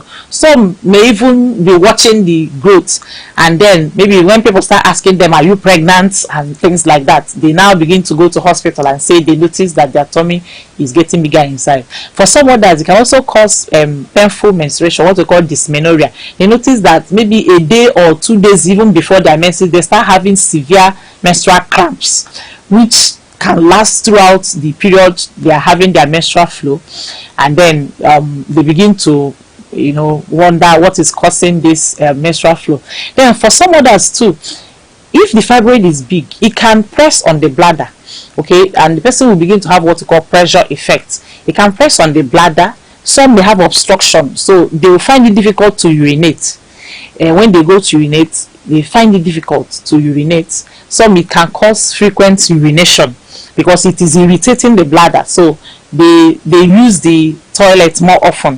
And the person will wonder, I'm not diabetic, I'm not pregnant, and things like that, but it's because of the location of the fibroid irritating the bladder. Some others, they also have the fibroid. If it is located on the posterior aspect, it may be pressing on the rectum, so they can have constipation. They can have difficulty going to toilets because the fibroid is compressing on the rectum. So that may make them come to hospital because they say, I've not been able to go to toilet for the past 1 week and things like that. And then when they are now examined and then checked, they'll find out that maybe they have a fibroid that's causing that. These are some of the common symptoms that fibroid can present with. Usually in medical field, before we make a diagnosis, we take a history. And if you're a good clinician, when you take a good history and do a physical examination, you will almost be sure that this is likely to be fibroid. However, because in medical practice we also have what we call differential diagnosis, so in as much as you say, okay, this is fibroid based on the symptoms that the patient presented, the history you have taken from the patient, the examination findings you have seen, then you will still need to do investigation, and ultrasound is one of the commonest investigations that we do. Ultrasound is very good in helping you identify a fibroid, identify the size as well as the location. So ultrasound is a very good diagnostic procedure that is done. However, it's not the only one. It's just that ultrasound is the one that is readily available, affordable as well, and with minimum risk. So ultrasound is often used to make diagnosis. However, there are other modalities that can be used for diagnosis, such as the MRI, that's magnetic resonance imaging, as well as CT scan. Now, these are employed when you are in doubt, or when you are suspecting that this is not just a fibroid. Maybe you are thinking that it has transformed into a malignant lesion, that it has become cancerous. MRI or CT scan may help suggest that this is not just fibroid, and they can also help you in identifying other masses that are not fibroids. But ultrasound is a basic diagnostic procedure that is often done. Actually, the treatment for fibroid is surgery. The definitive, what we call definitive treatment. That means it is surgery that you will do, and you will know that you have treated this. There are other forms of management, medical management, that is not surgery. However, they are used to kind of relieve the patient of the symptoms that the person is having. They don't give definitive treatment. For instance, if a patient is having heavy menstrual bleeding, there are some drugs that you will need to give to reduce the bleeding, the amount of blood loss that the patient experiences during her menses. If the person is having severe pain, there are drugs that you can give to take care of the pain. If the patient has lost some blood, you give drugs to help build up if the person does not need transfusion. Then if the person, maybe the person does not want to go for surgery immediately, you want to delay the surgery for some reason, there are drugs that you can also give. Those drugs can, in quotes, shrink the fibroid a little Not that it gets the fibroid shrunken to the point that you don't have to do surgery. The drug, because the drug deprives the fibroid of more estrogen, okay, the drug kind of deprives the fibroid of more blood supply, so the fibroid reduces a little in size, but it only helps you to buy time to now plan for surgery. The definitive treatment of fibroid is surgery, and when you come to surgery, there are different types of surgery. If you want to get rid of fibroid entirely, the surgery that is done is what we call hysterectomy. That you remove the whole womb, and then you know that there will not be any growth again. But of course, because this fibroid, most of the time you see patients who are not even married, who have not given birth before, so they don't want to hear removal of womb. So then we offer them the other option, myomectomy. That is where you now go try to remove the fibroid as much as possible. However, there is also a risk of recurrence, so the fibroid can reoccur, especially if those risk factors are there and if the person has not approached menopause, because the risk of having fibroid after menopause is very minimal, because after menopause fibroids begin to shrink. Okay, so we offer myomectomy, that is removal of fibroids, to patients who have not given birth or who are not married, who still have desire to give birth. But for those who have already completed their family size, they have given birth to the number of children they want and they come with symptoms of fibroid, we offer them hysterectomy, as we encourage them to remove the womb.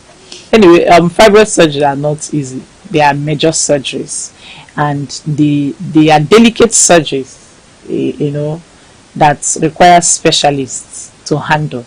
Unfortunately, sometimes people can go to different places and say, maybe the doctor will say, I know how to perform the surgery, and they perform it.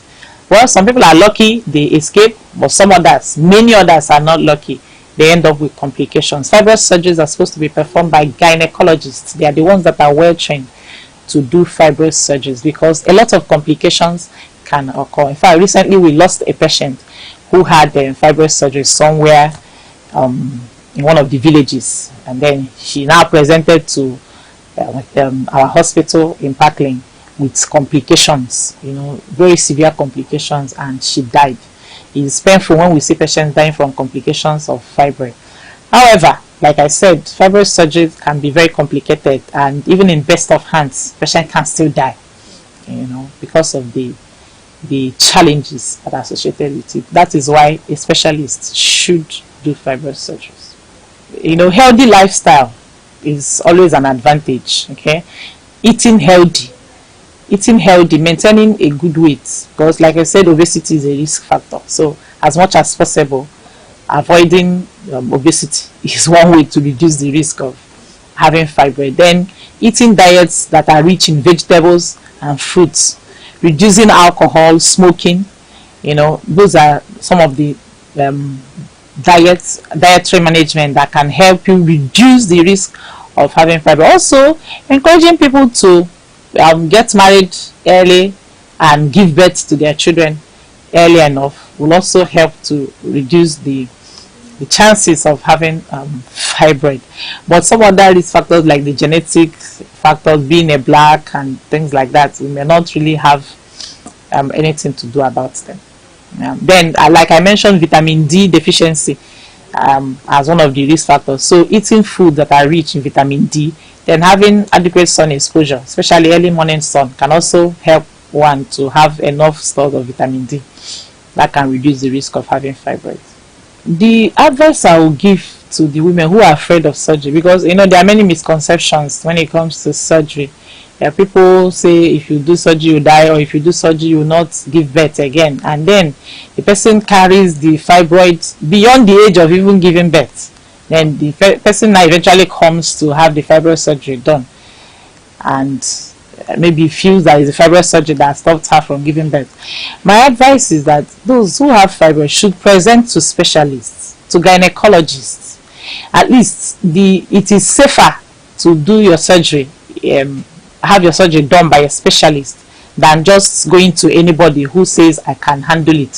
So if you have a fibroid and it requires surgery, I encourage every woman that requires surgery for fibroid to go for the surgery, and then trust God also to have a safe surgery, but please go to a specialist. And then generally, like I said earlier, healthy lifestyle, healthy eating. Avoid some of these junks that we eat, a lot of chemicals that we load our bodies with. They are also increasing the risk of some of these things. So let's eat healthy, let's eat a lot of fruits, vegetables, let's avoid obesity. Obesity is a major problem and it's a risk factor for any disease you can think of. So let's run away from obesity and avoid foods that can lead to obesity. I think that will help us in our environment. Well, if the person had undergone the fibroid surgery, if the person is married, I'll encourage the person to try and give birth to children, maintain healthy lifestyle. Like I said, the risk of recurrence is high, so it depends on the age of the person. Although recurrence rates, maybe within 5 to 10 years, fibroid can recur if the person is still young. But if the person is tending towards menopause, then the risk of recurrence is quite low. So the person should just live a normal life, because having a fibroid surgery does not mean anything is abnormal with you. So the person should just live a normal life, eat healthy, and then that's all. Remember, pain is not normal. Heavy bleeding is not something to ignore, and silence is not a solution. Speak up, seek help, and take charge of your health. This has been Health Matters, and I remain your host, Sharon Uche. Thank you for joining us.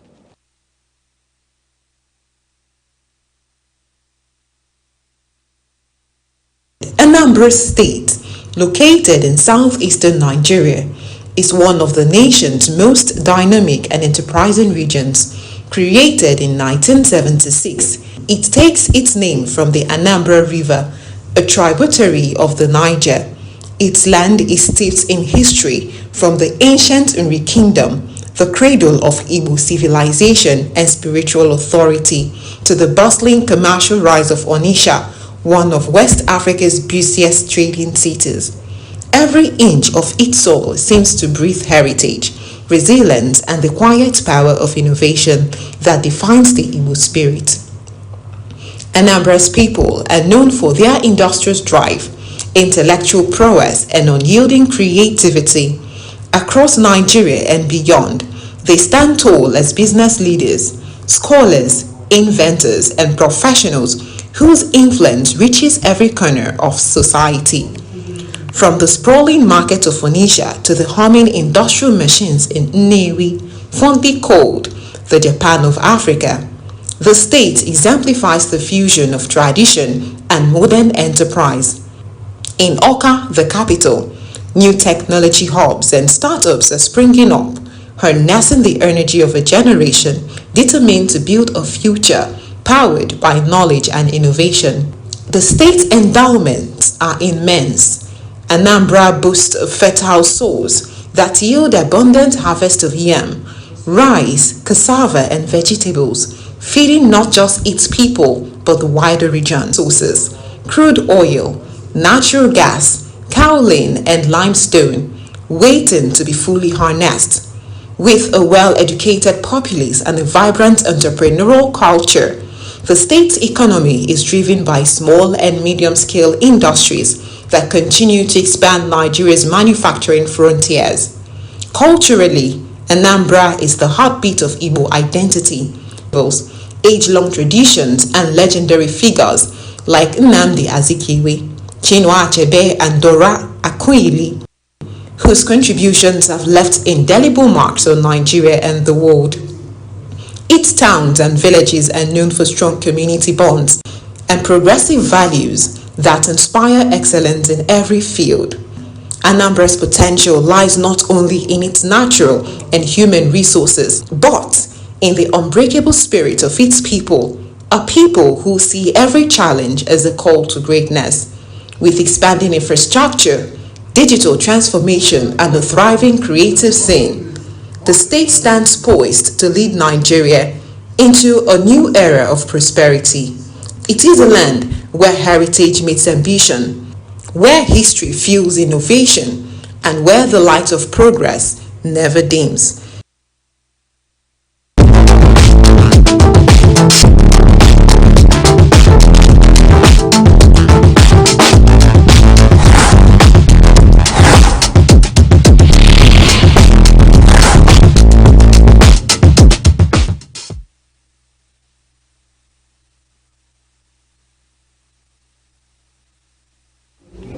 You are welcome to yet another program of our Arena on Aneke TV, Enugu, Southeast Nigeria. This is where we bring you incisive discourse on some national issues. We are pleased to actually discuss this issue that has been in the front burner, and Nigerians are yearning for a very credible election. For the first time, we see the populace making a demand on the system. The Senate had, during the electoral amendment of the Electoral Acts of 2002, pinned on a ground that was not good for Nigerians. I have the topic of the day as the Electoral Act Amendment, What Hope? And I have in the studio a journalist, a public affairs commentator, a great analyst, a leader of the Union of Journalists, Comrade Kenneth Ofoma. My pleasure. The former Vice President of NUJ Nigeria. My pleasure to be here once again. I said Nigeria has been yearning for an electoral act that will stand the test of time, such that we'll be able to give them a free, fair, and credible election. That will be able to give them the kind of leadership that we're yearning for, that will do the change to take Nigeria into another level. Nigeria, over time, has been plagued with a lot of problems. These problems ranges from security to economic chaos and other things like that. The agriculture sector, which should have been the highest employer of labor, is reduced to the lowest ebb.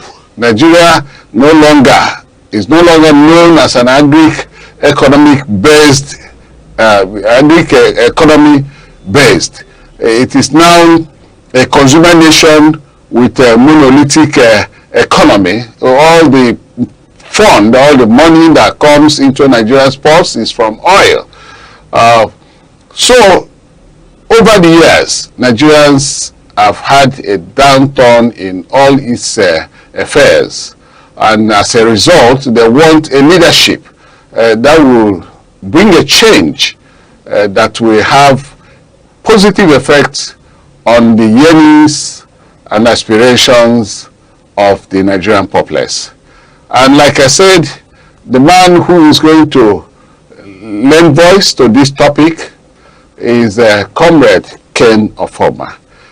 Comrade Ken Ofoma, you are witness to the controversies that have been raging on in the National Assembly, anyway, especially Senate, because the House of Representatives had earlier passed that bill, and included in what they passed is about a real-time transmission of results by the presiding officer, the Aneke presiding officer from the polling units, transmission of results to the IREF.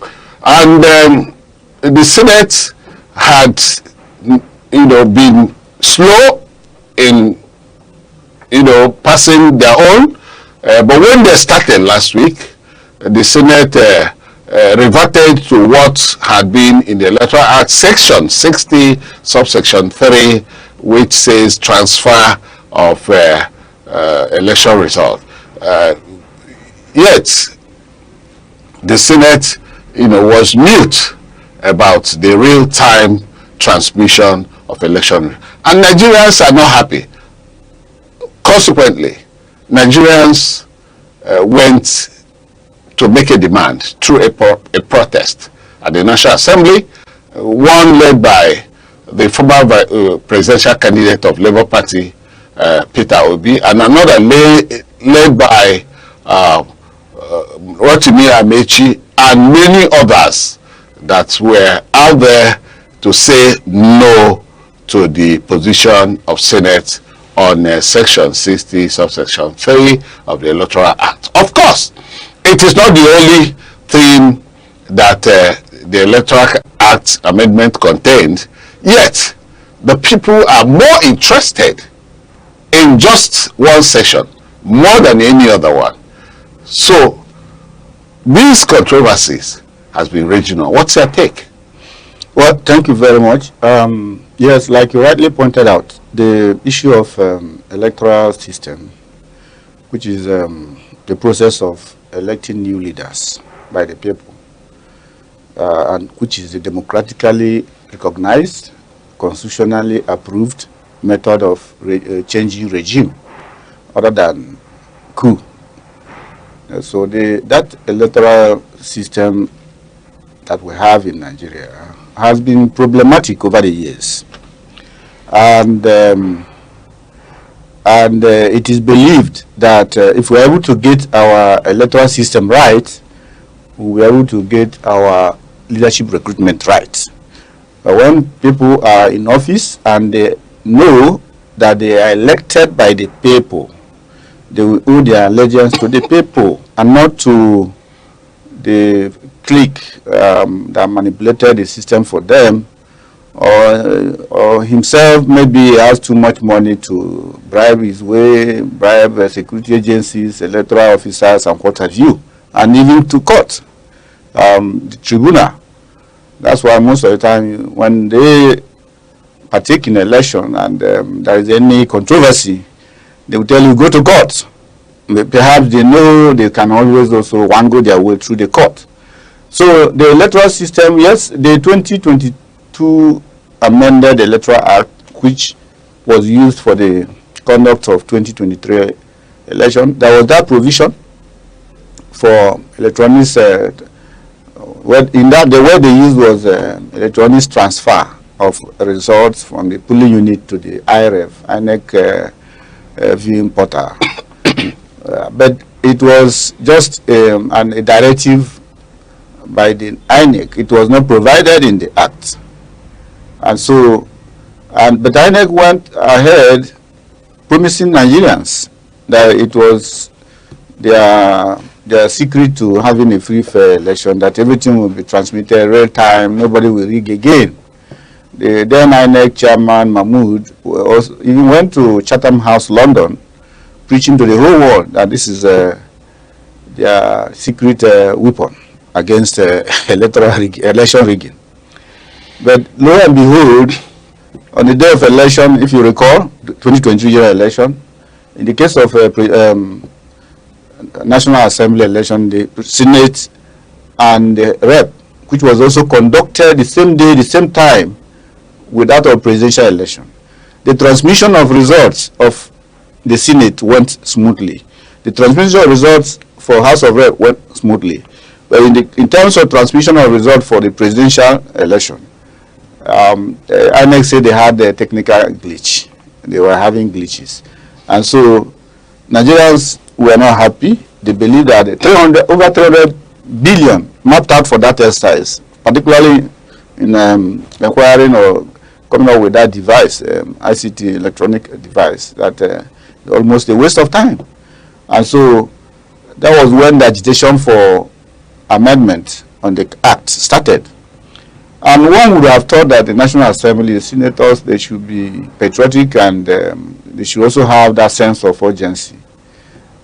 This is 3 years after the last election. They are still dilly-dallying. They are still quarreling over terms, on words and terms, we shouldn't be. There is no rocket science about this. What are you amending? What do you think Nigerians want? They want, because when the matter went to Supreme Court, from the appeal to the Supreme Court in terms of presidential election in 2023, the Supreme Court dismissed the petition because they said, yes, it was INEC guideline. It is not in the Electoral Act. That if you want us to recognize results posted on the IREV, it should be made as a law, should be codified. We have to amend that section 63 to include that, one, it should be the results after collation and signing by the parties' agents should be snapped and transmitted electronically, mandatorily to the INEC. Then that is the only way they can recognize it. As long as it is not provided expressly in the Act, but it was a directive of the INEC that they are not going to recognize that. And so all the people that went to court lost. So Nigerians now started agitating. Now, what we would have expected the National Assembly to do, which the House of Rep did, was to exactly state it that way, that after the conduct of election, the results after the signing by the agents, including the police, it should be snapped. The electoral officer should snap it and send it through to the IREV, which everybody can see, real time. Now, real time doesn't mean that it is when the electoral officer in Sokoto sent his or her own. That is when electoral officer in Bayelsa should send. No, it is real time means after your own election, because you may experience a delayed election starting. You may start by 9, you may start by 8, but once you finish your election, given the time, the Electoral Act also provides that in case you experience a delay due to logistics problem, that instead of election ending by 2, you can extend it if there are people on the queue until the last person voted, even if it gets to 4 p.m., 6 p.m., 7 p.m., as long as the last person voted, because it was not their fault that you didn't start open the poll on time. So at that moment, the last person voted, and at the moment you finish counting and recording, and after everybody signed, that is when you are supposed to snap it and send. Now, that is the real time. These things are not confusing. It's not a rocket science. I know how the House of Rep captured it, but in the Senate, they are playing politics with it. It took the protest of Nigerian civil society groups for them to call emergency sitting again. Plenary. Yesterday. Yeah. And then what did they do? It's laughable actually, because they now agreed that election results should be shall. The electoral officer shall, which is compulsory, mandatory. Yes, that one is, we give them pass mark for including that mandatory. Now, but they now added a proviso that if the network fails, then she should now compile it manually, and that the manual should be the primary source of the results collation. So Nigerians are now saying, why bring that? It's like a virus. We know Nigeria. We know when you operated the card reader system, where they provided such a proviso that in case you are not able to get accredited through the system, that they should be given an incident form, which people now abused. So everybody now started buying PVC. When they buy, they give anybody. Well, you just go there, get an incident form and sign. So it was abused. That was how INEC on their own came up with this idea of beavers, which now uses both fingerprinting and facial recognition. And so, however, in my own thinking, that proviso is even a surplusage. You know why? It was not necessary to even say that. They have done the needful, and the needful is that the electoral officer shall. That is mandatory. That's all we need. What it means now is that at what point do you even determine when there is no network or network? That is at the point you have finished compiling the results and everybody signed. It is not that you snap it and send. When you snap it and send, it can no longer determine whether there is a network or not. In any event, even the original act contains that sending the result electronically should go simultaneously with what you have already compiled. So it is that result that you already have, which you have already snapped and sent, that you are also going to take to the collation center. Collation center. You have already sent it, the one you snapped. Okay. Then you take the hard copy to the collation center. And you know how this thing works is that once you send it, whether there is network or no network, there is a time stamp showing where you sent it. The moment you move a kilometer away, where you now pick network, the thing will automatically go. And it will not, the time stamp is already there when you sent it. So saying that when you send and there is network failure, you can, the law, even the old one they are trying to amend, already said you should do the electronic transmission and manual compilation, which I've already done, which I've already snapped. So I don't even see any further argument over this. They have done the last share. Okay.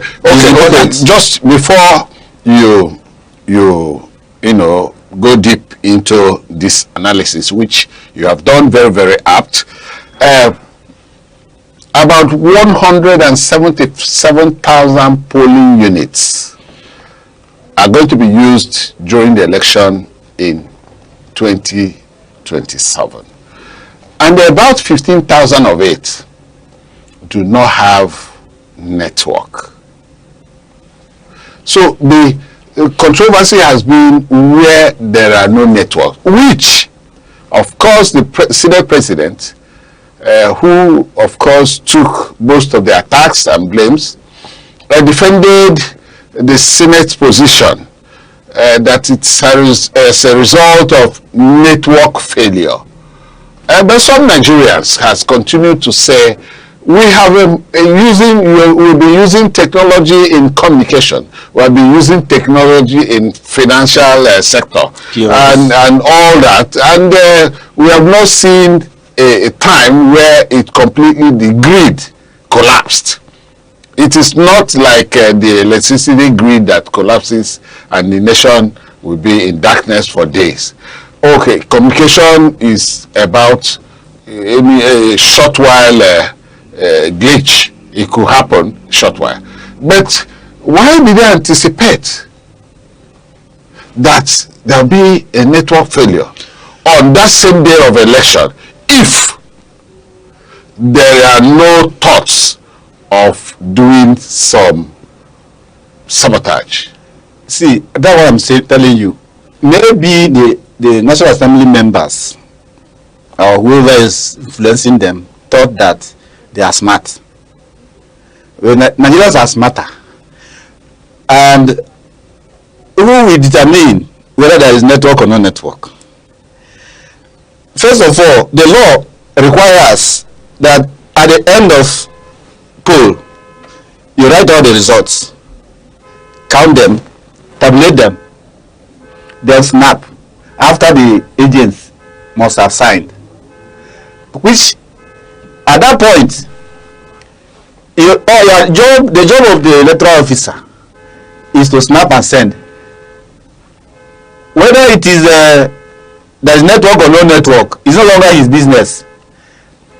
You know, one good thing about ICT is that whatever you do, you leave a fingerprint.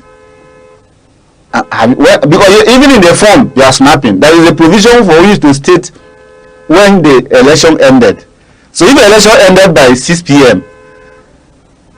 and after signing and compiling the result, it was 7 p.m. and you snapped it and sent as required. If whether there is network or no network is immaterial, because it will definitely go by the time you move to the local government where you are going to do the collation. The moment there is network, it will pick it and automatically transfer it. But in any event, you are also required to go with the hard copy, which you have already snapped and sent simultaneously. So by the time you go to the collation center, if you tamper with the one you already have and signed by the agents, including the security, and they also have copies. It will now be different from the one that will register at the IRA by the time you pick network. So it can only be deliberate sabotage where the collation officer or the electoral officer refuses to send it in the first place. And that is where we need upright judges. Because this thing I'm telling you, they will ask you, if you're a collation officer, electoral officer, you say, yeah, there is no network, that's why I didn't. How did you know that there is no network? Did you send it? Let it be that it didn't go. But the moment you send it, unless we delete it again. Yeah, because naturally, if we send this on our phone. Yes, if there is no network or no eventually network, it will go. It will certainly go. Once there is network. The moment network comes, it goes. Yes. So did you comply? Yeah, no. I didn't send it because how did you know there is no network? Your job is to comply first. Snap and send. You have done your bit. And then the law requires that it was done simultaneously, that as you have already compiled it on the result sheet. That is the one you snapped. You are not expected to throw it away. The one I had. So you are still going to take it to the collation center, which is the local government. And I don't know how many local governments in Nigeria that don't have a network, where people doing POS cannot operate and all that. So granted that the beavers does not require network to accredit facial capture, but it is when you snap and send, that's where you require network. So the moment you have completed your duty, it will show on your machine that you have completed, you have snapped it, and you have sent it. If it didn't go, it will still be on your system, not delivered. So even if there is a petition against you, it will still be in the system that you send it at so time, and it will be seen, and it was not delivered, and you have already recorded the time you ended the election. So you would have absolved yourself of any blame. But once you sent it, definitely once you move to the local government where you're going to do the collation, there's no way at that level the network will not come in, and it will go automatically. In any event, let us even argue, for the sake of argument, according to the senators, that there are 100. They even said 9 states don't have network, which will tell you that they have a ulterior motive. Which states? They didn't list the states that don't have network in Nigeria. I don't see the state. Okay, who told you that? Because all through the sittings by the various electoral committees, they were even, at a point they were sitting jointly. The electoral committee of the House of Rep, electoral committee of the Senate. They went to retreat, they went to public hearing, they did everything together. And they all agreed, and the INEC was sitting with them. Technology and communication experts were sitting with them. Thank you. NCC never told you that you don't have a network. INEC never told you they have issue transmitting results. Of course they agreed they can do it. So your objection is not based on any data or authority. In any event, the Senate Committee on Electoral Matters have submitted reports which agree that the results should be snapped and sent electronically, real time. But they are already with real time. I don't know what they thought real time is. Real time means when you finish the election. It doesn't mean that it is general, that at a particular time everybody across the country should send it. No, that's not what it means. It means, but if they are afraid of using the word real time, why not use it? Send it at the end of poll when you finish in your own polling unit. So it is polling unit specific.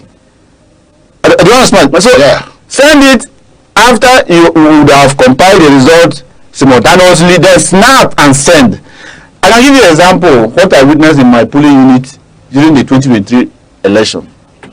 Following that directive, the electoral officer, after compiling the and announcing, signing, and after signing, they had their copies, agents.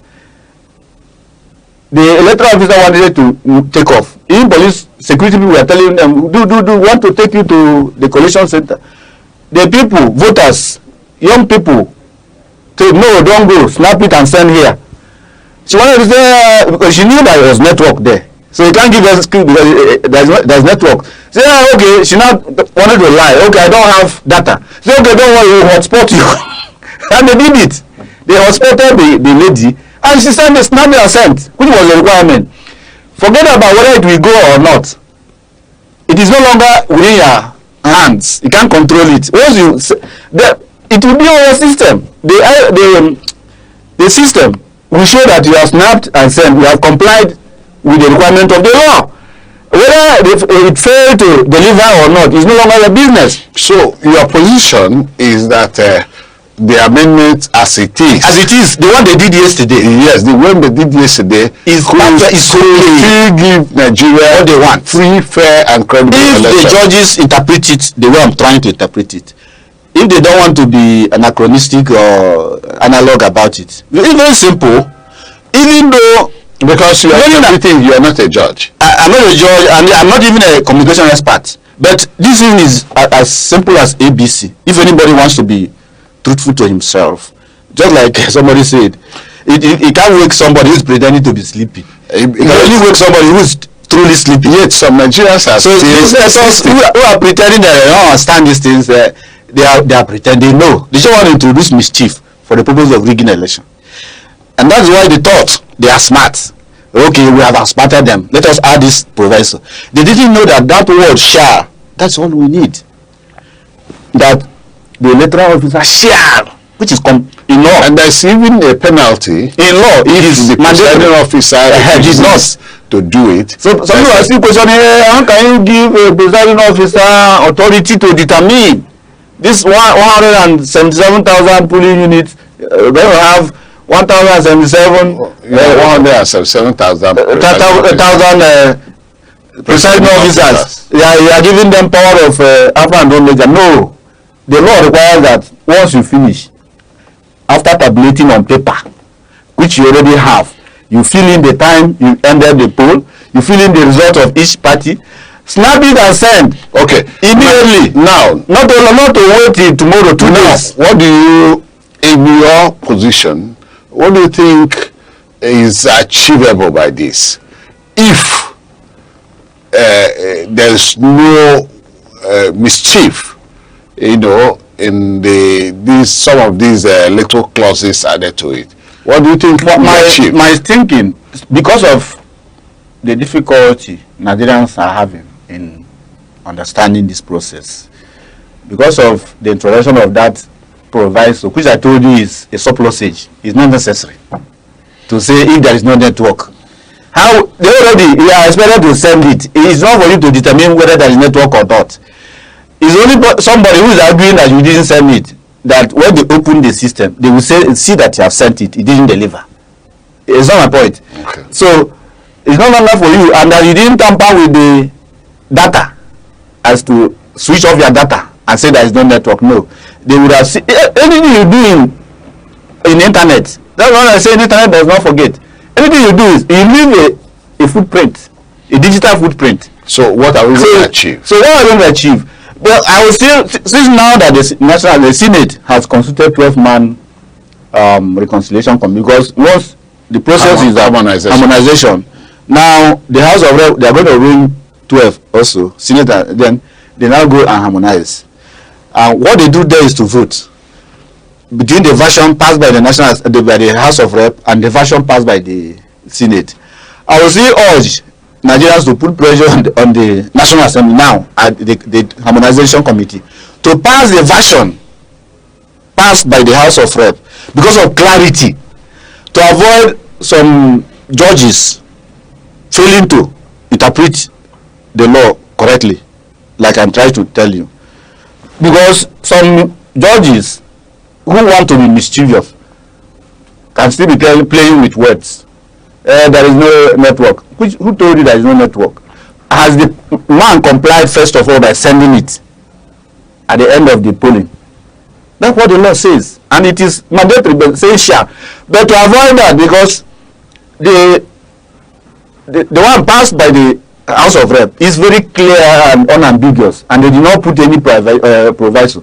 They just said at the end of poll, the electoral officer should snap the paper, the result, which must have been signed by the agents, and transmit automatically real time, which is at the end of your polling. That's your own real time. Then would have fulfilled, the electoral officer would have fulfilled his own part of the bargain. So the fear of if there is no network, is no longer within his powers. But I want to ask, with this provision presently, are you saying that there will be a free, fair, and credible election that may eventually make the choice of leadership that the people want to emerge? It is one critical step or one critical factor. There are other factors. But over time, all the amendments, all the electoral reforms, we have experienced improvement, in a piecemeal, incrementally. But it was after one election, you see another loophole. But sometimes the National Assembly members, in making law, they always create a loophole, which they know, they have experts that advise them. It's a mischief. Before you continue, let us pause for a break. When we come back, you will continue with what you are saying. We're still on Aneke TV, and our topic is the Electoral Act Amendment that's going on in the National Assembly. I said, what hope?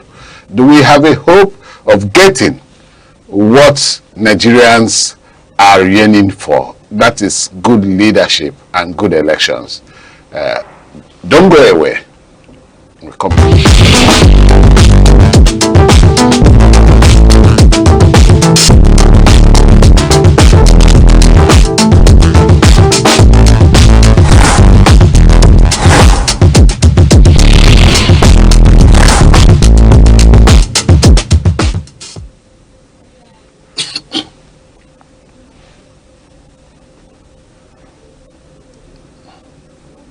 I'm sorry if you are set. Huh? Yes, I'm ready. So welcome back. We're still on Aneke TV, and our program is Arena. And my guest is still Comrade Ken Ofoma. The former Vice President of NUJ is here speaking on this Electoral Act controversies which has been going on in Nigeria. It has attracted about 2 days protest in the National Assembly, and possibly it could still attract more protest. Who knows? But Nigerians are insisting that the item on Section 60, subsection 3, must be made in such a way that it will help the INEC to organize a free, fair, and credible election. I do not know why Nigerians are not interested in so many other things contained in the Electoral Act. They're only interested in this one that will send the result real time by transmission. Well, Nigerians do know better. I think if it is done, the electorates, and of course the candidates, especially those who have always seen that votes no longer count in Nigeria, may be having the enthusiasm now to come into partisan politics so as to come and serve Nigeria and make life meaningful and better for the teeming population. Comrade Ofoma, we are talking about what we are going to get. What we are going to get if it is a free, fair, credible election, and the spiral effect of such amendment, if it so happens. Yes, and I was saying that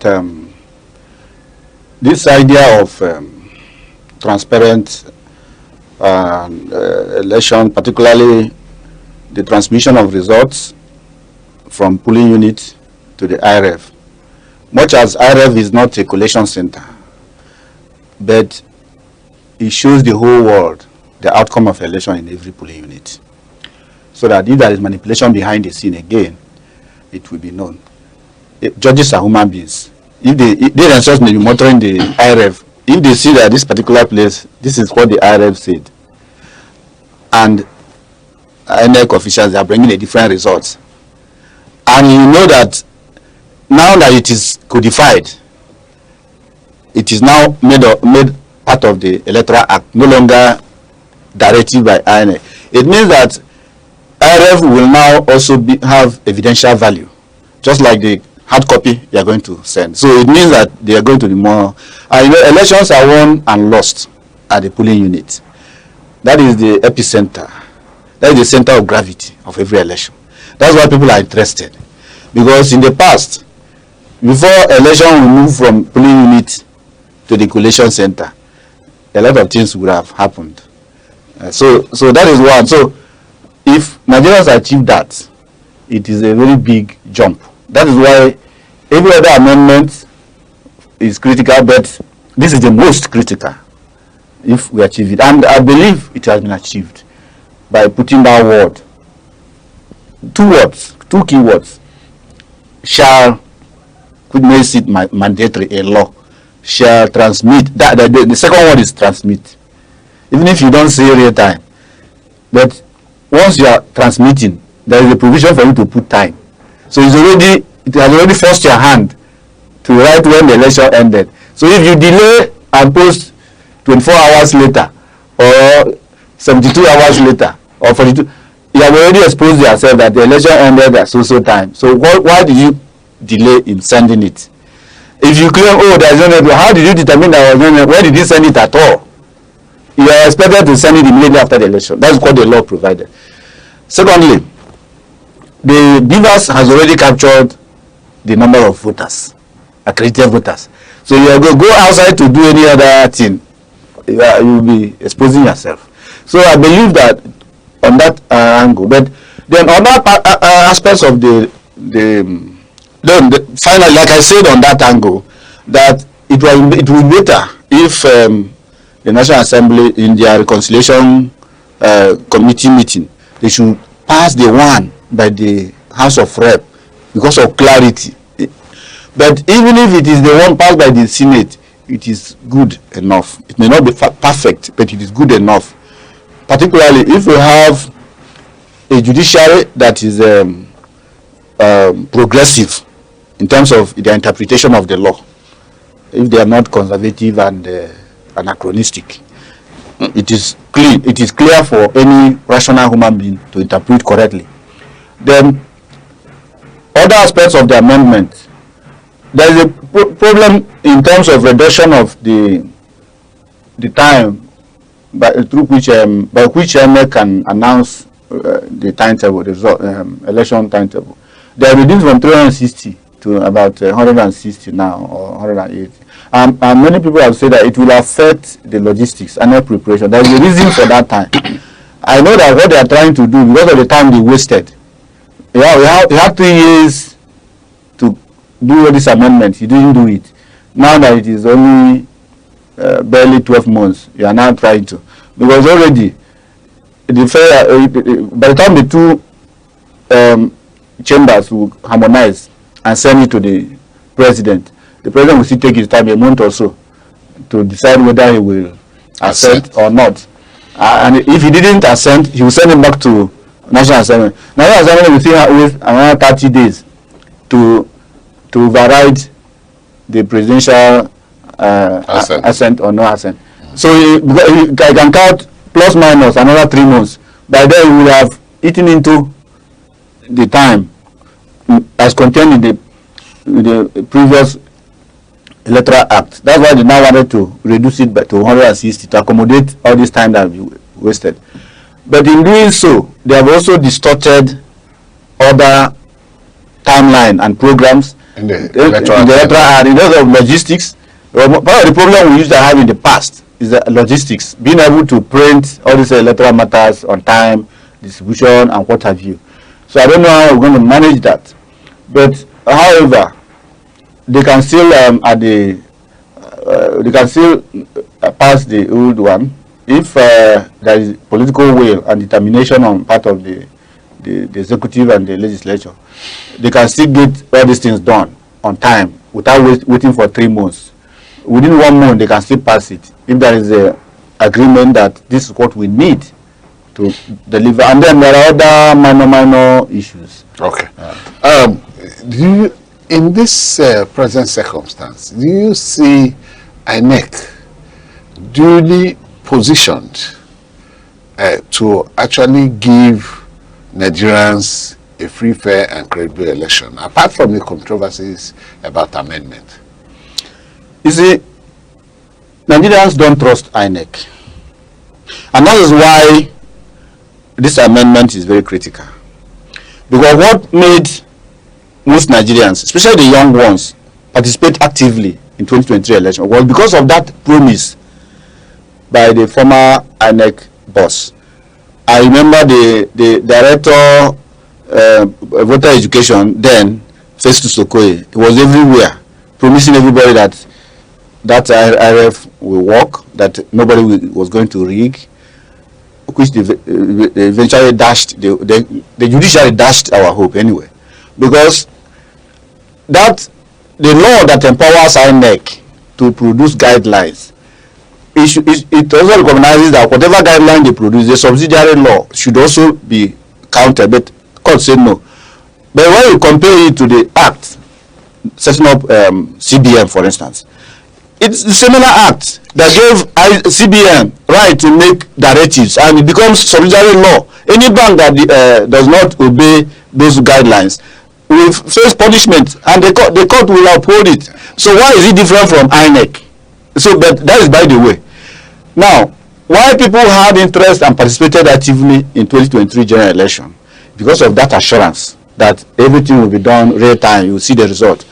And that is why if the National Assembly did not hearken to the cry and protest carried out by making that transmission mandatory, it would have killed the zeal.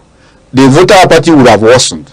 But now there is going to, if these things are passed and signed and it becomes part of the electoral act that will guide or govern the 2027 general election, then whether INEC could be trusted or not trusted, the law would have taken good care of a greater aspect of the election, that if any INEC officer is found wanting, the law can catch up with the person.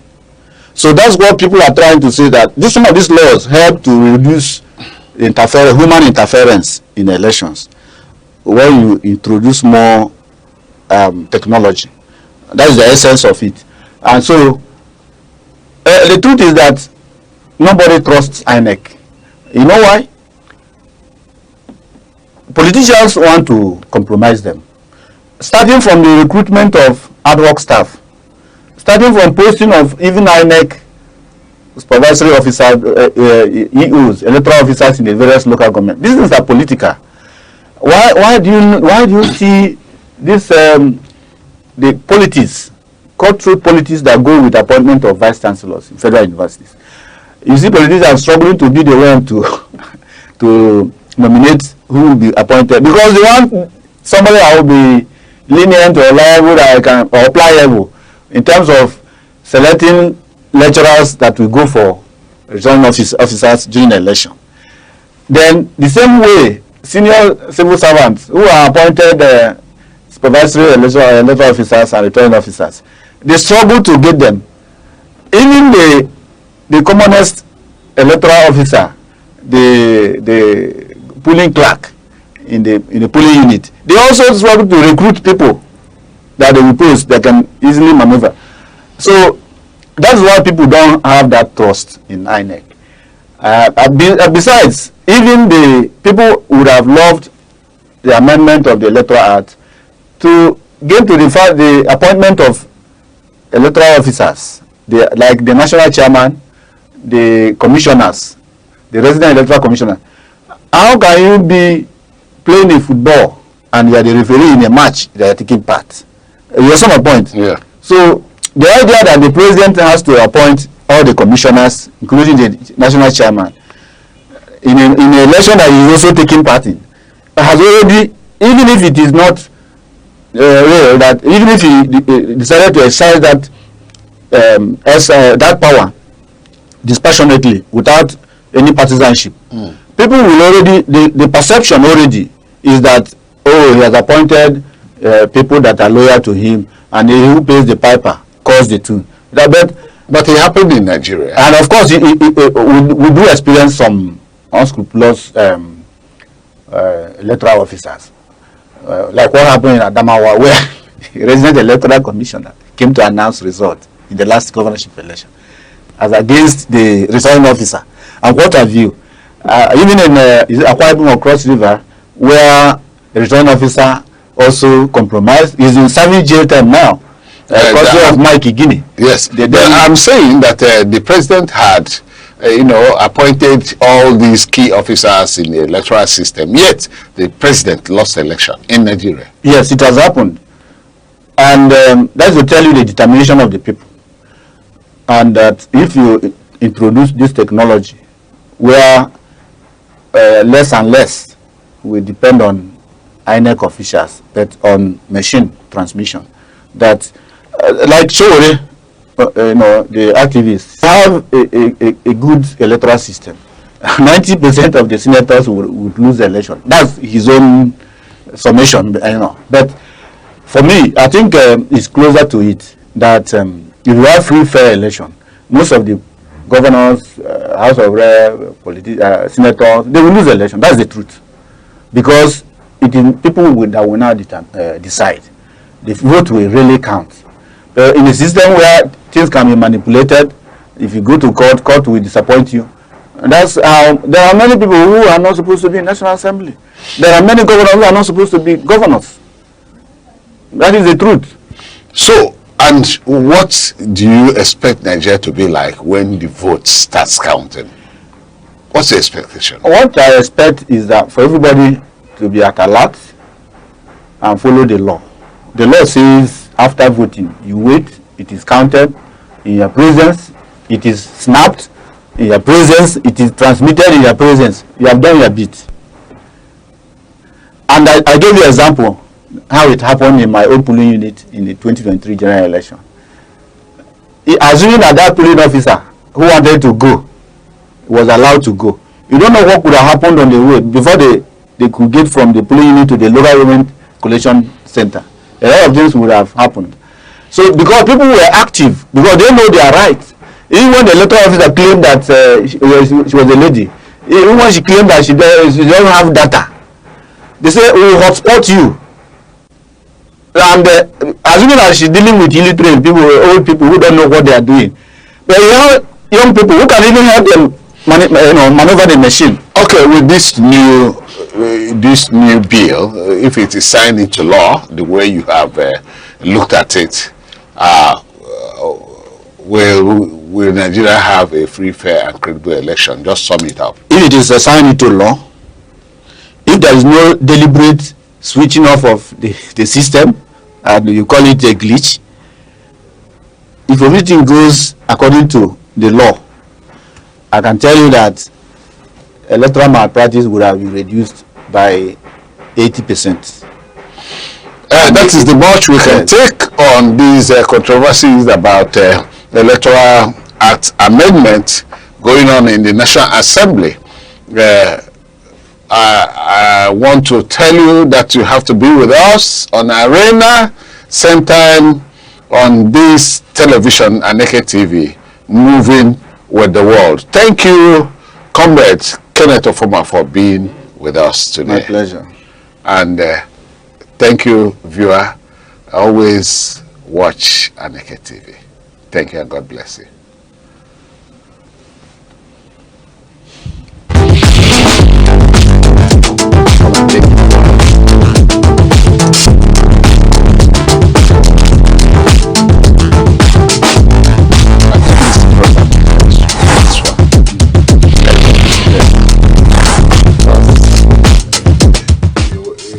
It was a Russia.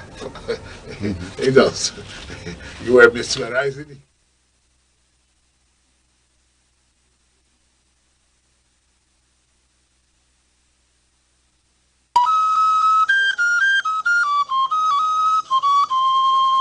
Need ad replacements, coverage for events, or the latest news stories? call 070-3043-7110 right now. Aneke TV, move with the world. As the global community marks Valentine's Day on February 14th, the celebration goes beyond romance and gift exchanges. At its core, Valentine's Day reflects universal values of love, empathy, and compassion, values that hold strong potential for promoting peace and unity in Nigeria. Love, when expressed through understanding and respect, becomes a powerful tool for peace. In a society grappling with economic pressure, insecurity, and social division, intentional acts of kindness can ease tensions and restore trust among citizens. Nigeria's diversity remains one of its greatest strengths. Valentine's Day offers an opportunity to enforce shared humanity above ethnic, religious, and political differences, reminding Nigerians that peaceful coexistence begins with mutual respect. For young Nigerians, Valentine's Day can be a lesson of emotional intelligence, teaching that love includes patience, self-control, and responsibility. These values discourage violence and promote dialogue over confrontation. Peace at the national level is rooted in stable families and caring communities.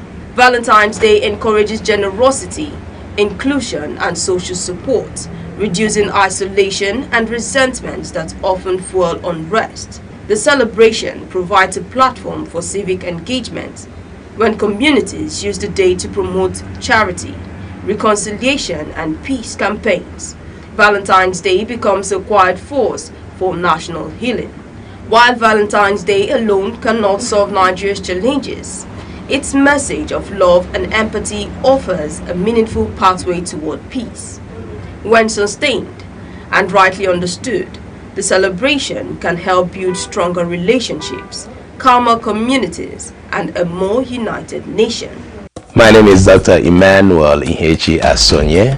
I am the CEO of Omenka App LLC. I created Omenka App for the preservation of Igbo language and culture. Omenka App was established in New Mexico, and it is headquartered in Albuquerque, but currently we are also being registered in Nigeria. We have a website. We are also on social media because my app is primarily for the Igbo community. In 2006, something significant happened among the Igbo community. UNESCO predicted that Igbo language was going to go into extinction, and that was because Igbo people are one of the most traveled people in the whole world. So the more children are born outside of Igbo land, the more they get disconnected. The app is on iOS, it's also on Android. Access the website and download the app from there. And over 2,000 people are using the app right now. But there's an app that will teach you about Igbo culture, Igbo people. We have Igbo poems, we have riddles and jokes, we have Igbo proverbs, then we have the word section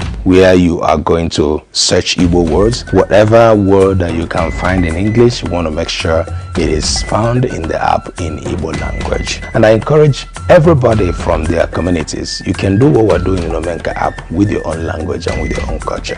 Do not allow your culture or your language to die.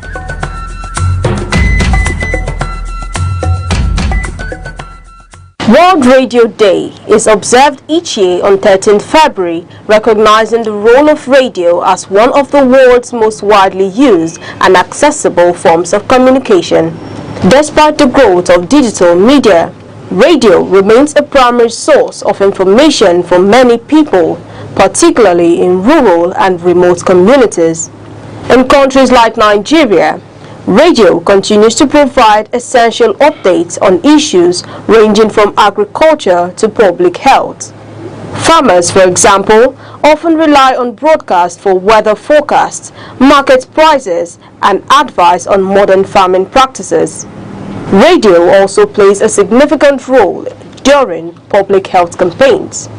Programs regularly carry information on disease prevention, vaccination, and maternal health, helping authorities reach audiences that may have limited access to other media platforms. In times of crisis, radio is frequently one of the most dependable channels for communication.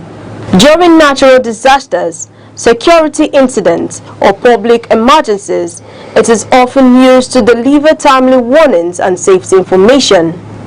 Beyond news and public service announcements, radio remains an important platform for education and community engagement. Educational broadcasts support learning, while talk shows and community stations provide space for discussion, local languages, and cultural expression. World Radio Day highlights the continued relevance of the medium, underlining its role in informing, connecting, and giving a voice to communities. Love, that sweet feeling that makes your heart race, your palms sweat, and your phone screen light up at midnight. This Valentine's season, love is not just in the air, love is on your screen. Aneke TV proudly presents a special Valentine program made just for you. Whether you're madly in love, healing from heartbreak, thinking of marriage, or still asking, is this really my person? Aneke TV has something for your heart. Get ready for real conversations, sweet love stories, relationship basketballs, and marriage truths nobody told you about. From dating in today's world, to keeping the spark alive, to building a marriage that actually works, we are breaking it down, heart to heart, no filters. Expect laughter, expect tears, and expect moments that will make you say, ah. Now maybe this. Well, this Valentine is not just about flowers and chocolate. It's about connection. It's about commitment. And it's about choosing love every single day. Do you know what to do? Grab your partner, tag your crush, call your spouse, or just cuddle up with your pillow. Because Aneke TV is serving love premium style.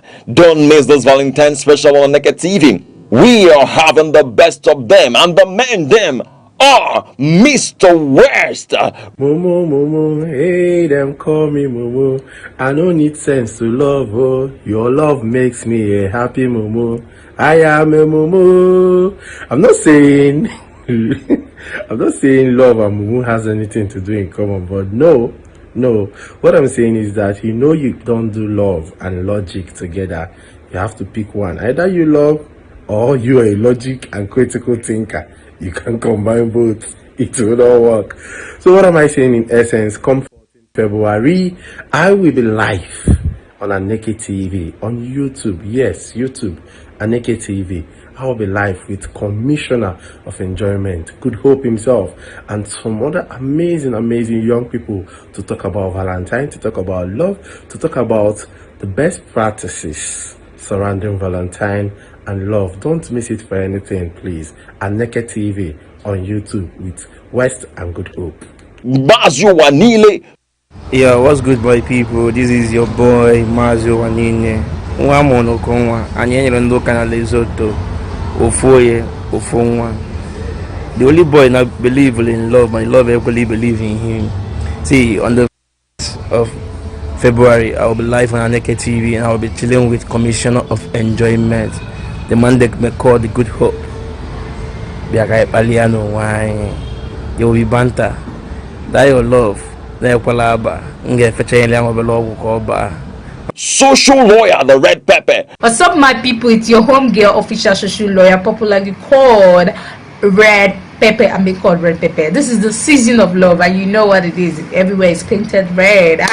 We're gonna send some love message, and you know the 14th February is around the corner, and this is the time where we share our love message. And we have the likes of Minister of Enjoyment for enjoyment. We have the likes of Marzi. We have the likes of West of Good Life, and you have the likes of official social lawyer Red Pepper on 13th of February to dish out some hot love dose contradiction opinions about what Valentine is all about. And I know you guys should not miss it. We're going to be live on Aneke TV on 13th of February on Friday by 2 p.m. I know, and I don't want to look for you.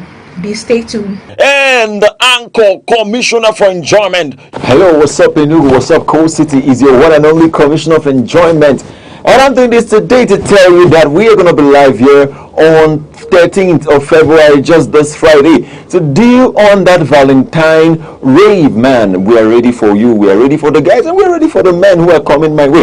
And I'm telling you that I'm going to be here with men them. When I talk about men them, I'm talking about Mr. West. I'm talking about Social Lawyer, the Red Pepper, and I'm also talking about Mazu Wanile. I'm gonna host these guys, and we're gonna talk about love, Valentine, fun, and how it is. Again, people get back why, because this life, you gotta know what it is and how it is happening. And that's why I say, let me just let you know, you are invited to that wonderful show. I want to see you, and stay tuned for that day. Time is 2 p.m. bro. When it's 2 p.m., let's rock and roll, because you are amazing and you will learn how to love. Cody. You're gonna have this rave on Valentine. Have a wonderful time as we bring you the best on 13th of February, 2 p.m. till Mama calls. Yes, we are ready on Aneke TV for this Valentine. Stay tuned.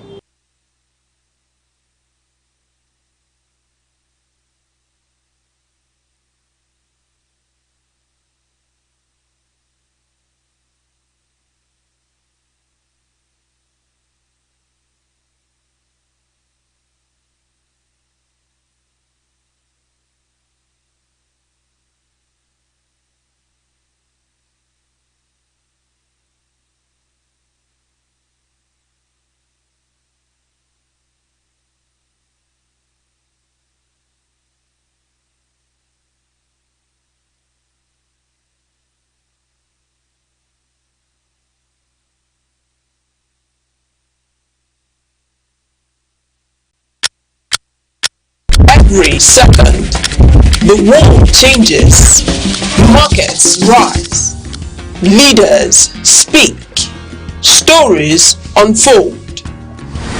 To keep up, you don't just need news, you need clarity, you need speed, you need perspective. That's why Aneke TV brings you the global pulse. Accurate, reliable, right when it matters most. Aneke TV. Move with the world.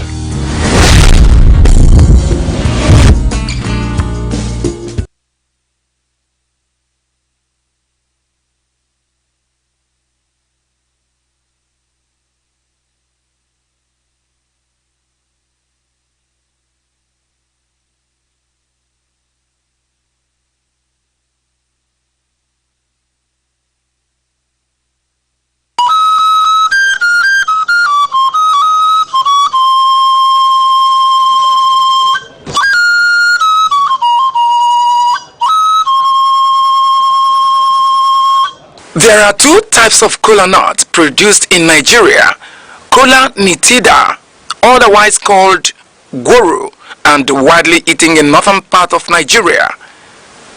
Kola acuminata, also referred to as Igbo kola, is of local origin and occupies an important position in social, religious, and sacred ceremonies in Igbo society. It is seen as a vital and sacred fruit in Igbo land and serves as the major instrument of prayers connecting the ancestors. It cements discussions and also the fundamental bedrock of philosophy and proverbs.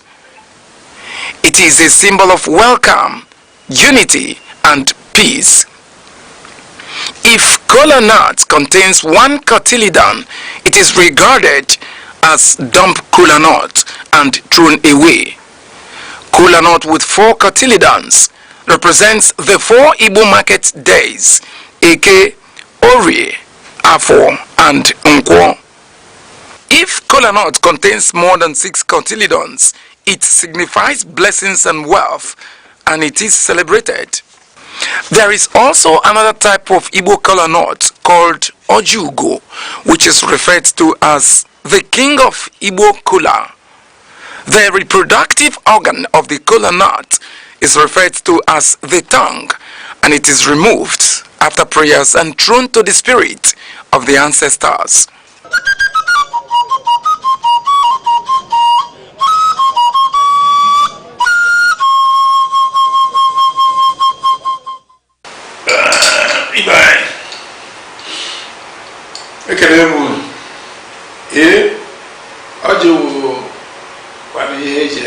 gondo ndụ a na-atọka onye anara nke ya na ụlọ agwọ ibe anyị adị nọ ogologo ndụ arụ ike na ọdụmma ibe eji ene ndụ anya na onye nwere ibe eji ene ndụ anya na ịrụfụta nwere ya ị mara na nsogbu rere ya olise bụ anyị na-ekene gị Chukwu okike onye ogologo ndụ na ogologo anya na-ahụ udo na ọchịchị anyị na-ekene gị na-ekene maka tata na-ayọ maka echi maka na ọsọ maka na-eme echi anya mara na anyị adị ka echi na echi anaghị agwụ agwụgwụ na ihe ya adịla anyị mma ndị be anya onwekwana ihe ọzọ na anyị enye ndị ichie jupụtara anyị na-eme nke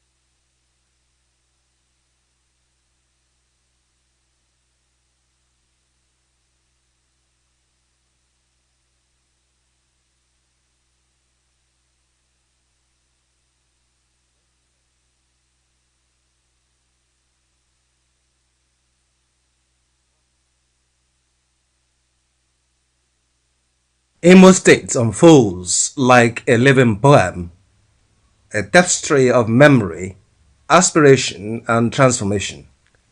Here, history is not settled in the past, but continues to move forward, carried in the footsteps of Imolites, whose resolve and optimism animate every corner of the land. The people and their spirit Imolites are renewed for their courage, enterprise, and intellect. From the bustling avenues of Owerri to the rolling hills of Idato, both the young and the old carry a quiet, steadfast conviction. Education is not just a means to an end, but a calling. Their ambition lives in the classrooms, in labs, in markets, and in the global Imo diaspora. Imo's cultural heartbeat is rhythmic and rich. High-life melodies mingle with gospel harmonies and modern beats, each song echoing ancestral memory and youthful vigor. Traditional dances carry stories of community, origin, and resilience, even as innovation blossoms, rooted in respect for heritage. Infrastructure and roads. Under Governor Hope Uzodimma, Imo has undergone what many describe as a road revolution.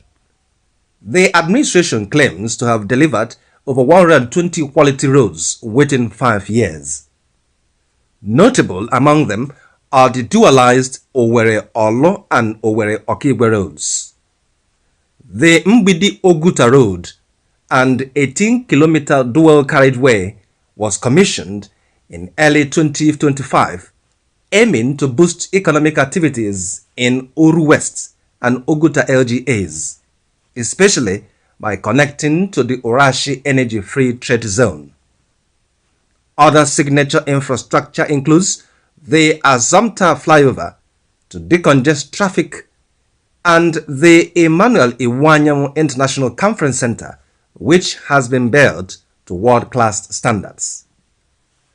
Governor Uzodimma has also stated that these infrastructure investments are not just for mobility, but are economic corridors intended to stimulate trade, reduce travel time, and integrate Imo's communities more closely.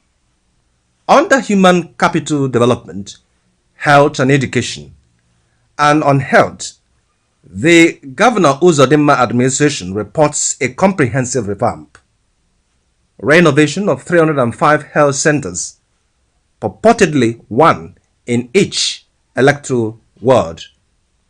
Establishment of 55 new primary health centers, announced in 2025 to expand access, particularly in rural areas. Construction of 3 new general hospitals at Ohaji, Oguta, and Omuma.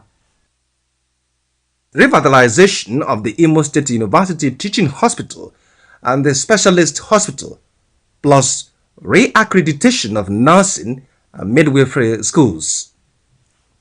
Creation of a state health insurance scheme known as Imo Health Insurance, which has reportedly covered more than 66,000 residents. Deployment of mobile clinics to reach rural and underdeserved communities. In education, Governor Uzodimma has significantly expanded tertiary education. What was once one functioning public university has grown to 3, along with a polytechnic and a college of education. He has also prioritized youth empowerment and governance that are strong signals of financial reforms. According to some reports, Uzodimma has focused heavily on capital spending, budgeting major parts of the state resources towards infrastructure and development. Then, Imo under Emeka Ihedioha, renewal and vision. While much of the recent narrative focuses on Governor Uzodimma, it is important. In a world that never stands still, where stories break in seconds and moments shape history, one station keeps you connected to your nation, to the continent, to the world. From breaking news to powerful stories, from business and politics to culture, lifestyle and entertainment, we inform, we inspire, we keep you ahead. This is more than television. Hello, good afternoon. Welcome to this edition of entertainment and welcome to this love edition of Valentine Reeve. Of course, you know that today is the day that love has made. That's tomorrow. But today we decided to make love in Aneke TV. And you know what it is. It is banter, basketballs, and we are ready for you. If you're not ready for us, just get ready because today promises, especially this moment, it promises to be hot and tasty. Not just hot and tasty, because also we have red pepper in the house. We have all of them in the house, down till me. Well, when I say till me, I wanted to say till eternity, but now when I say till me, so take it till me. I am your one and only commissioner of enjoyment, and I'm doing this afternoon with the men, and I'll start with the best of the best. Let us start with ladies first. We have Red Pepper in the house. Red Pepper, social lawyer, she's here. And hello, good afternoon. How are you, Red Pepper? Fine, but this atmosphere tends to be hot because I don't know. How can one red pepper against blue, sky blue pepper, dark pepper, black pepper? Okay. I want to ask you a question. First of all, before I ask you that question, yes, let me go to the next gentleman. He claims to be a gentle guy, but he's not. He said his name, he used to answer Anenyelendio Kanak Cathedral. Now he has changed it to Lesotho. There's a problem in Nigeria. This guy is not really one of them. He is a co-sponsor of the issues that we have with love. We are talking about Mazi Owanile. Hello, Mazi. Good afternoon. I don't know how you tag me a problem in this country. You are a problem. Wait, with all the problems you are seeing in this country. No, you are a love problem. Let me ask you a question. When you were born, were they giving you the first thing they fed you, was it love portion? Let me ask you a question from the Bible. before you ask this question, just before you ask this question, let me tell you that we are going to the best of the best. You know what hierarchy is? Hierarchy is that we have to progress and make progress. That is what it is. We have to call it from the down to the top, from the top to the bottom. You know what it means. Now we're talking about one and only Mr. West. Mr. West. Let me tell you why Mr. West is special. He just rebranded. That's just the truth. I've known this guy for a while. No glasses, just himself. No mustache. Okay, he had mustache. Now he has both up mustache and down mustache. That is a problem. And I don't know how Vladimir Putin of Russia would see him right now, because this guy is special. We're talking about Mr. West, our Oga. Good afternoon, sir. Good afternoon, Commissioner of Enjoyment. Yes. I want to say I feel privileged to be here amongst all of you. Mazo Wanile, na Latvia too. Forgot Latvia. This guy. Then I have a CEO who I just discovered that she's also red pepper and also a social lawyer. Okay. And then I love the fact that she's wearing red. Yes. And none of us.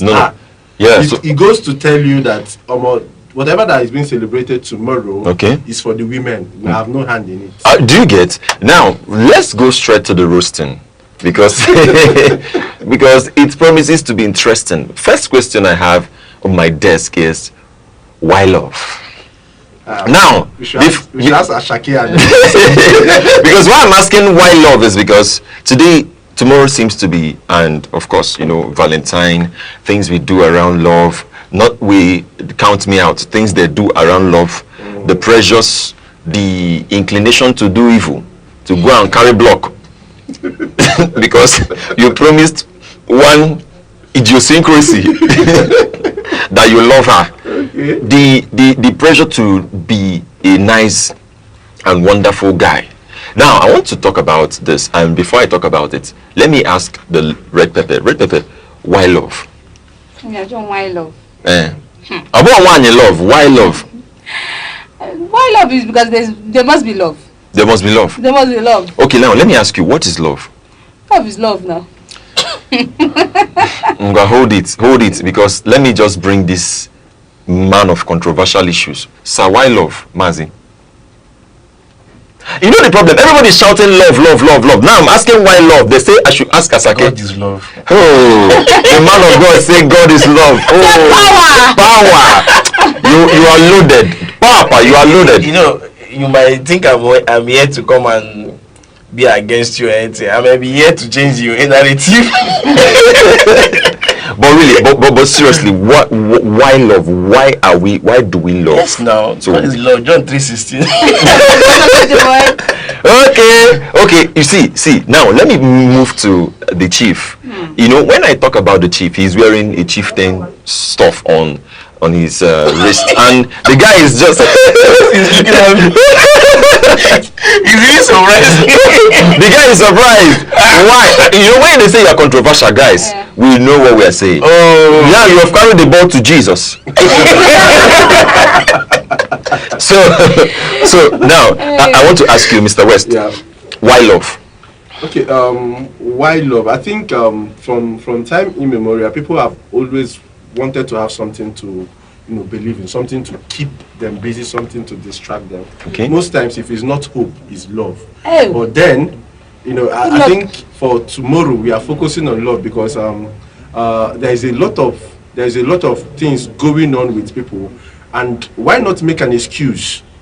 Okay. For everything, especially for taking responsibility. So we tend to hide behind what we call love.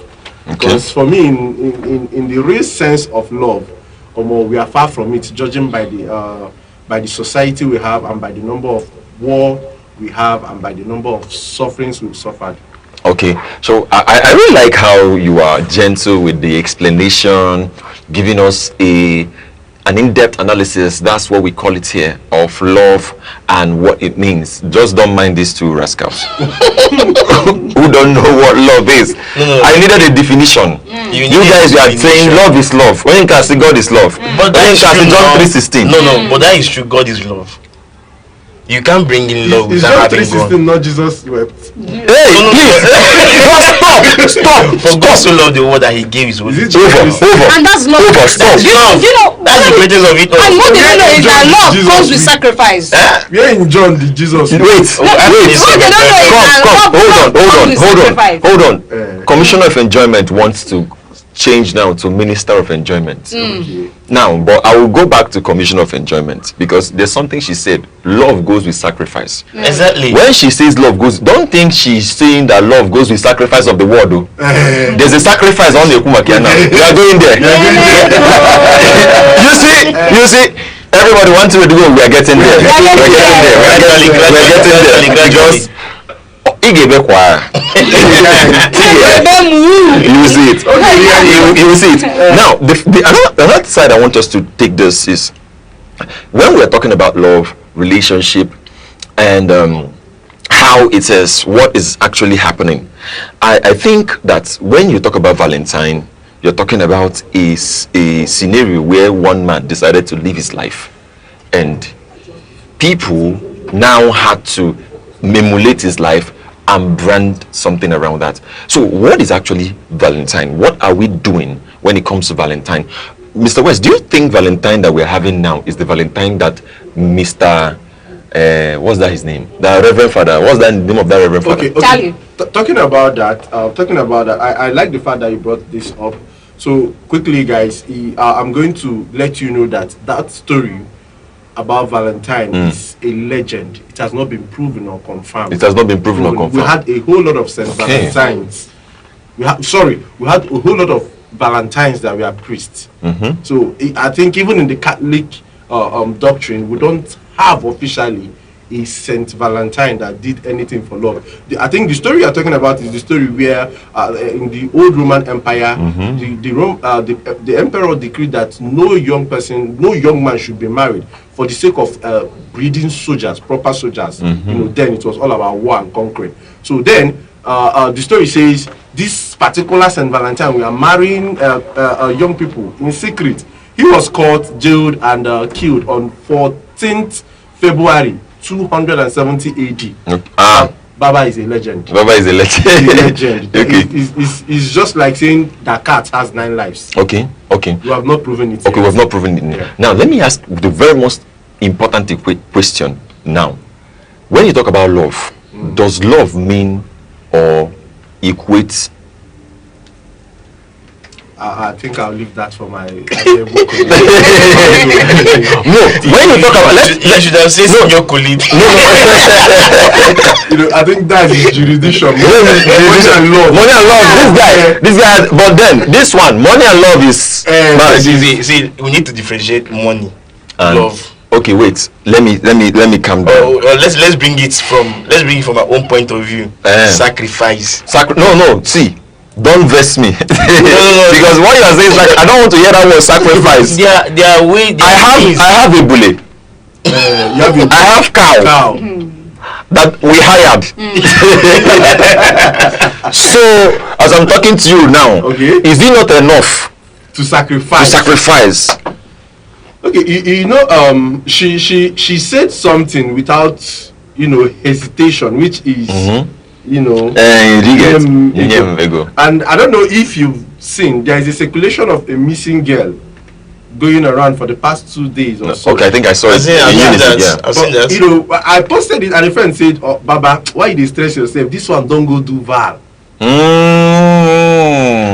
Sharp. And if you notice, for the past 3 years or so, every time Val comes, there is always a missing girl. That somehow, miraculously, mysteriously, yes. Once the celebration is over, with a very good story that beats Wala Adenuga production of Super Story. She's not even a person. Yes. Also, some days back, I also saw a conversation on a friend's post saying, okay, a girl asking the boyfriend, please, what's your plan for us on Val? Baba said, I just celebrated your birthday in December. Which one be Valentine plan again? Let me breathe now. Auntie said, I'm only asking because I want to know. If you don't have plans, say person don't make plans for me already. Hold it. He wants to speak now. Hold it. Okay. Hold it.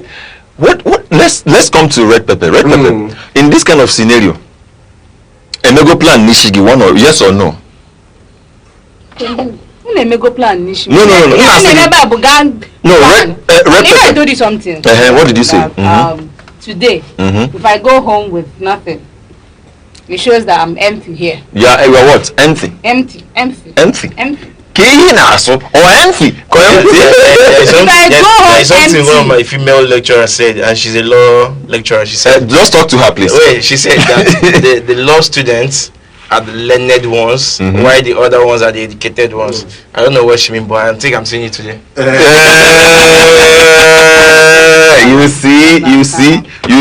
Wait. Can you say that again? Well, before you have. What did you say? We have the learned colleagues and the educated colleagues. Learned colleagues so you pick where you stand. You pick where you stand. you have done well. Now let's move it to the learned colleague. Red pepper. What did you learn? Why? I didn't learn anything because obviously I think I have nothing to learn here. When people have nothing valuable to offer to me, I think that's the problem. That's just what you say. Let's let that land. I listen to our big West building and I say a lot of things. You know, people trying to misplace priority and trying to claim this as that. Let me tell you something. Okay. Something as big as Valentine. Do you understand?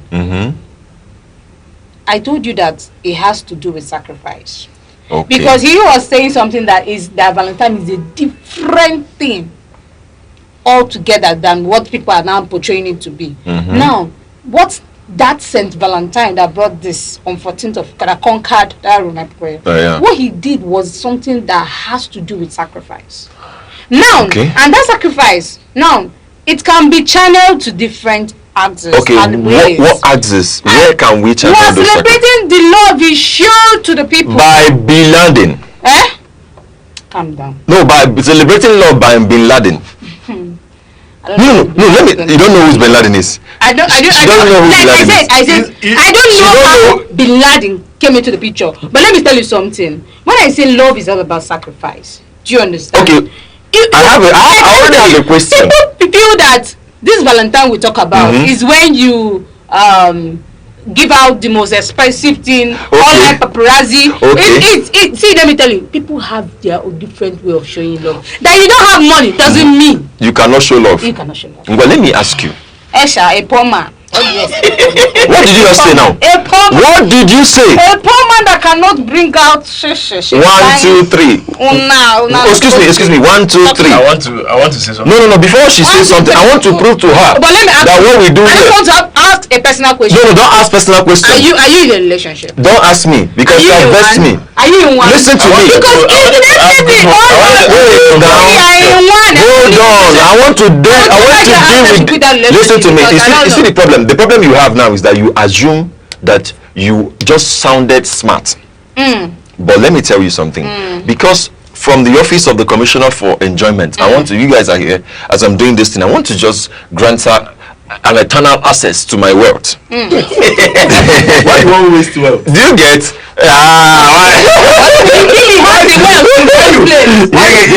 you see that? Why you want? Do you see that? That's let me say this. You said things that contradict what we are celebrating. You said it's all about sacrifice. Now let me ask questions. It's always at the rate of a man to sacrifice because you've pointed out so many things, the poor man, the gifting and all that. It is the men that are poor. No, wait. Do you get? It's men that they say they are poor. Let's talk about goodness God. What do the other gender seems to there is provide? Societal structural responsibility assigned to men. You know.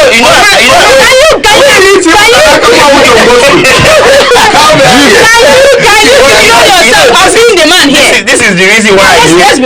This is the reason why I say that. That you've contradicted so many things, and you are a learned colleague. Unlike us, are educated.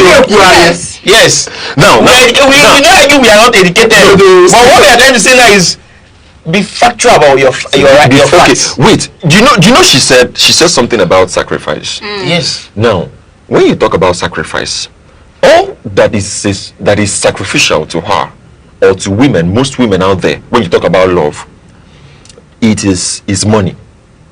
Because you can't do without it.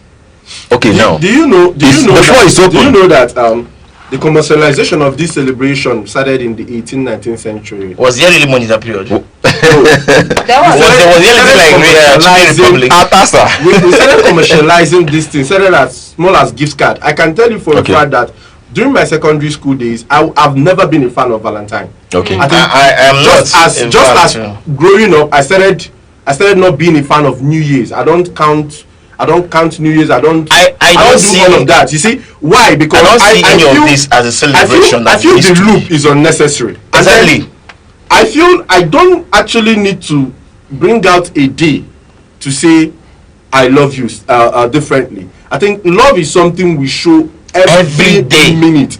For the fact that I'm in a bus or I'm on the way and I see somebody that is stranded and I decide to help, that is me showing love to that person. That is sacrifice. That is sacrifice too. Because you don't know if that was my last card. It is a concept I have, and it's not something everybody has. And I don't blame anybody, because where your knowledge stops is where another person's story goes. And the point is that the more you think you know, that's less you know. Do you know I quite disagree? You can disagree. Because one, if there is a celebration of marriage, marriage is a continuous process, right? We are not talking about marriage.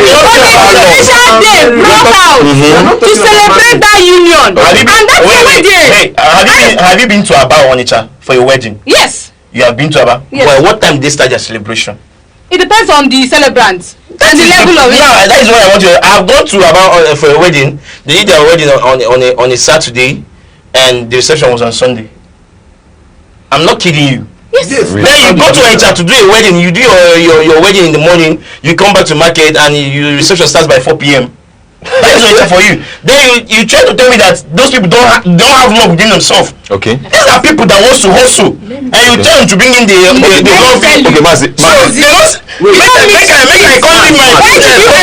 Mazi, let me ask you. Why did that day called your marriage? Why is it brought out like? It's not like they. If you reach about people, tell about people maybe they do wedding after they do wedding again. Let me tell you something. Even after the celebration, the marriage continues, right? Okay. Yes. But why is that day of your marriage so significant? And do you know what you I like what she just said there. She said, why is it significant? More significant than the rest of now we happen to have wedding once in a lifetime. Once in a But lifetime. we have Valentine every good year. And your Valentine last year. Your Valentine last year, you know, this year, you don't feel a change of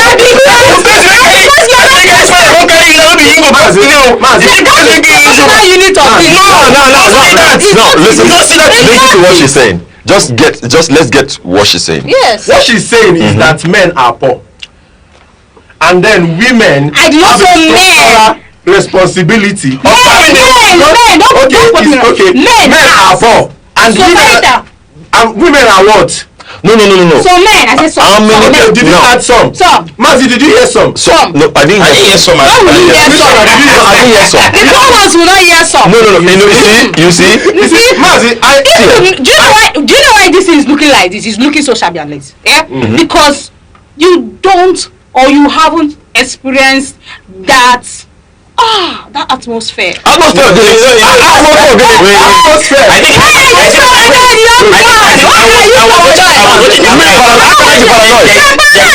There is this new. I said it's only a broke man that always complain. The woman is too. We go there because you know from now. I got what here. There is this. Wow. There is this new content creator on Instagram recently. So he said something that caught me. He said, when you keep thinking that. He says something like, when you think that money can actually buy you love, it can't. That is one. Then secondly, he said that this is the reason why he loves his mother. That when they lost their father, the mother picked up. Okay. And that is why, because you will think that it is always all about the money until you know they even think, say, what if this guy, by how you go survive? Okay, if now. the guy buy and left something behind, it is easier. What if you did not? Now. It's your own problem to deal with. That is why I like the way men think. It is a logical thinking. Can not all about emotional. Mazi and Commissioner, I have one thing to say before you continue, sir. May we as men not be unfortunate. May we not be unfortunate, exactly. I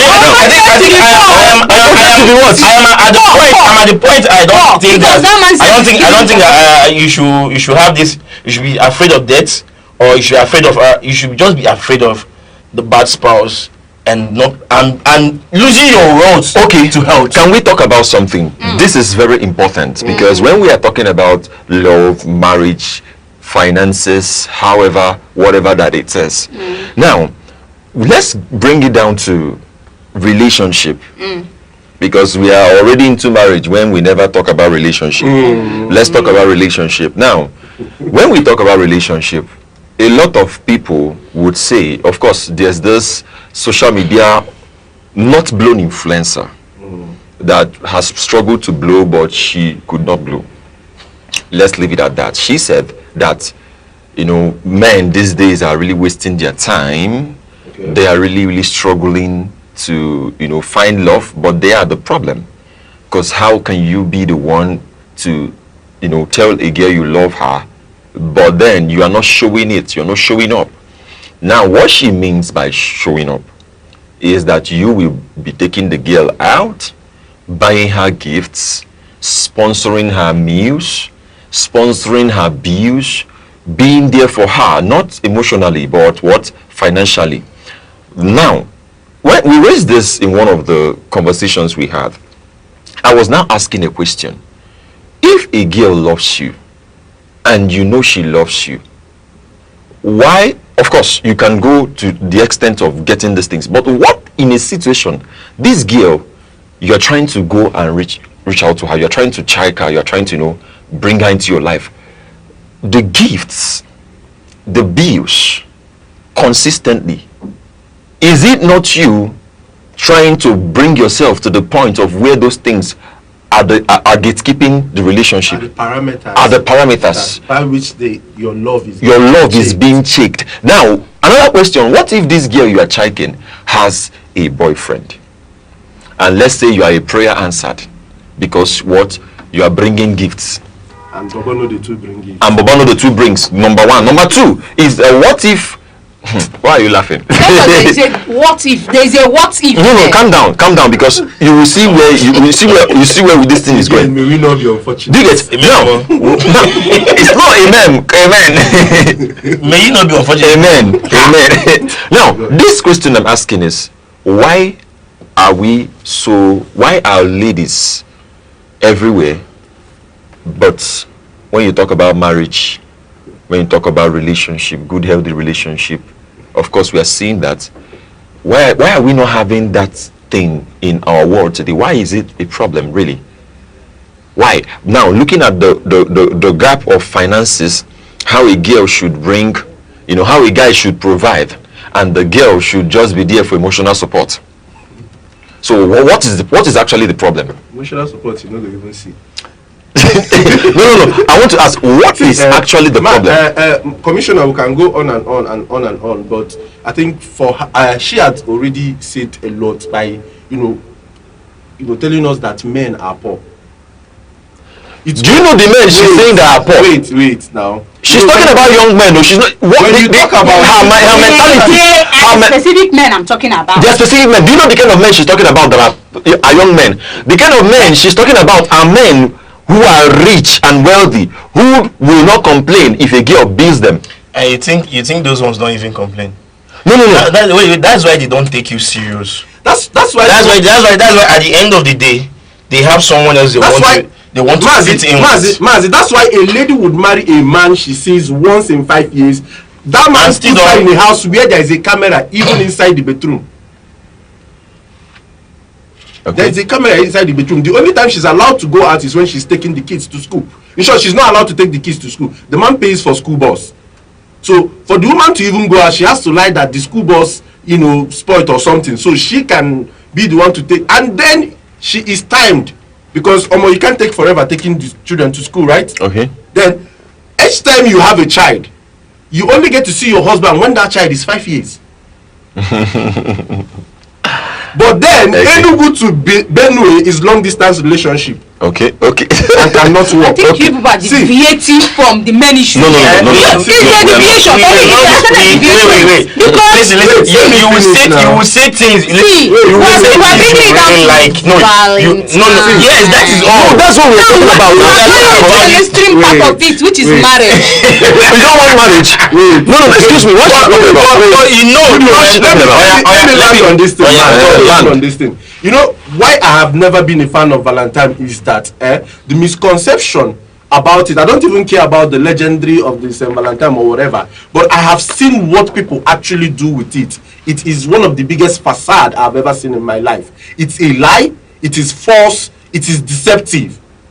Nobody, in short, the last thing in Valentine is that thing that you people call it love.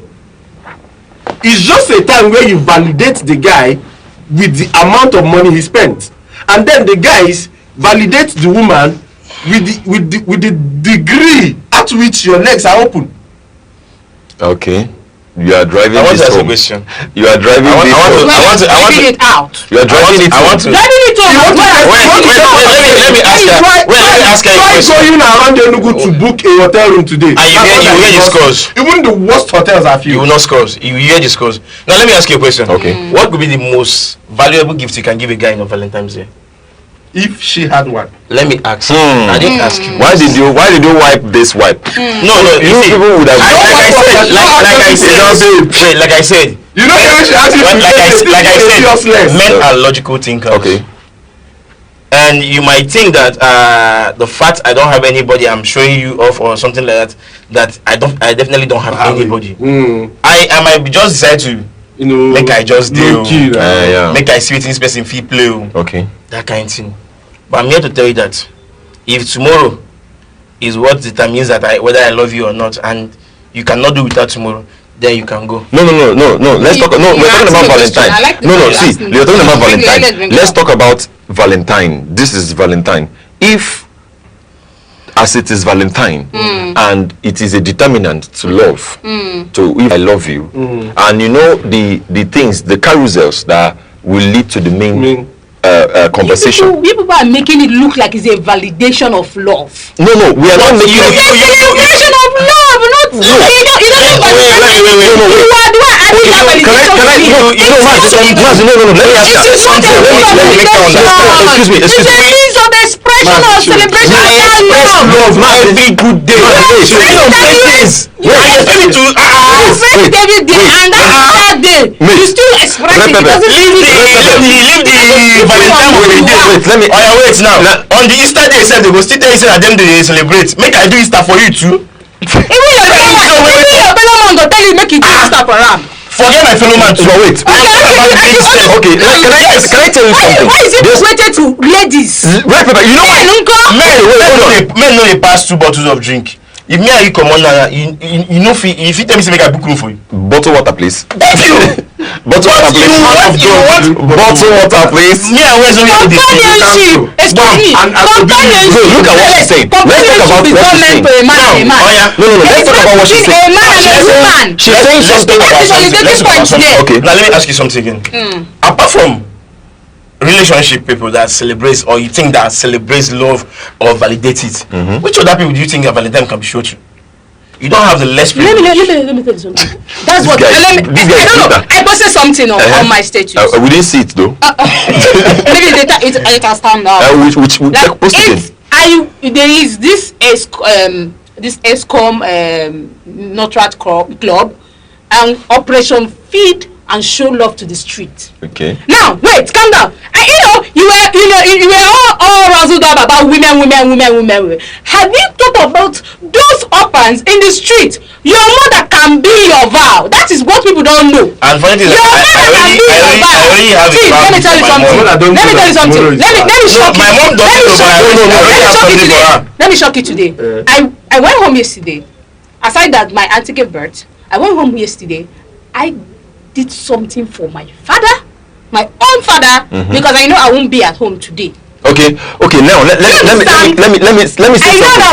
I like how you say. I got something for my father. That's amazing. I got something for my mother too. That's amazing. No.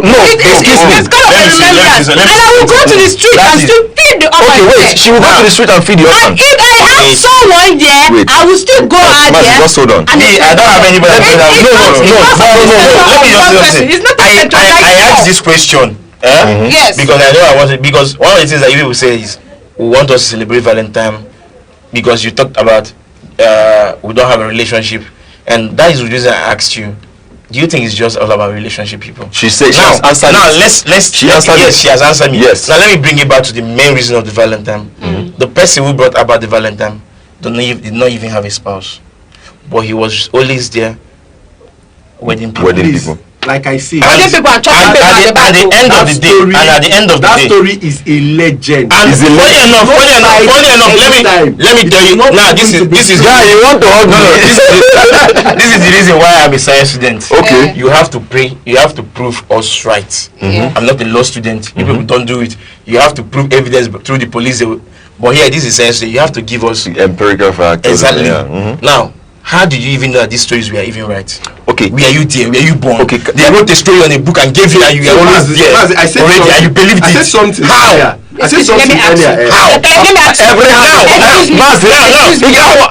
Now, let me. Sorry to say this, but there's the reason for the mapped out reason for. Sorry to say this, but let me break. Let me say I might be going against your faith, but let me say it. Sorry, man of God. But here is sorry, man of God. We celebrate Christmas. Yes. We celebrate New Year. Yes. We celebrate this. We celebrate that. These are things that we have been told. Wait, no, it's not that we are told. It is actually. See, it's not about. I like the fact that because it's not with you. No,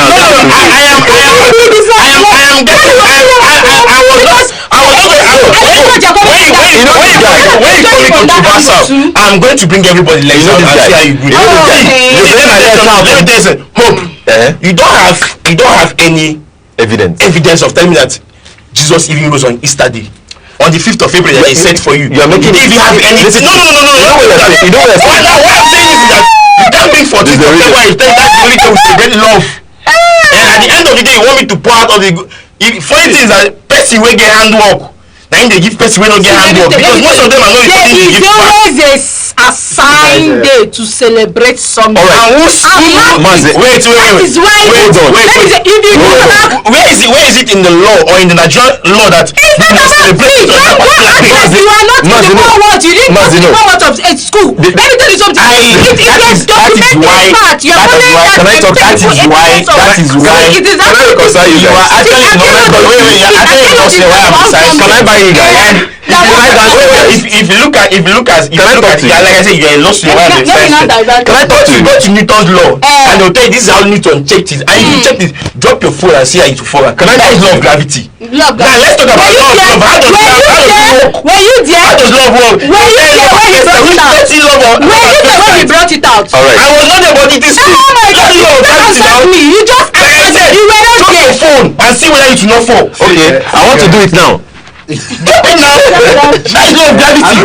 Now, whatever that goes up, comes down. And whatever that moves, we have an established attached to it. Calm down. Calm down.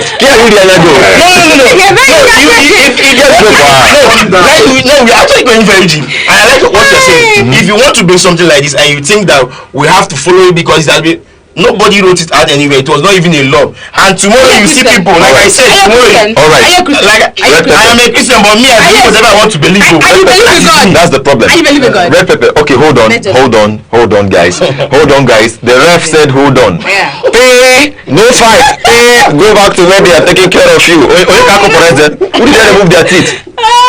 Now, there's something I want us to talk about as we're even talking about this whole love thing. Now, it's just the story around I Should Speed bringing in does my strength is too much to to America. You know, the guy is going over to America to help I Should Speed's brother lose weight. I don't know if you guys saw the story, but I think I saw, but I didn't get to. Yeah, the guy that Nigerians trolled him. Nigerians actually had to bring in a lot of we accused him of, even me too, I was not happy that he demanded some money instead of him to demand some connection. Yes. But at the end of the day, it looks like everything is working out right now, and I should speed is really serious about flying this guy to the US to get him to, train the younger brother, something like that. Now, let's just talk about this entertainment side. That's number one. Number two is that Two-Face now has a baby with Natasha, of course. Yes, you say, hey! Yeah. Now, Auntie. you get, so when we talk about Two-Face, I raised that matter yesterday. Two-Face saying he's a lover boy, not a womanizer. What do you guys think about that? I think I had the same conversation with Maxi. Okay. Yesterday. He said he's a lover boy, not a womanizer. Yeah. I think that's Two-Face still being a boy. Okay. Okay. Yes, that's Two-Face For him still to being even a boy. put lover boy there, he's also because how are you a lover boy with 4 women and 6 children, and these women you did not marry any of them? Then you married one, had 2 with her, and the marriage still failed, and you are still marrying again, and that one they. So you don't know the direction.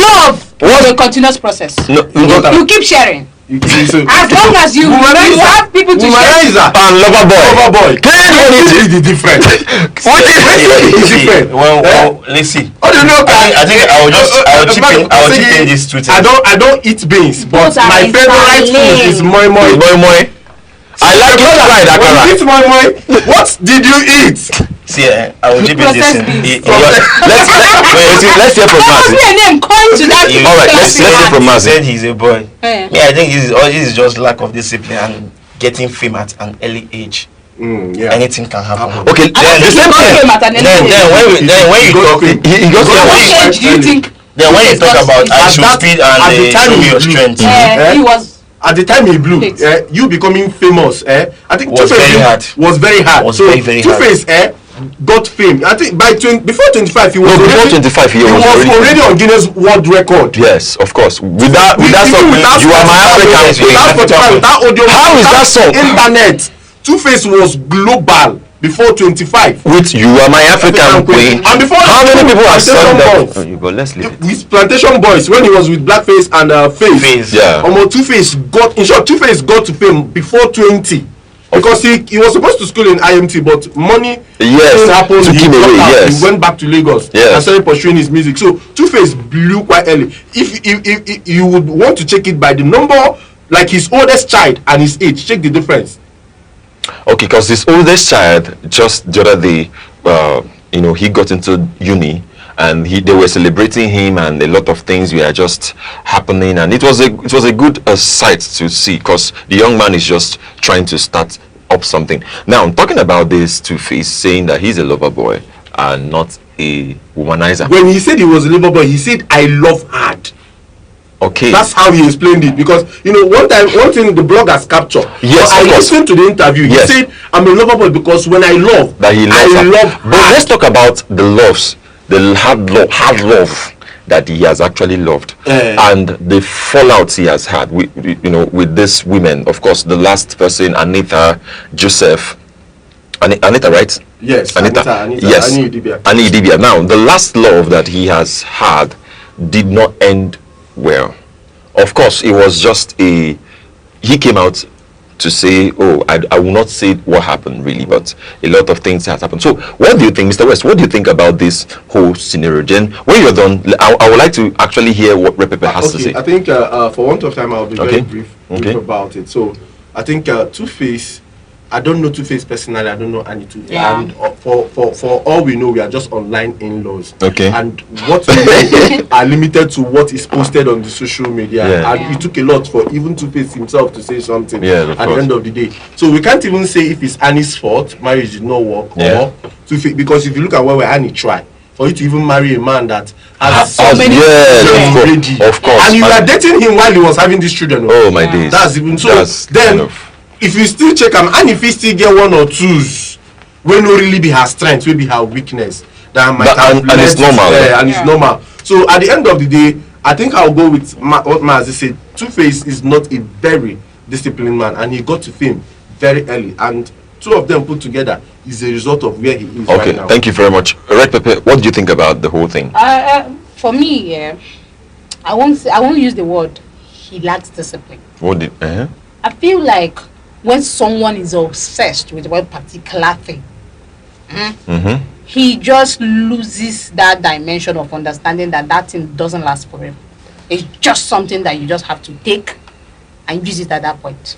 Okay, thank you very much. I don't know the thing she just said that is something I don't just know, but whatever it is and whatever we are seeing, all we know and what we have seen is that Two-Face has, Two-Face currently, Natasha is a mom, and they went for that child dedication just on Sunday, and it's something to reckon, to be proud of course. Because the man is really. I don't know how you guys are celebrating people that. No, we're not celebrating.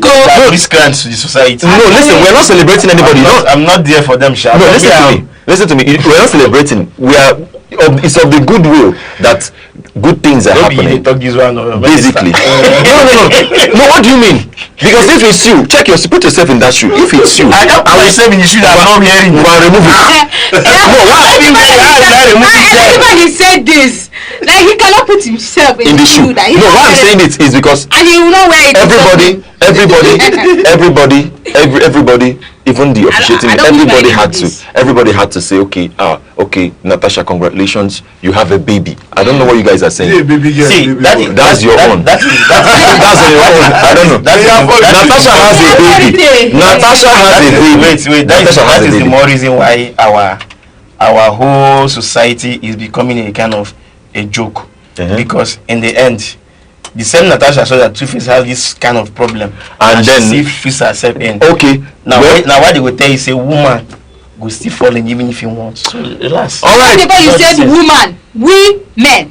Please, can we just call it a day? It has been a day because these two people wanted to. They've been targeting my eye. They are so intentional about my eyes, but God will not allow them to win. And thank you very much, everyone who are here for us and for this special edition of Valentine. Thank you very much, Mr. West. Thank you very much, Red Pepper, the social lawyer. Thank you very much, Maziwan. And I have to thank myself for enduring this, I will call them, these gentle souls that came, that wanted to, block my eyes out. But thank you very much. And thank you very much, you out there who has been following and, just hanging out there to see that we have a wonderful time. And I know you are already, or you had a wonderful time. Thank you. See you same time, same station on Aneke TV. And don't forget to do your TGIF because it's actually, thank God it's Friday and it's already weekend. When we see on Monday, we're going to talk about more issues, more entertainment, and less quarrel. Have a wonderful time. Bye-bye. Bye. Peace.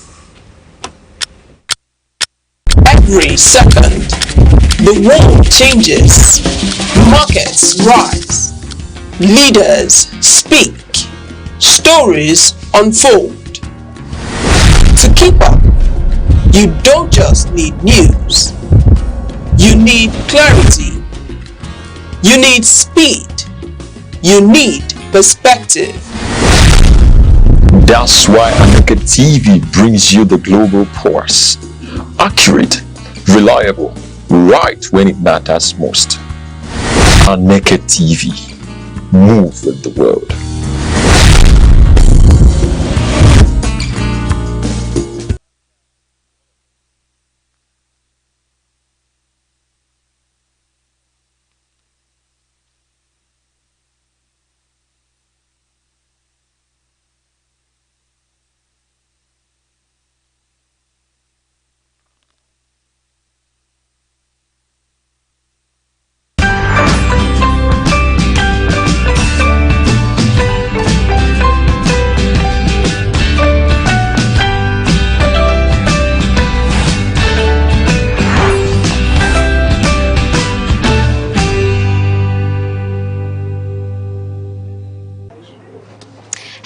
there, welcome to another fun edition of Teens Fun Hub, coming your way on Aneke TV. Here at Teens Fun Hub, we talk about those things that you delight most, those things that resonate with you, your love life, relationship, education, fears and challenges. This is where we dissect. We call it the dissection table if you want.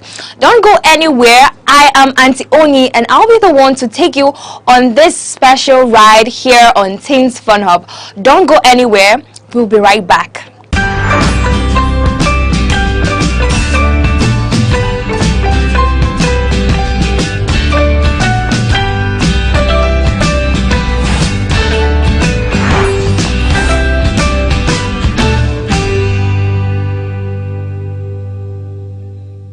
Welcome back. If you're just joining us, this is Teens Fun Hub. Let's dive in and join Adibo as she educates us on our Igbo culture and traditions. Ndị Igbo kwezuonu. Ana m asị unu ka ịhụ n'ụwa anyị n'anya n'ihi na anyị nọ n'agba nke ịhụnanya. Ọ ka bụkwa mụwa Nwada Ifeoma Emere ndị Igbo. Ana m ekene na-anabata unu na Igbo segment. Ihe m ga-ekwu n'ụbọchị nke taata bụ maka ewemewe ndị Igbo. Ewemewe bụ ihe dị iche iche ndị Igbo were. Ndị Igbo wegasịrị ihe dị iche iche dịka nkwụ, ụkwa, ala, ego, ụmụ, nwanyị. Ha nwekwara osisi dị iche iche dịka akụ bekee, ọjị na ube were dịrị gabazie. Ọ bụkwa ebe a ka m ga-agwa unu ihe bụ ike ekpe. Ike ekpe bụ mgbe mmadụ kwupụtara ihe niile dị ya n'obi n'ụwa tupu ọ nwụọ. Onye ọbụla na-eke ekpe bụ onye ọbụla tozuru etozu, wee akụ na ụba, wee ụmụ ndị ikwu na ibe. Ọ bụ ha bụ ndị ọ ga-ekere ekpe ma ọ nwụọ. Ọ bụkwa ebe a ka m ga-agwa unu ihe bụ iri ekpe. Iri ekpe pụtara mgbe mmadụ na-eri akụ na ụba onye nwụrụ anwụ. Ọ bụ ebe a ka a ga-ekesarụ ụmụ ya, ikwu na ibe ya, nwunye ya ihe ọ were n'ụwa tupu ọ nwụọ. M ga-agwakwa unu ihe bụ ịnọchi ọkwa. Ịnọchi ọkwa bụ mgbe mmadụ nwụrụ, onye isi ezinụlọ nwụrụ. Ọ bụ onye na-esote ya n'azụ bụ onye ga-anọchite ha n'ihe niile ọ na-eme n'ezinụlọ. Ngwa amarugo na unu amarugo ihe niile gbasara ewemewe ndị Igbo.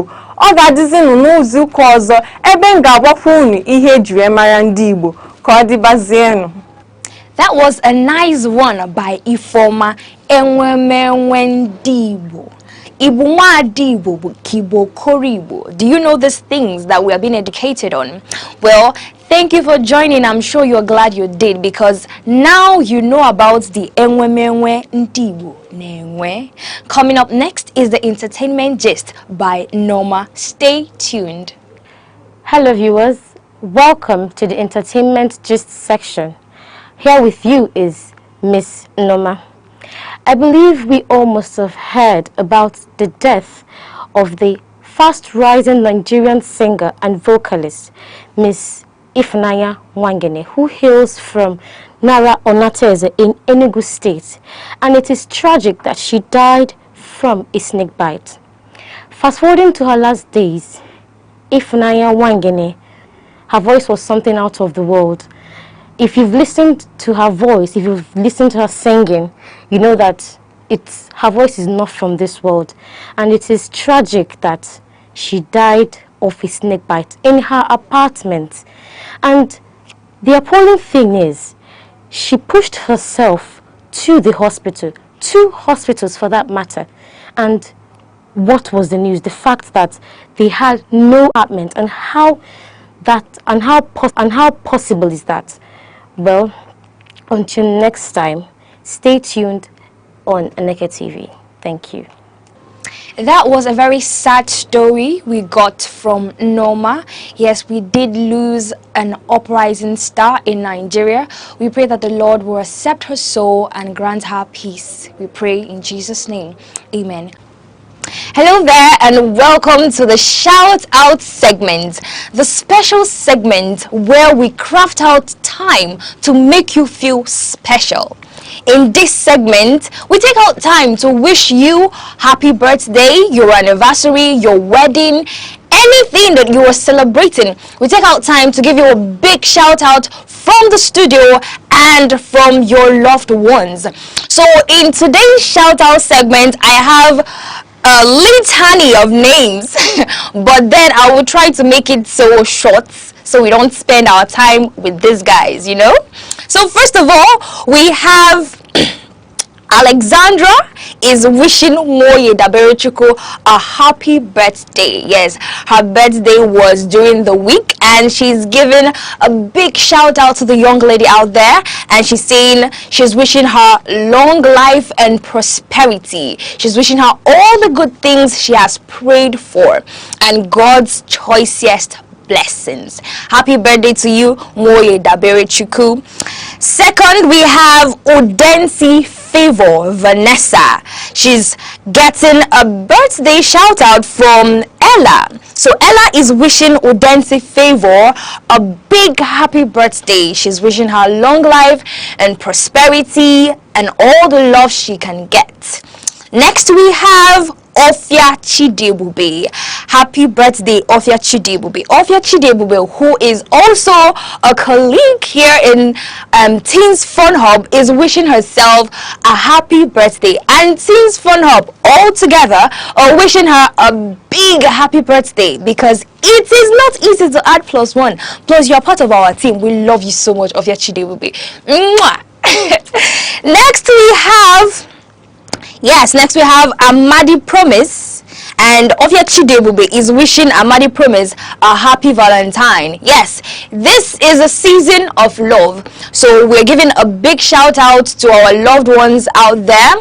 Try to know the people you love. So some people came here with this shout out, and Ofia Chidebube is wishing Amadi Promise.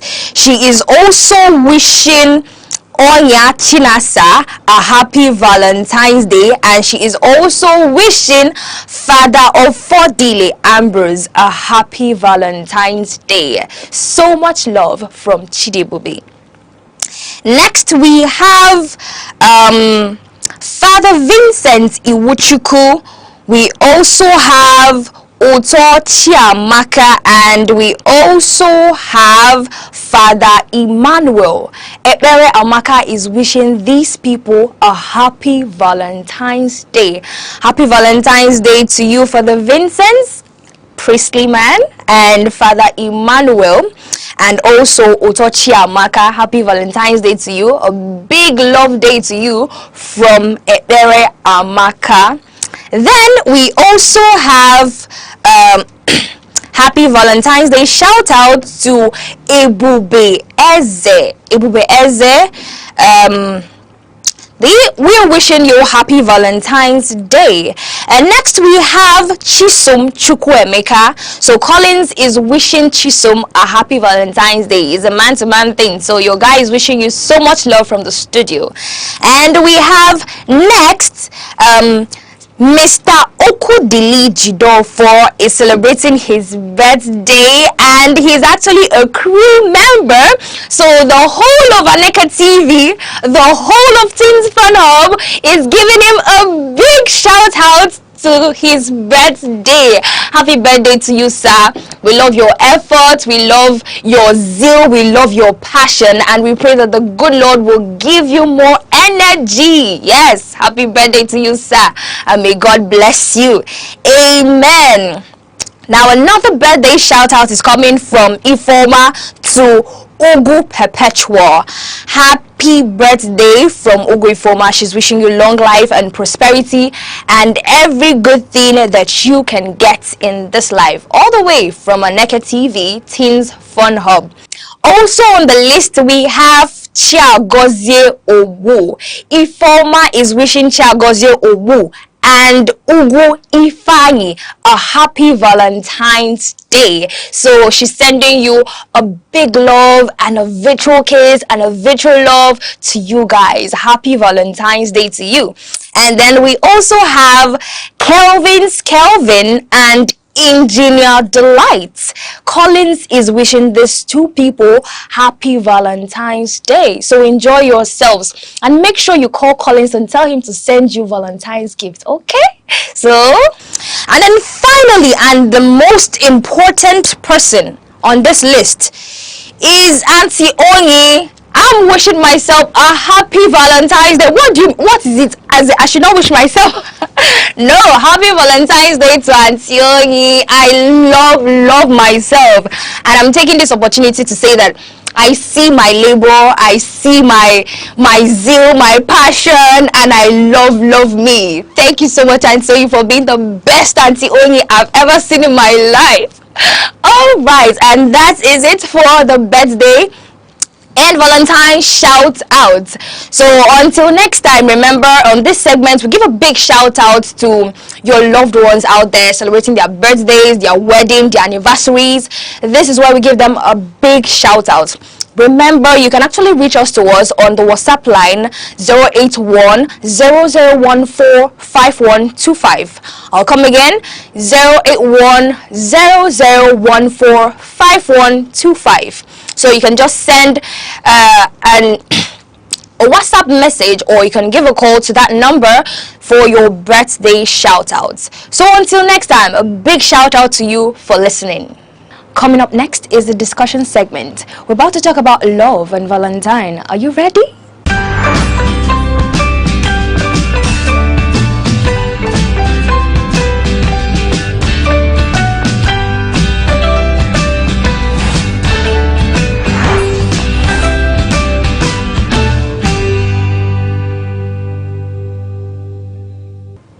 Hello and welcome to the discussion segment. I am Auntie Onyi. We're sure you're having a good time with us here on Teens Fun Hub. Well, in today's discussion segment, we have a spicy topic not everybody wants to talk about, but it's actually necessary and important that we talk about it. So today we want to talk about how teenagers see Valentine. What is your view about Valentine? Should we celebrate it or should we not celebrate it? Should we get involved in the love talk or is it a general love talk? I mean, what's your view on this? So, joining me in the studio to do justice to this topic are intelligent and brilliant teenagers here in the studio with me. By my left, we have Chidiebube. Chidiebube, you're welcome to the show. Thank you. And next to her, we have Ebere Amaka. You're welcome to the show. Thank you. And by my right, we have Chinaza Ugu. You're welcome to the show. Thank you, Antonio. Enjoy the rest of the show. All right. So, how are you feeling today? I'm feeling so excited. Okay. Oh, it's a laugh for me. How are you feeling today? I'm good. You're good. Amaka, how about you? Yeah, I feel excited too. Okay. So we're talking about Valentine. How teenagers view Valentine. So let's start with what Valentine means to you. Okay. Let's start with you. What does it mean to you? Personally, Valentine is a day that reminds me about love. Love. And it's a day I sit down and have a rethink of the true meaning of love. Okay. Love is an affection one has for another. So it's a day I also go to my scripture because the Bible defines love. So when you want to get the true, as a Christian, when I want to get the true meaning of love, I go back to my scriptures and read everything about it. It's also a day I get to, express my love towards my friends, my family, and all that. So it's just a day of love for me. It's just a day of love for me. And that's also my birthday, so it made it more special. Yeah. Alright, happy birthday to you. Thank you. Okay, Maka, what comes to your mind whenever you hear Valentine is coming? Okay, actually, Valentine reminds me of genuine love, genuine friendship, and relationship that occurs between two persons that have genuine care and affection for each other. When we talk about Valentine, what comes to people of this new world is romantic love, but I say a no to that. Valentine is not just about romantic love. Valentine means genuine love, care, sitting down to analyze and understand the kind of people you have around you and how they have been of good importance to you. I think that's wow. That's really beautiful. Genuine love. My heart just melted immediately you said that. All right, Chinaz, what about you? What's your view of Valentine? I don't like the way people are just saying genuine love. Make una talk true now. Okay. Valentine is when boyfriend, girlfriend, you go for parties, that's what they do during Valentine, and that's the truth. But when it comes to my own point of view, I think it's a season of love, but Valentine is not one of my celebrations in my calendar. It's not something I celebrate. Why? Because I feel is, worldly things. You're not of this world. Okay, for you, in a Valentine okay, that's what I really think of Valentine. Whenever I hear Valentine, I say, have your father. I fall my hands because seriously, doesn't concern me. You don't follow. Okay, so for you, Valentine is not a day you should celebrate. No. You skip it. As it so what do on that day? Just like down sleep. No, Valentine is just like a normal day for you. Okay. Yeah, just like another day. So does that mean that you don't have people that you love or care for? Or you don't want to celebrate them or that you rather celebrate them on their birthdays? I think people are sitting accordingly. The right side are proposing and the left are opposing. Okay, let's have it. That's not the point. But let's see it this way, that everybody else has the mindset I have, and I now call the person on Valentine's Day. You'd be like, okay, like, so what you mean that like people are still alive, and what do you do to them? Like, what do you do with them on Valentine? Like, I think I understand what she's saying. She doesn't take Valentine so serious as people do take it. So it's not like she doesn't celebrate her parents or she doesn't love her parents, but maybe she would rather do that on Mother's Day, Father's Day. And this reminds me of these Korean people. On 14th February, the ladies are the ones to give their chocolates and cards. Then some other time when I think they call it White Day, the males will now be the ones to give birth. So you have ruled 14th February out of your calendar. Well, that's nice though, because growing up too, Vala what? That was my. You cannot say happy Valentine. Okay, please, I'm not with you. Let me just clarify myself. I do wish people happy Valentine's Day. In fact, I'm even expecting gifts. But you're not willing to give. It's not like I'm not willing to give, but then I just maintain my lane. Happy Valentine. Do you understand? So, how do we think we should celebrate Valentine's Day?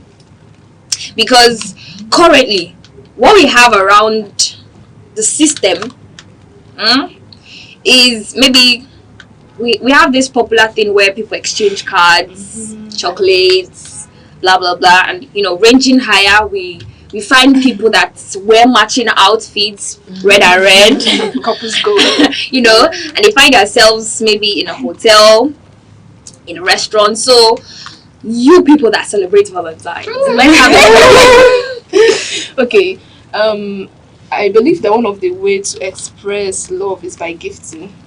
It's by gifting. Not like you should pray. Your love language. So not like you should feel pressured if you don't have maybe a huge gift to give. You should do something wrong to get the money and buy that. Any little things do matter. So it can be a letter, a love letter, tell the person how special he or she is to you. It can be a little chocolate. Chocolates are not really expensive. You can get a flower. You can even go to the bush and get real flowers. You can do that for love, but be careful because of scorpions that's next. So you can go to the bush, get a real flower, keep it well, decorate it, and give to the person. So yes, gifting is she just said she may be good. It's not grass. It's not grass, it's flower. Okay, so gifting is for you. How to celebrate this Valentine. Alright, okay, actually when I defined love, like I don't take love as gifting and everything. That is just a deeper definition of love that I know and I love to do.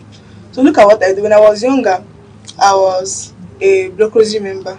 So when I was younger, look at what we do. So every Valentine, you choose people you visit. It can be the motherless, the autism. Just do something. In fact, you can even help your yard members. Tell them, please, you have dustbin, you have waste. Let me help you and trash it. So look at what I do. Then I do visit the motherless baby. We help them wash clothes. We help them sweep. Is that not love? That is love. At least you are easing their burden for them. So this is something that any other person can do on Valentine. Since maybe we are always busy, but on this special day, we can sacrifice it because it is for the sake of love. Yes. Wherever we go, you help them wash. At least those children seeing you and seeing your smiles, I think it means a lot to them, and that's what love means. Love is not just about gifting. That people who don't have money to afford items, but you can on that particular day, if you don't wash your mother's clothes, you can say, "Mom, bring out all your dirty clothes. I want to do this. I want to wash it," and your mother will feel this innate joy in her. That's love for me. So, this is love. Yeah, of course. This is love. I love this definition. Like, I'm so in love with it. So like on every 14th, look at what my family does. Everybody will bring in maybe their dirty clothes because they know I will definitely wash it. And that's what my definition of love, because I might not have the money to start affording chocolates, flowers, but imagine helping them because they're always busy. Imagine helping them wash their clothes, even if once in that year. There's this in this joy that comes with it. Sometimes I'll even say, let me cook food because I'm a chef, you know. So she's a chef, you know. So washing clothes, go for me now. Never do. My family can wear clothes. They wear clothes 2 times in a day. I mean, if everybody brings out their clothes, I will die. Yeah, that's love. That's love, you know. But I really love that definition of love. Yes. Sense. So coming back to the gifting part, because that is one of the major languages of love that we know. I mean, every single time, you know, my girl did this, you know, that's, and she said something that actually struck my right auricle. You know, we're talking about love, so my heart got struck by what she just said. She said, love is not all about gifting. Follow me closely. She said, love is just showing that genuine affection. Maybe you're not giving out.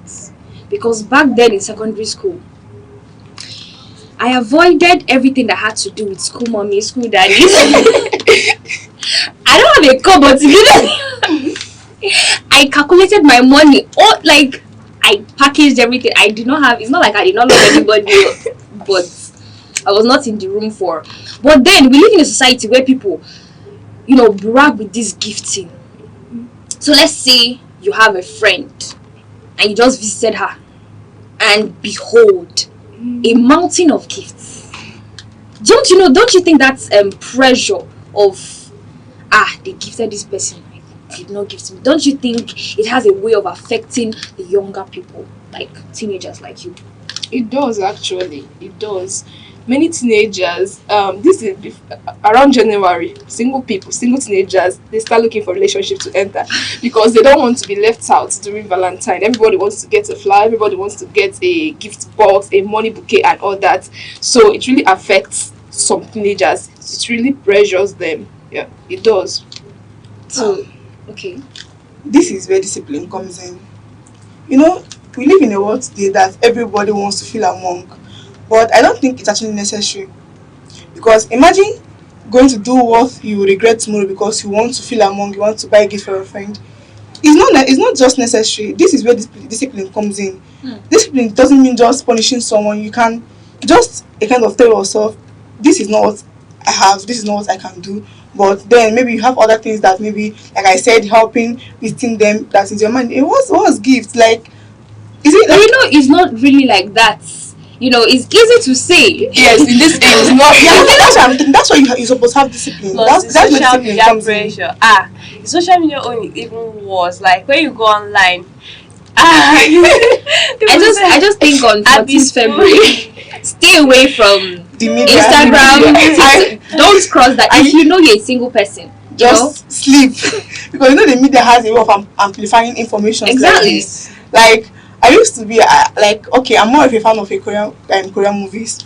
So imagine somebody like me now, and you know that okay, our teenagers today, like they used to kind of imitate, like they love to imitate that's true. Korean people, and the worst part is not even the Korean teenagers, it's maybe the adults, but we want to live up to their standards, you understand? So we will not be like my type of person now. I love Korean, so imagine me watching Korean movies where people are, the guy is gifting her car, the girl is buying her, that kind of thing. Like no, like this kind of thing. How you just have to run away from the media for like if you have a way of shutting your phone, like all means of media amplification, just switch everything off so that your peace of mind will remain to you. Because for me, no. But you think that pressure is actually, is inching closer, small. Because if you keep on staying with these people, every time you are seeing gifts, you are seeing that, more yourself, you go one adjust small now. That's true, but I think I believe so much in discipline. So. I love the way you believe in discipline, because if you had not believed in discipline, this story of rich CEO where this is a Korean line, a very popular Korean line, one, where the lady will be like, she not get drunk, and the next thing the CEO carries I love is very stupid. very, very much. So do we think that people go extra mile for this love thing? Are they doing so much? I mean, can't you all just stay indoors? Yeah, we know you love yourselves, but like, why are people coming to our faces now? I think you're overdoing it. Not overdoing it though. Okay, because I think they're doing it intentionally. Make people, single people, make them die. Okay.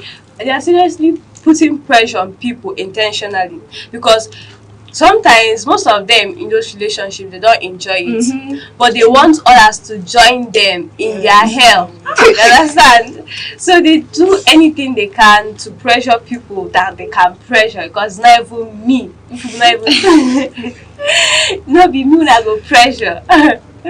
So that's it. I think. Does anybody have something else to say? Many people go extra miles, especially teenagers, because I don't want to talk about adults. Most of them up to they're up to the age, and they respect themselves. When you see adults on social media on Valentine's Day and see teenagers, you just see the clear difference. You just see the difference. It's always clear. So then in school, many people escape from the hostel on Valentine's Day. Many girls, many students. Many people steal. I know a girl that stole, I think, around 70,000 from the mom just to get a gift for the boyfriend. So many people do all sorts of stupid things. Many people borrow money just to get something for the boy. Like they pressure themselves and all that, which is very, very wrong. So many people do go extra miles just to, not like they even want to impress the boy, not just the boy, they want to impress everybody. You understand? Just to prove that I love this guy. Just to prove. Meanwhile, they don't. They are not just like. How would you know? Most of them don't, and most of them they just want to feel belonged. On that day, they may even give the guy money to decorate the room. I just want to stay in a decorated room on that day. You speak like you are some news firm or something. How do you know? We know. You know. Okay. Have you witnessed any crazy Valentine series? Maybe you have witnessed any Valentine series that you were like, if this is love, I'm done. Or if this is love, I want to go deeper. Any experience like that? Okay. So there is this friend of my sister.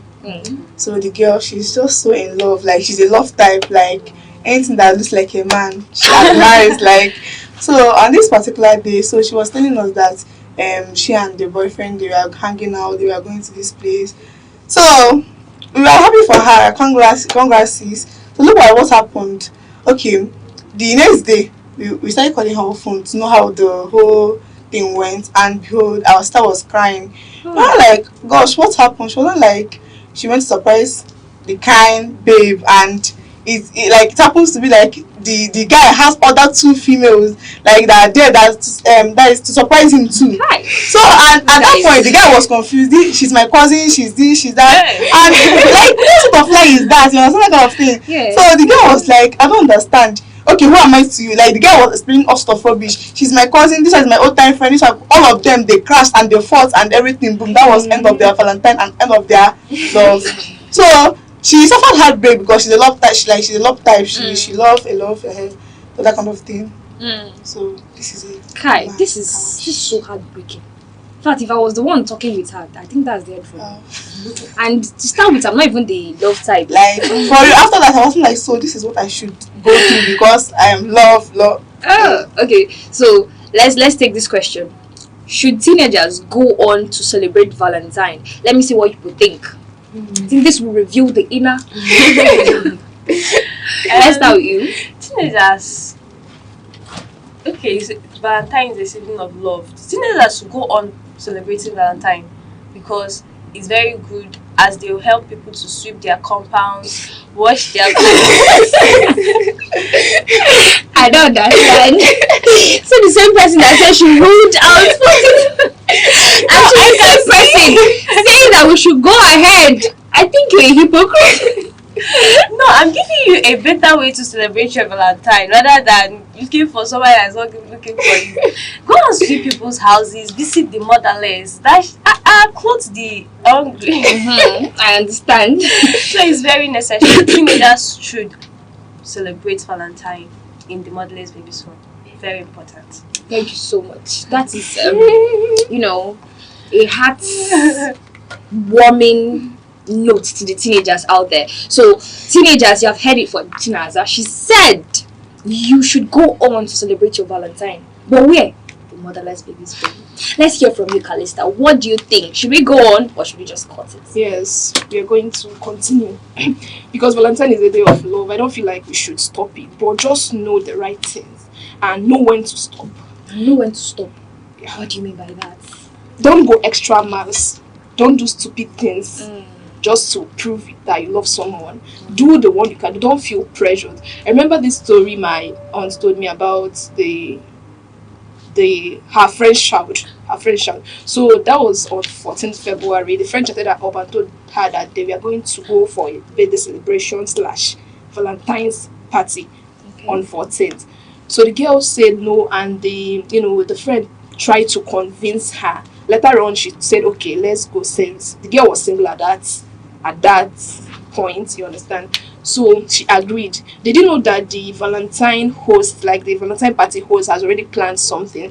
He drugged the cake. Hey. And that was an all-night party.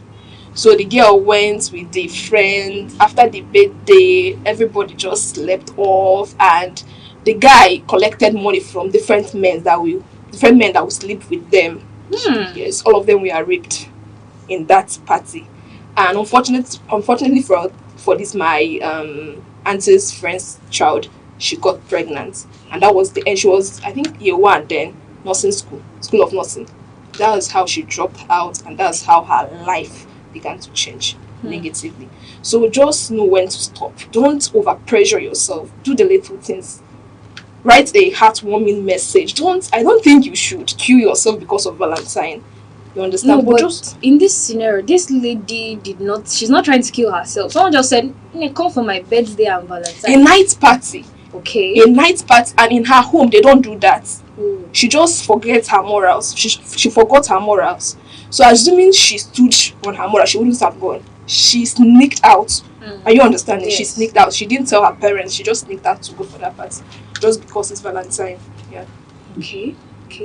That's good. Did you have anything to add? Yeah, of course. So Valentine is worth celebrating because it's a day of love, season of love. From who invented it, Saint Valentine, a Catholic priest and a martyr too. He died for the sake of love, the love he had for Christ and humanity. And we talk about humanity, we mean humans, both genders, male and female. So now, from the way he lived and the good morals he left, we should kind of employ it to ourselves, knowing that love is not just about, love is not just romantic. Love has other meaning. It means genuineness, it means just goodness, it means kindness. So from who invented it, we all should try to employ those morals, thereby loving genuinely, caring for our neighbors. If there's any sick one, try visit them. If there is this family member you have not called for a long time, reach out to them on Valentine. Say, "Sis, happy Valentine." That's love. You might not know what you are doing, but you are leaving a lasting impression on them.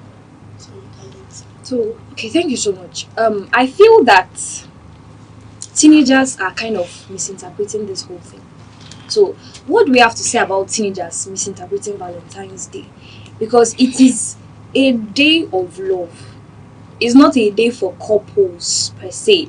They said it's a day of love, but because we have more couples than I don't know how to put it. So because we have more couples around, the image that is being portrayed about Valentine's Day is this. So what do you tell a teenager that is already going astray and blinded by this image that is being portrayed? What do you tell them? Okay, my advice to teenagers is that Valentine's Day is not a day to go to one hotel and snap picture with that your street guy in front of the mirror. No, Valentine is the day you sit down. First, I missed something. Another thing about Valentine is that on Valentine's Day, check whether you love yourself, because when we talk about you can't really love others without loving yourself. Self-love is very self-love is very important. So you gift yourself. Actually, I've already gifted myself before Valentine. So yes, Put your I hands gifted together. myself Put your hands before together. Valentine. So even when you're buying gifts for others, buy for yourself. Some people lack self-love, and you can't love genuinely without loving yourself. It's impossible. It's impossible. So it's a day to, if you don't have a partner, be your partner. Be your partner. Be your partner. You can go out on a solo date if date is the thing that wants to make you go crazy. Go out on a solo date if you have the money. If you don't have the money, stay at home. Reach out to friends. Check whether you love yourself. Because sometimes we don't love ourselves. We hate ourselves without knowing. Yeah, it happens sometimes. You don't take care of your body. You don't take care of your health. You don't eat correctly. That's self-hate without knowing.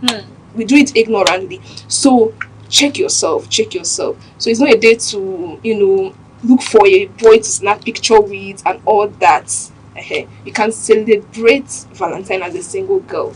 Yeah. Right. I love that self-love thing. I mean, you can just buy a teddy bear, get a bag full of things, keep it at the door, go inside and knock, and come outside. Oh my god! Make sure you write your name there. Speak it up. For me. You understand that kind of thing? That is, I think this self-love is actually, it's not really, people are not really looking into that aspect. Like you said, people are hating themselves without even knowing. And it is true that people, you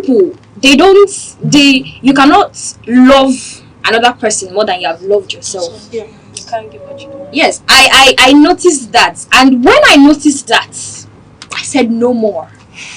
Although I'm getting married next year, but that was a joke. Just to tell you that I'm not going to be single for the rest of my life. So, do we have any other thing to say, like your advice to teenagers out there who are misinterpreting Valentine's Day? Naza and Ebere Amaka. Okay, my advice to you teenagers is that you try to understand the definition of love. I know that it's not just about going out with guys, snapping pictures like Calista said. There are more to love. There are things that love contains. Then what about the love for God? You can also, on this Valentine's Day, you carry your Bible, go to the chapel, say, God, to the church go to church, God, it is me church. and you. We go nowhere. So that is another form of love we can always celebrate, because God is the founder of love. He is. Christ showed love when he died. So for Christ to have died for us, then that means he's teaching love. And we have to reciprocate the love to him. We have to give him back the love that he has given to us. So teenagers, please don't do mistake that you regret. Life is still very long. Don't just because of the pressure you feel today that my friends do this, my friends do that. Your friends and you are not the same with them. They are different people with different destinies. So focus on yourself. Learn to love genuinely.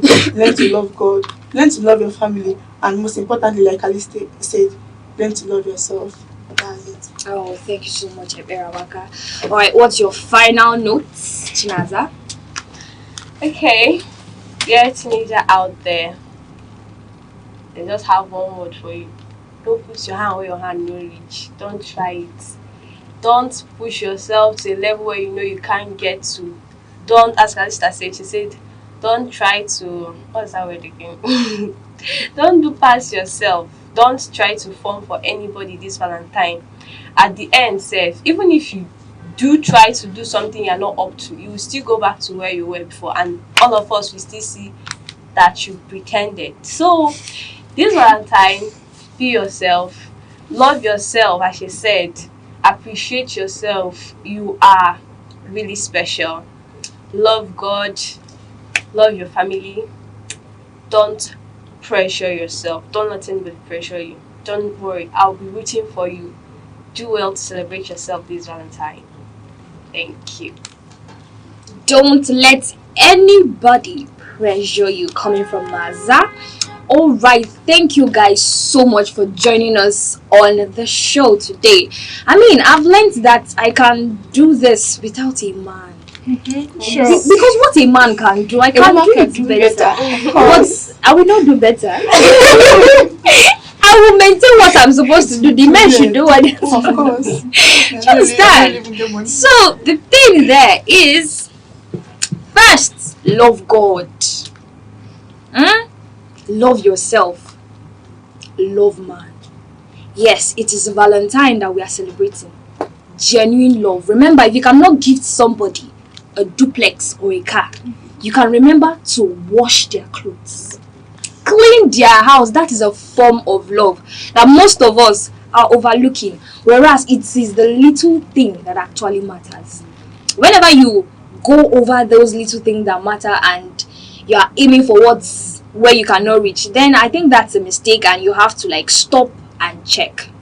So on this edition, we want you to know that you're building as a teenager. Until we come your way next time, I am glad to have you join us on this beautiful edition on how teenagers view Valentine. I am your host, Auntie Ongi. Catch you next time. Hi and welcome to another edition of the Health Tips segment. So today we are going to be discussing about emotions. Have you ever felt your heart racing during an argument, or headaches due to worrying too much? Or have you ever experienced sleepless nights because you were bothered about something? If you have, then you have experienced the powerful connection between your emotions and your health. Emotions are not just feelings in your head, they affect your body. As Valentine's Day is approaching, it is very important that you understand that there is a real connection between your emotion and your health, and your emotions have real and powerful effects on your health. When you experience positive emotions like joy, love, happiness, and peace, your brain releases chemicals known as the feel-good hormones. These hormones include oxytocin, dopamine, and serotonin. These hormones help to reduce blood pressure, boost our immune system, and they also help to promote our heart health. So, simply put, healthy emotions helps to create healthy body. But the reverse is also true. Negative emotions like anger, loneliness, sadness, or chronic stress triggers the production of cortisol, which is the body's stress hormone. Cortisol in elevated levels can cause increase in blood pressure, it can cause stress, it can cause drainage of energy, it can weaken the immune system, and most importantly, it increases the risk of heart diseases. Interestingly, Valentine's Day is often related with the heart symbol, and our emotions are very vital and they play a major role in our heart functions. So, studies have shown that people who have strong emotional connection tend to recover better and live longer. So, love and connection is very important, as it is a very powerful medicine. As we enter into the Valentine season, I want you to know that the best gift you can give yourself is taking care of your emotional health. I'll be sharing some tips with you to help you protect your emotional health. 1. Express your feelings. Don't bottle them up. 2. Stay connected. A call, a message, or even a visit can reduce loneliness. 3. Manage your stress intentionally through rest, deep breathing, prayer, meditation, or even a walk. And most importantly, practice self-care. Eat well, sleep enough, and take your time to recharge, because truly you cannot pour out of an empty cup. As we enter into the Valentine's season, don't just focus on showing others love. Try as much as possible to protect your heart, both physically and emotionally. After all, a healthy life starts with a healthy heart, which begins with your emotions. Till I come your way next time, same station, I still remain Naza with the health tips. Thank you for listening. Bye. Your emotions affect your health. Because this is a love season, I would advise you to stay away from heartbreaks so that your health can be intact. So that was a beautiful rendition by Chinaza. And at this point, we were saying it is a done and dusted edition on this particular show. So until we come your way next time, we still have loads of interesting and engaging segments just for you. See you next time, same station here at Aneke TV. This is Teens Fun Hub. Remember, you can still follow us on our social media platforms on Instagram, X, Facebook, TikTok, and YouTube, all at Aneke TV. I am Auntie Oni. Catch you next time.